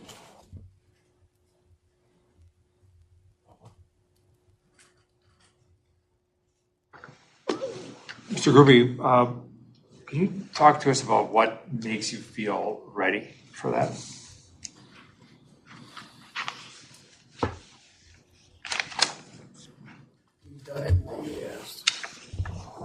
If I may, sir, could I address the board, please? Yes, absolutely.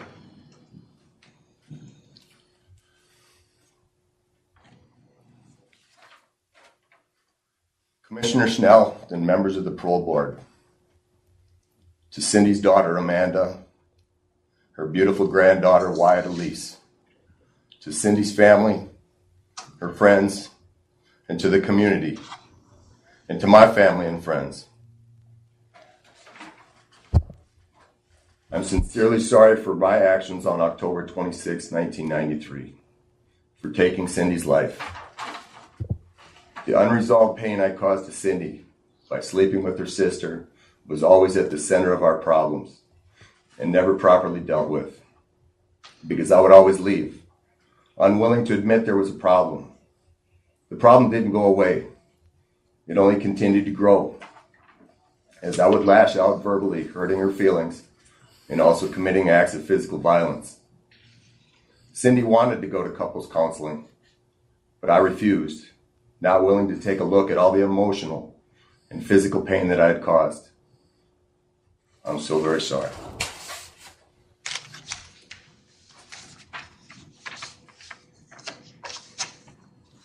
And your question, sir, was? What is it? Can you talk about the things that you feel make you ready to move forward? In 31 years of incarceration, I've participated and taken advantage of the opportunities available to me with programming, vocational training, and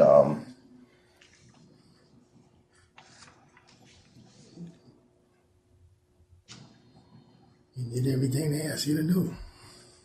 And I've done everything that I've been asked to do. And also I would like to address the restorative justice letter, sir, if I may. I can speak. Go ahead.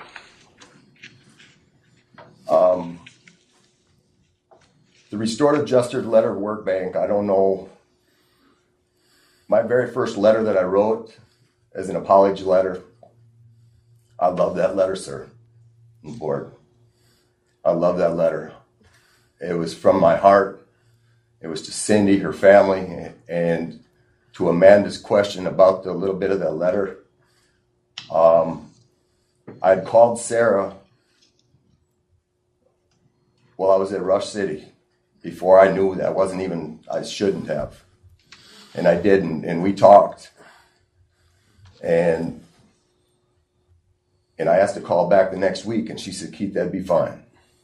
And so I did. And why I never wrote a letter is because my personal conversation with Sarah. But after receiving and being given the directive to write the apology letter, like I said, sir, I wrote the letter. I loved the letter because it was from my heart. But in the process, it was returned and returned and returned until it became acceptable and was received. I have to say I'm disappointed with that process because I believe that the heart really came out in the first one, sir. Understood.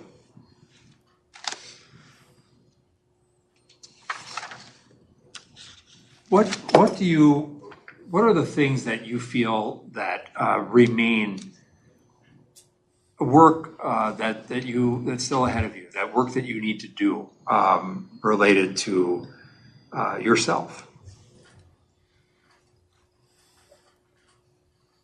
I will continue to always seek counseling.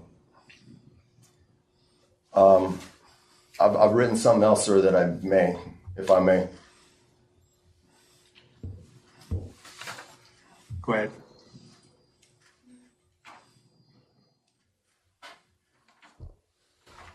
I said, setbacks in life are inevitable. But some may be small and easy to overcome, and others may be devastating and require the help of close family and trusted friends, and possibly a professional. Help such as mental health professional. In my growth over the 30 plus years, I've seen and experienced the benefits of seeking help. Paige Berg was that person for me after the loss of our little girl, Casey Elise Gruby. She let me feel heard and helped me in my grief and my growth as my heart slowly began to heal. I value that professional love that I felt in my very dark days. I am no longer scared or ashamed to admit that I don't have all the answers, and I'll always seek help from my support network to help me through setbacks. One very important thing I've learned is to not let problems continue to build up without talking about them. I know that unresolved problems will only continue to grow. So what I need to work on, sir, and what I will always continue to work on is having a professional help for counseling. And always reach out to my support network to be held accountable.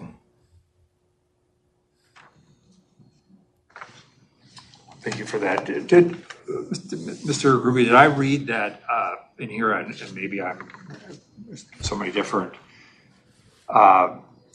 things, but that you recently kind of established or kind of connected with somebody in a relationship that's emerging? Did I read that in the file? That I reconnected with somebody? Yes, sir. Okay, can you talk a little bit about that? I've reconnected with a friend of mine from 23 years ago. We've been in contact. She also comes to visit me. We've learned so much about each other, and I've also asked her. And we talk about Cindy all the time. We talk about Casey and Amanda all the time. And I've asked her that if we are in a relationship, how she would feel about going to couples counseling. And she was excited, and she said, that'd be awesome. So I've already posed the question, and I'm not ever running from seeking help in that seeking help. So just one of the things that you shared in your letter well, let me start a different way. Over the course of during the term of your incarceration, did you develop other relationships with people that you were interested, at least at some day, perhaps having an intimate relationship with when you got out? Did you have that along the way during your incarceration? I have had that, sir. And those things ended why? Those things ended because after my last review hearing, after receiving the 2 years, I just told her to, I didn't want her to wait. I didn't want her to wait. She was way too good a person and deserved someone special to be there for her. And the person that you're connected with now, not the same person? That's not the same person, sir. Can you talk about like how, given the dynamics that were at play in your previous relationship, and I'm not just talking about the physical domestic violence stuff, but what those offenses, what those types of offenses and those types of histories are about. Talk about how you feel you're ready to look at the possibility of release, and then at the same time an emerging relationship. And how do we know that you're in a place where that's safe, where it's wise, it's reasonable? How do we know? Talk us through that. I can only speak to my mindset now, sir. That when I was a kid and 31 years ago and 40 years ago, I lived in a very reckless, very, very reckless way. And as my little girl Casey was growing, and she made me see the harm. She made me look back at all the harm and the pain that I'd caused in so many of my relationships, to ex-wives, girlfriends, and everything, because I would never treat the relationship as precious as I should have. But as Casey got older, I was looking at what was happening, and I wanted my word to mean something to her and my actions to mean something to her, because I never wanted. Someone asked me one time, sir, if they would want my little girl to be with a guy like me. And I said, the old me or the new me? I said, the old me, absolutely not. The new me, absolutely. And that was all because of I want to change. I want to do right. I want to not hurt people's feelings. I want to respect the relationship and for how precious it really is.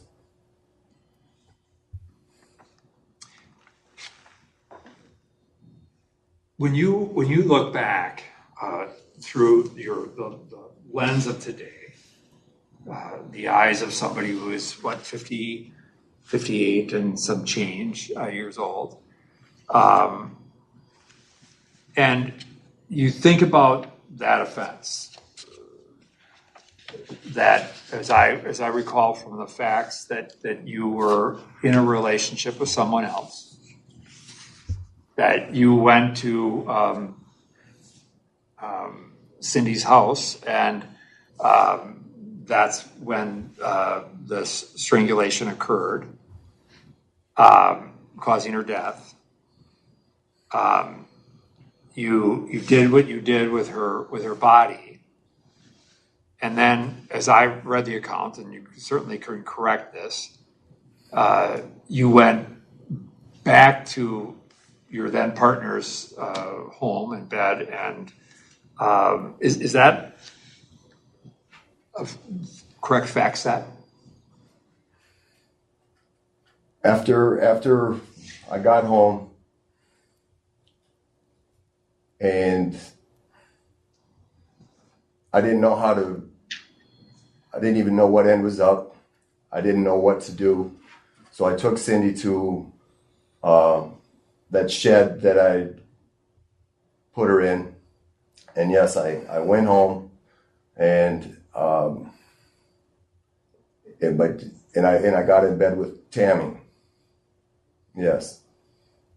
So when you look at that set of facts through today's 58-plus-year-old eyes, walk us through like how that happens, and walk us through what it is that as you assess that today, by comparison to the way you managed that entire situation then. Do the compare and contrast. How are things different today? How are we, assured? I understand that, you wanted to live differently for your daughter, but we want to understand how it is that you describe how you could do what you did to Cindy at that time. Through the eyes of today, what you've learned, using the benefit of all you have learned over the course of 30 years.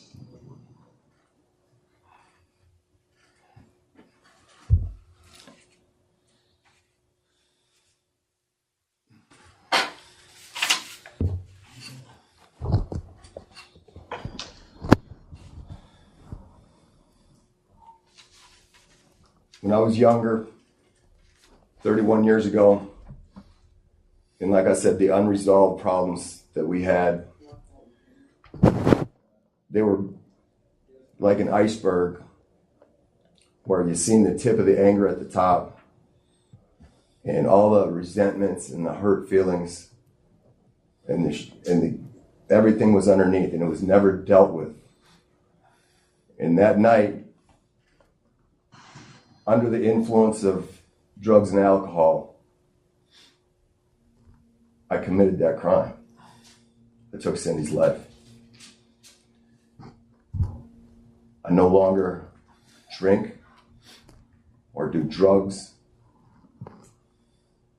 I've been clean since Casey was in 7th grade, because I said, what good is my word to her is if I'm in here messing up. It don't mean nothing. And I told Casey, I said, I quit because of your mom. I said, I quit because of you, but I never will again because of your mommy. And so the 58-year-old man that's before you today, his thinking has changed. It's no longer selfish, gonna go cheat on his girlfriend, go cheat on his wife. That won't happen.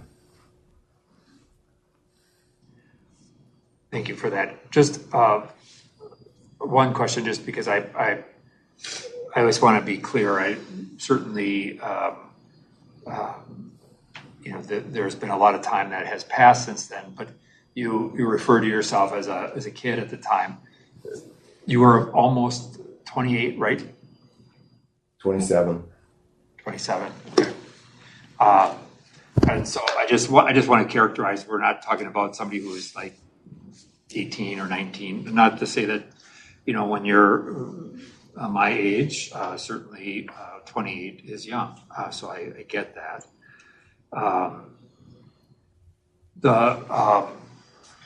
I guess the last question that I have at this stage is,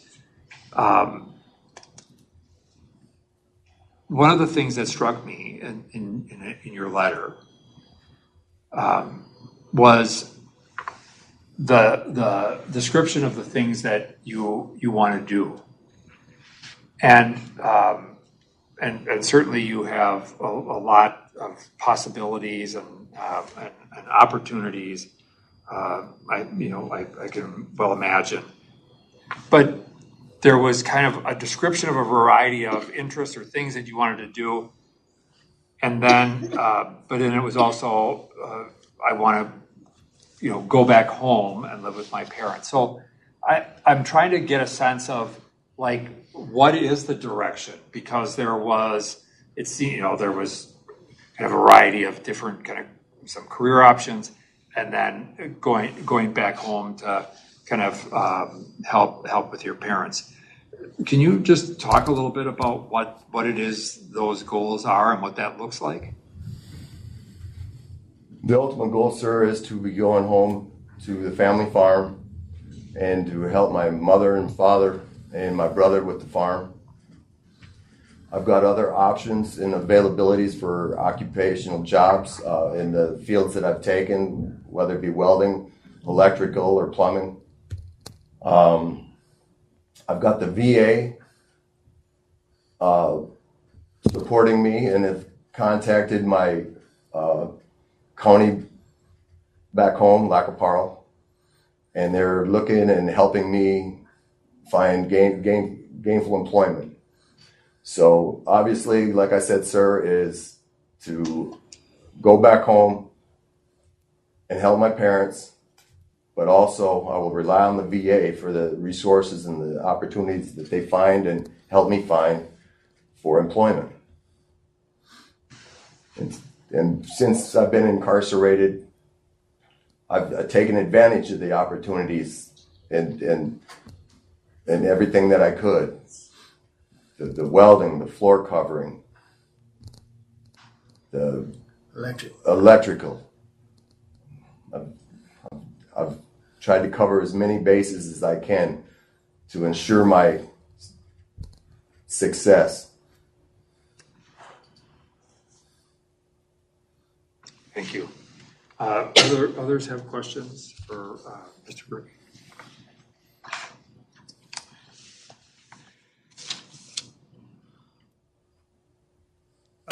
Yep, I did have a couple of questions for Mr. Groovy. So in your packet, I think one of the things that stood out to me is obviously you've done a lot of programming. You've done a variety of things. I feel like you've limited disciplinary history, all of that sort of stuff. I see that you did do quite a bit of work in maybe in the restorative justice arena.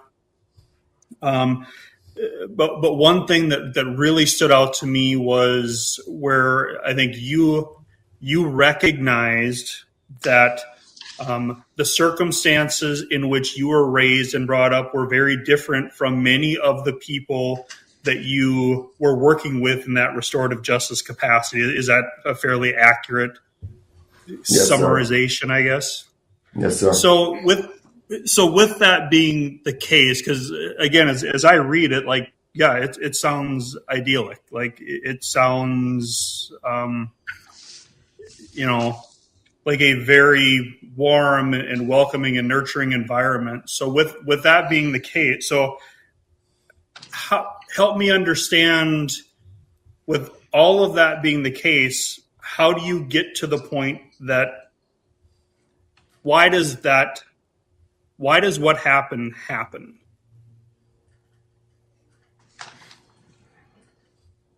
Like, just help me to understand it, because again, by your own acknowledgement, like you came from a very stable and supportive environment. So like, I'm just trying to understand that part of it. Yes, sir. I had the best of opportunities. I had so much love. And after graduation, I joined the Army.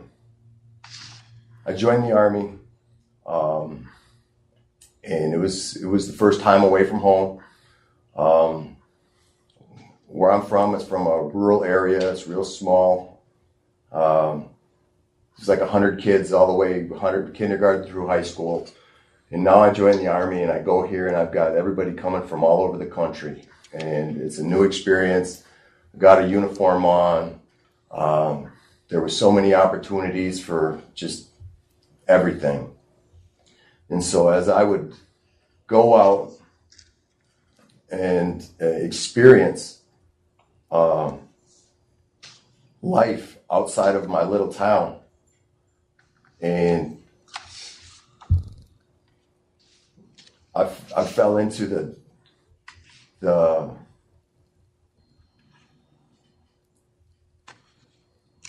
I was in entirely way too many relationships. They weren't even relationships. They were one-night stands. And it just continued to build and build and build. And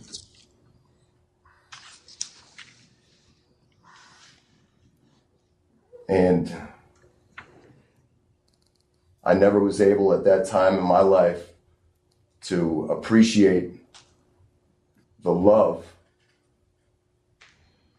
from just one person. So I had the best examples of love, the best examples of a family, and I didn't do them. I didn't do them.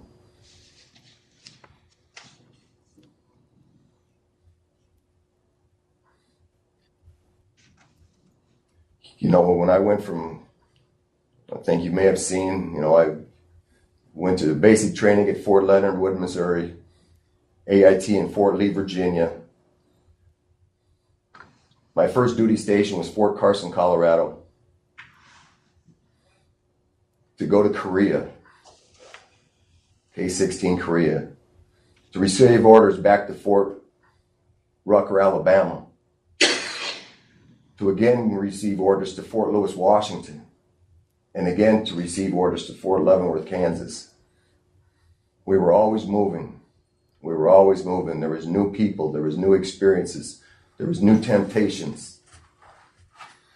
And I didn't say no to them.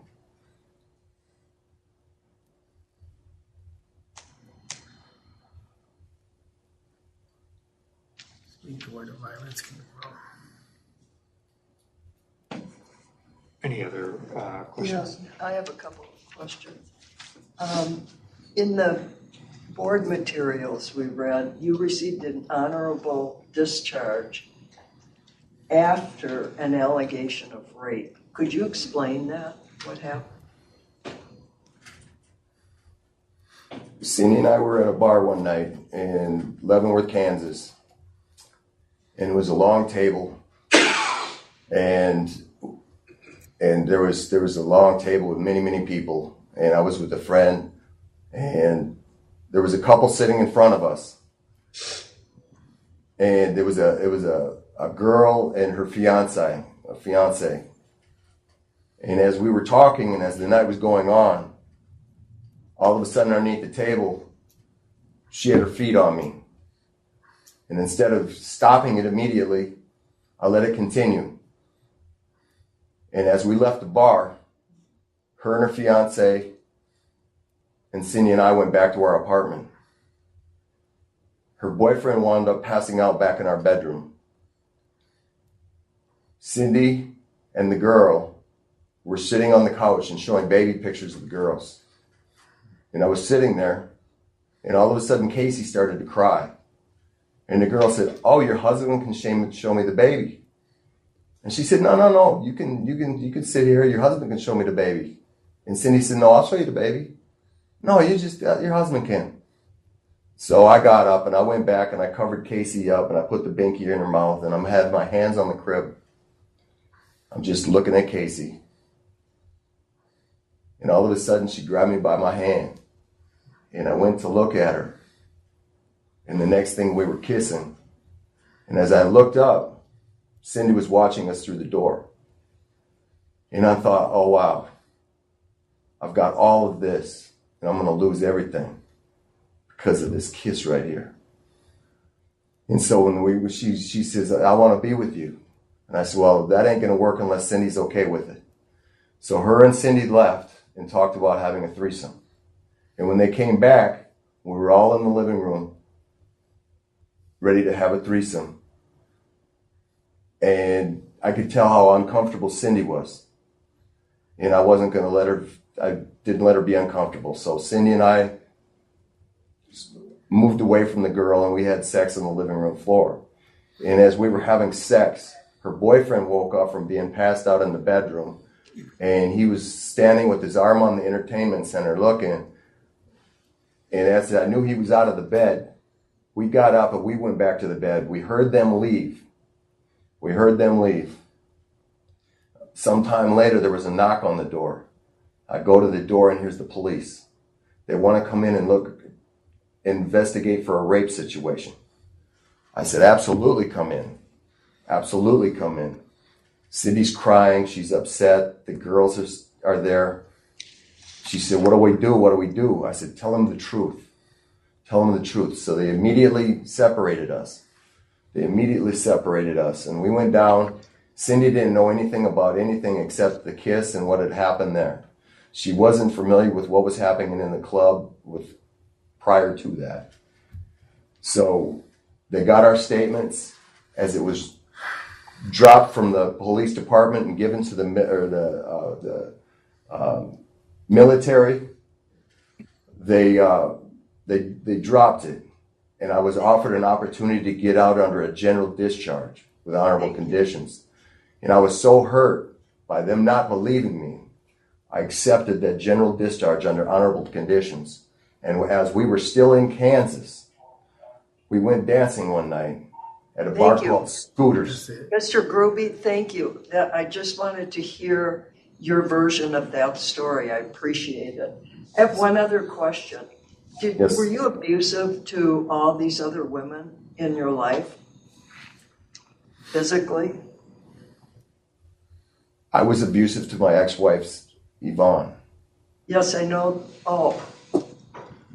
So one other one. Yes, ma'am.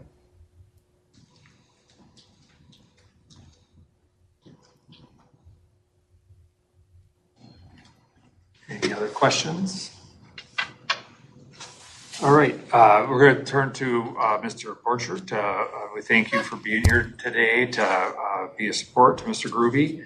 And I'd like to open the floor for you just to talk a little bit about your experiences with Mr. Gruby and the changes you've seen in him over time. I know. Thank you. I'm happy to be here. I've known Gruby, I call him by that. I've known Keith 30 years.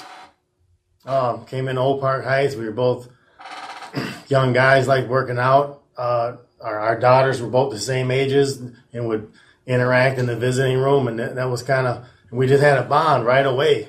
And what's killing me right here is he's just so nervous and paranoid, and his personality can't come through. And upon release, that's what's going to carry the day, because the guy is so charismatic. I've never seen him lose his temper. So I mean, I've known about his history and the offense. I even knew about the Army story. I forgot about it till you asked it. But and even I even helped kind of in the relationship that he's in with now. I kind of helped with that a little bit. And me and my wife actually joke around about trying to find somebody for him because he's such a great guy. Here's the thing. He wasn't always a great guy. You know, I definitely feel for Amanda. My dad was very abusive. He abused my mom and me and my brothers and sisters for years. And they divorced when I was 7. And we didn't have a relationship for a long time.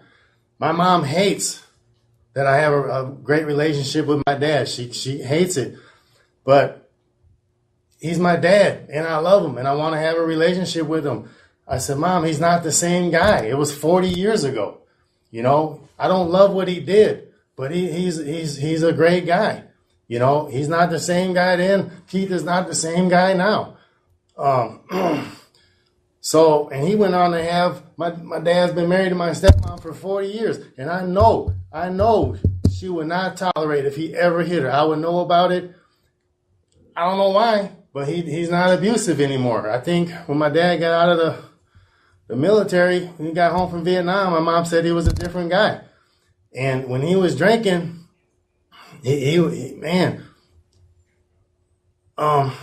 trying not to cuss here, but when he was drinking, he was a different guy, you know. And other times he was a great dad. And so he doesn't do the drinking. Not that the drinking is the whole thing. He didn't have a good role model growing up either for a father. What I'm saying is people can change, you know? And like I said, I've never seen a guy lose his temper. When I lose mine a lot, still do. But really what I'm here to say is we're excited to move him forward. I don't know what his release plan. I've seen it a little bit. But just having the charisma that he has is going to go a long way when he gets out here. Just having a positive attitude and being charismatic. There's plenty of work. Don't worry about getting work. And I'm here to say that we're here to support him. If you don't have anybody, if you got Tony and Andy Borchard, my wife, we've helped out a couple other lifers getting out. And we're going to hold them. We hold you accountable. We don't put up with no BS. We're not going to have that stuff around us. We're real selective about who we help out. I've helped out now. So far, it's been electricians that I've helped out, but because I'm an electrical contractor. But Clayton Bossy, I buy these guys their tools. I take them to work. Clayton, I took him to work for 6 weeks. Eric Mitchell, I bought him all his tools, anything he needed. I drove him back and forth to work for 4 months till he finally got his license, and now he's in the electrical union. So so you're talking about, does he want to go home? Ultimately, he wants to go home, but I think he probably knows he's going to parole maybe to the cities, you know. So it might come out a little scrambled, but yes, ultimately he wants to be home. But if he comes to the cities, he's got a plan for that too. And if he comes down here, we got him, whatever he's going to need. But yeah, it's hard. This stuff is hard for me to listen to too, because he obviously wasn't a good person. And not that he's just going to run out and jump into a relationship, but he deserves to feel love too, you know. But he knows he's got to stay away from that liquor. And me and my wife talk about this a lot because I got into a relationship right away. I wasn't really looking for one. So it's not necessarily relationships that we need to avoid, but unhealthy ones. You know, and I just happen to have a great woman who's very supportive with me, and she don't take no BS either. And we're there for him, man. And I think Keith has done a lot. And if there's some more work that he needs to do, he can do it down at minimum. You know, I don't never use the word deserve, but I feel like he's earned his opportunity to go out there and show that he's a different guy. There's nothing he can say that's going to give you assurance, you know. But I tell you what, right now, I wouldn't be sitting here.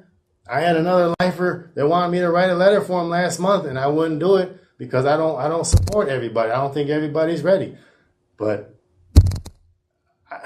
these hearings are tough, and I could hear it in his voice.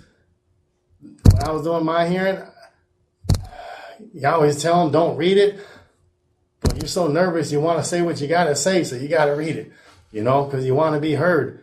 And it just sucks that his personality ain't coming out because he's just an awesome guy. And he's going to be surrounded by some good people, not just his family. And that's what I got to say. I appreciate that, and I appreciate you being here. And I know you've been a great support to a lot of other people who've transitioned, and so I'm grateful to you for that along the way. Thank you. So at this stage, I'm going to close the discussion, and before we move to deliberation and discussion about next steps, Mr. Gruby, I want to open the floor for you for a final comment before we talk about what's next.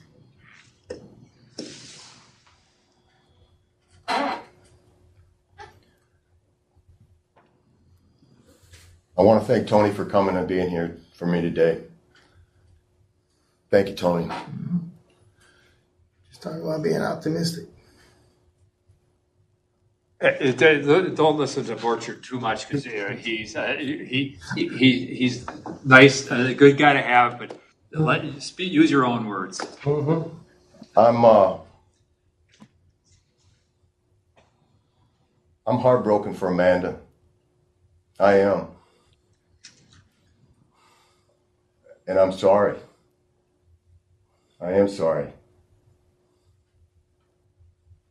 And sometime, whenever, I hope she knows that I'm open to being able to talk to her.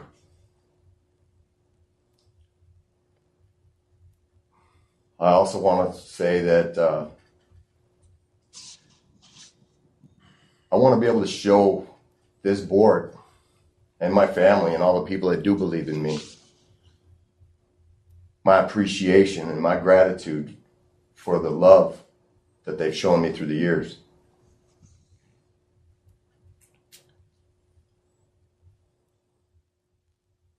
And I hope this board does see that I'm not that same person that I was all them years ago, that I have changed, and that I have taken advantage of the opportunities given to me. And I won't let you down. I won't let you down. Thank you for that. At this time, I'm going to close the discussion. During the board discussion and deliberation, the board would not entertain questions or allow interruptions. And with that, I would open it up to members of any members with thoughts about next steps or options as it relates to Mr. Groupie.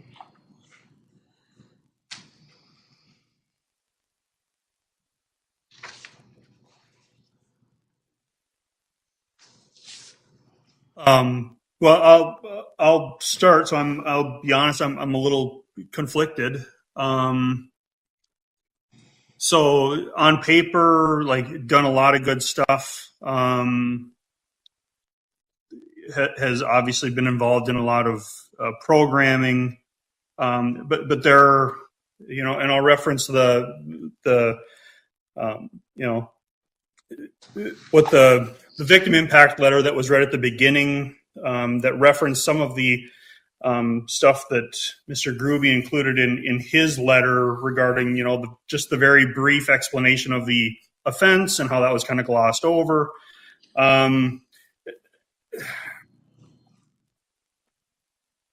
There's some part of there's some part in the letter that, to be honest with you, it rings a little hollow for me. So that's where I'm really conflicted, because I'm not sure. I just have a hard time wrapping my head around whether there's real kind of acceptance of responsibility and the impact that this has had. I mean, that's where I'm really struggling. Yeah, I'm just really having a hard time with that. I agree completely, because I think on paper, Mr. Groovy looks really good. But I know, reading the PRT report and knowing people have gone over that with him before, how he minimizes sort of the brutality of domestic violence, and then hearing it from Amanda. To me, it's a public safety issue in some respect, and probably more for women than men. I just wonder what's going to happen with the next woman. I think if there's a concern I have is that while I don't want to take anything away from a lot of the work that Mr. Groupie has done and accomplished over the course of time, but when we look at issues around relational dynamics and some of that kind of stuff, I can't wrap my head around the fact that the dynamics around that particular kind of offending and just the way women have played a role, and by playing a role, but I mean the way in which that has manifested itself in terms of whether it's been abuse, physical in some instances, and brutally physical in others, and then also just kind of almost a pattern of use of women in particular. And I want to make sure that I would feel like there really needs to be clarity around an understanding of that kind of offending and those dynamics. I think, to Mr. Borchard's comment, I don't begrudge anybody wanting to have a significant relationship. But our role is such that we have to feel I have to feel a level of confidence that there is a depth of insight. And he has been living largely in heavily male environments. Even the women that are around have been women who, by virtue of their roles, have a level of authority and power. And so I'm concerned about that. And I know that there's been mental health counseling, and some of that has given some focus to that. But I also do believe that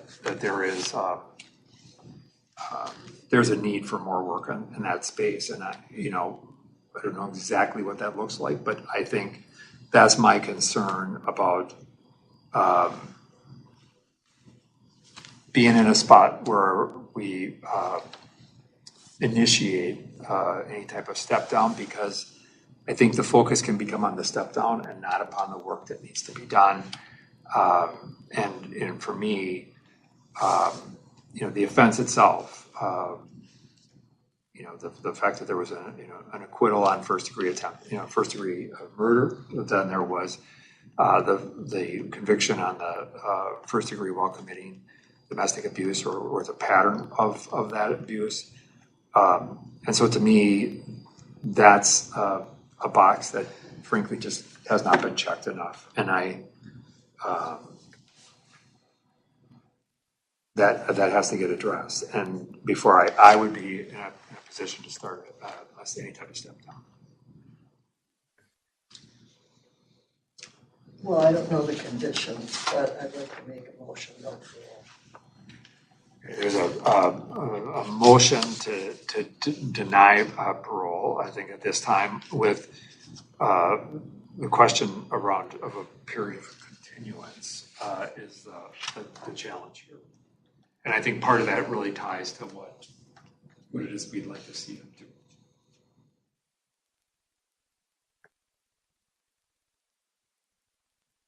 Are there any programs within the prison system that deal with sex offenders and domestic abuse? Either or, would that address this issue? I'm just trying to figure out, I don't know what the system offers. I mean, we could, again, I don't know what what it would all look like, but we could, I think the PRT talked a little bit maybe about some type of psychosexual kind of evaluation, just to see what those dynamics would look like. The other thing that they talked about was the COG thinking program, Thinking for a Change. We also have a COG-based domestic violence program, IPV, intimate partner violence program, that I think could be good. It would kind of do both the cognitive skill stuff, that would bring in that IPV programming as a part of that, which I think would be important as well. Yeah. Victim Services and Restorative Justice is starting up some new DV things also. Can you speak up, please? Sorry. I know there's some DV programming coming out through Victim Services and Restorative Justice. I don't know which facilities it's at, but I know they've started up some more work with that too. So it's around. So I think what I'll do is you have a motion to deny, but I don't know, feel, but I think, I want to make sure that there is some level of, acknowledgement of the fact that there is been a lot done. At the same time, I think it's critical that there be an effort to dig deep, and that burden gets placed on Mr. Groovy along with the system. But I think to recognize that. So I think to try and be in a place where we would do something for looking at a 2-year continuance, which would allow us to get that evaluation done and initiate some of this program that I know that the COG-based IPV program, I think runs about 6 to 8 months takes to do it. And then, to do the evaluation and get recommendations back, and I would say that, we would want whatever that evaluation to take place, and that, following those recommendations would be something that I would like to see happen. My only question, would 2 years give us enough time to evaluate again? It's a legitimate question. I think part of it's going to be depend on what comes out of some of the evaluation side, and then I think I would also like put the burden on him to really working with behavioral health to really dig deep into the interpersonal relationships and interpersonal violence dynamics. He's, I think, has a history of engaging with behavioral health. I don't know that there has been as much done on that front, digging deep into those dynamics. So I think that would be it. So I'm certainly open to a broader period of time, but I also am trying to find a way to make sure that we're moving this forward in a way that that may necessitate another continuance. It may of whatever period of time based upon what work gets done or is not done. But I'm certainly open to a longer term period as well. Does it make sense to do, a longer continuance with the option to come back earlier, say 2 years, for example, if certain criteria are met? I don't know if that kind of addresses what you're talking about, Commissioner, or if you were referencing something different. I think that, we certainly have done that before, where we have set some of those kind of like we talked about earlier, off-ramp kind of conditions where you do a 3 or whatever period of time you wanted to do, and then set some conditions that would allow for the board to see up sooner than that. You have to be able to mark the expectations of that agreement for an early review, though. So without having the assessment recommendations, how do you set your barrier at if ABC, you can be granted an early release? So just if you can think about early meeting. Early meeting, sorry. How would you set that? What would be the expectation? So could the motion be no parole, 3 years continuance with the stipulation, I guess, that he can request to come back earlier if some things have been done and are in place? I'm not sure what the wording would be on that. We could do, that there would be involvement in or completion of the COG-based IPV or similar type of program. We would also require that the psychosexual evaluation or whatever form the therapist or the folks there would see that as would be done, and that whatever recommendations be that he begin some work on that, whatever that looks like, and then that he take responsibility for engaging with behavioral health staff to initiate that dialogue around exploring interpersonal relationship dynamics and violence related to that. And if those conditions were met, we could then see him at 24 to look at that. at least we would have some definitive kind of boxes that need to be addressed. I so move. Second. Okay, there's a motion and a second. Anything additional or further that people would like to see happen on this? And obviously, the expectation would be that you remain discipline-free would certainly be a base standard. And so with that, I'll call a roll for a vote. Member Bray? Yes. Member Larson? Yes. Member Ramstead? Yes. Schnell votes yes. The motion prevails. Mr. Gruby, we will get a letter off to you describing these conditions. You've heard a lot of what the expectations are. I think, while I understand that you may feel a level of disappointment in this decision, I would really also just encourage you to, recognize the importance that the board is putting on these particular concerns, and that we're not giving up by any means on the things that you've done that have been very positive. And so we hope that you continue to maintain that forward motion, and we will work on this plan and figure out exactly where and what that's going to look like with your team there. Understood? Yes, sir. Thank you, and we wish you the best. Good luck to you. All right, with that, we'll just move to issues around some of the action items.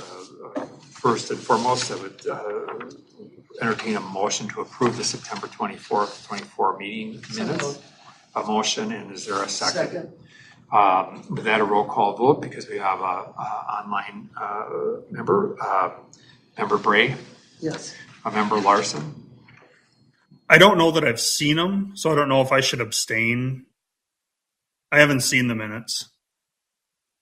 I think that they come so I don't out. know that I should vote on them. Yeah, so you can abstain if you'd like. I'll abstain. Okay, you can abstain. Schnell votes yes. I'm sorry, Member Ramstead, yes, and Schnell, yes. So there's a majority vote there to approve those minutes. Is there anybody who wishes to be heard for public comment? There was no one signed up. No signups. Okay. So the next meeting of the Supervised Release Board will occur here on Tuesday, August 22nd. October. I'm sorry, October? Did I say September? August. Wow, I'm really going back. Yeah, exactly. October, 22nd, 11:15 to 4:30 here in this room. And at this point, non-debatable motion to adjourn. So Excuse me, I have a question, please. We talk afterward. So moved. Second. Second. And the meeting is adjourned. Thank you. Thank you.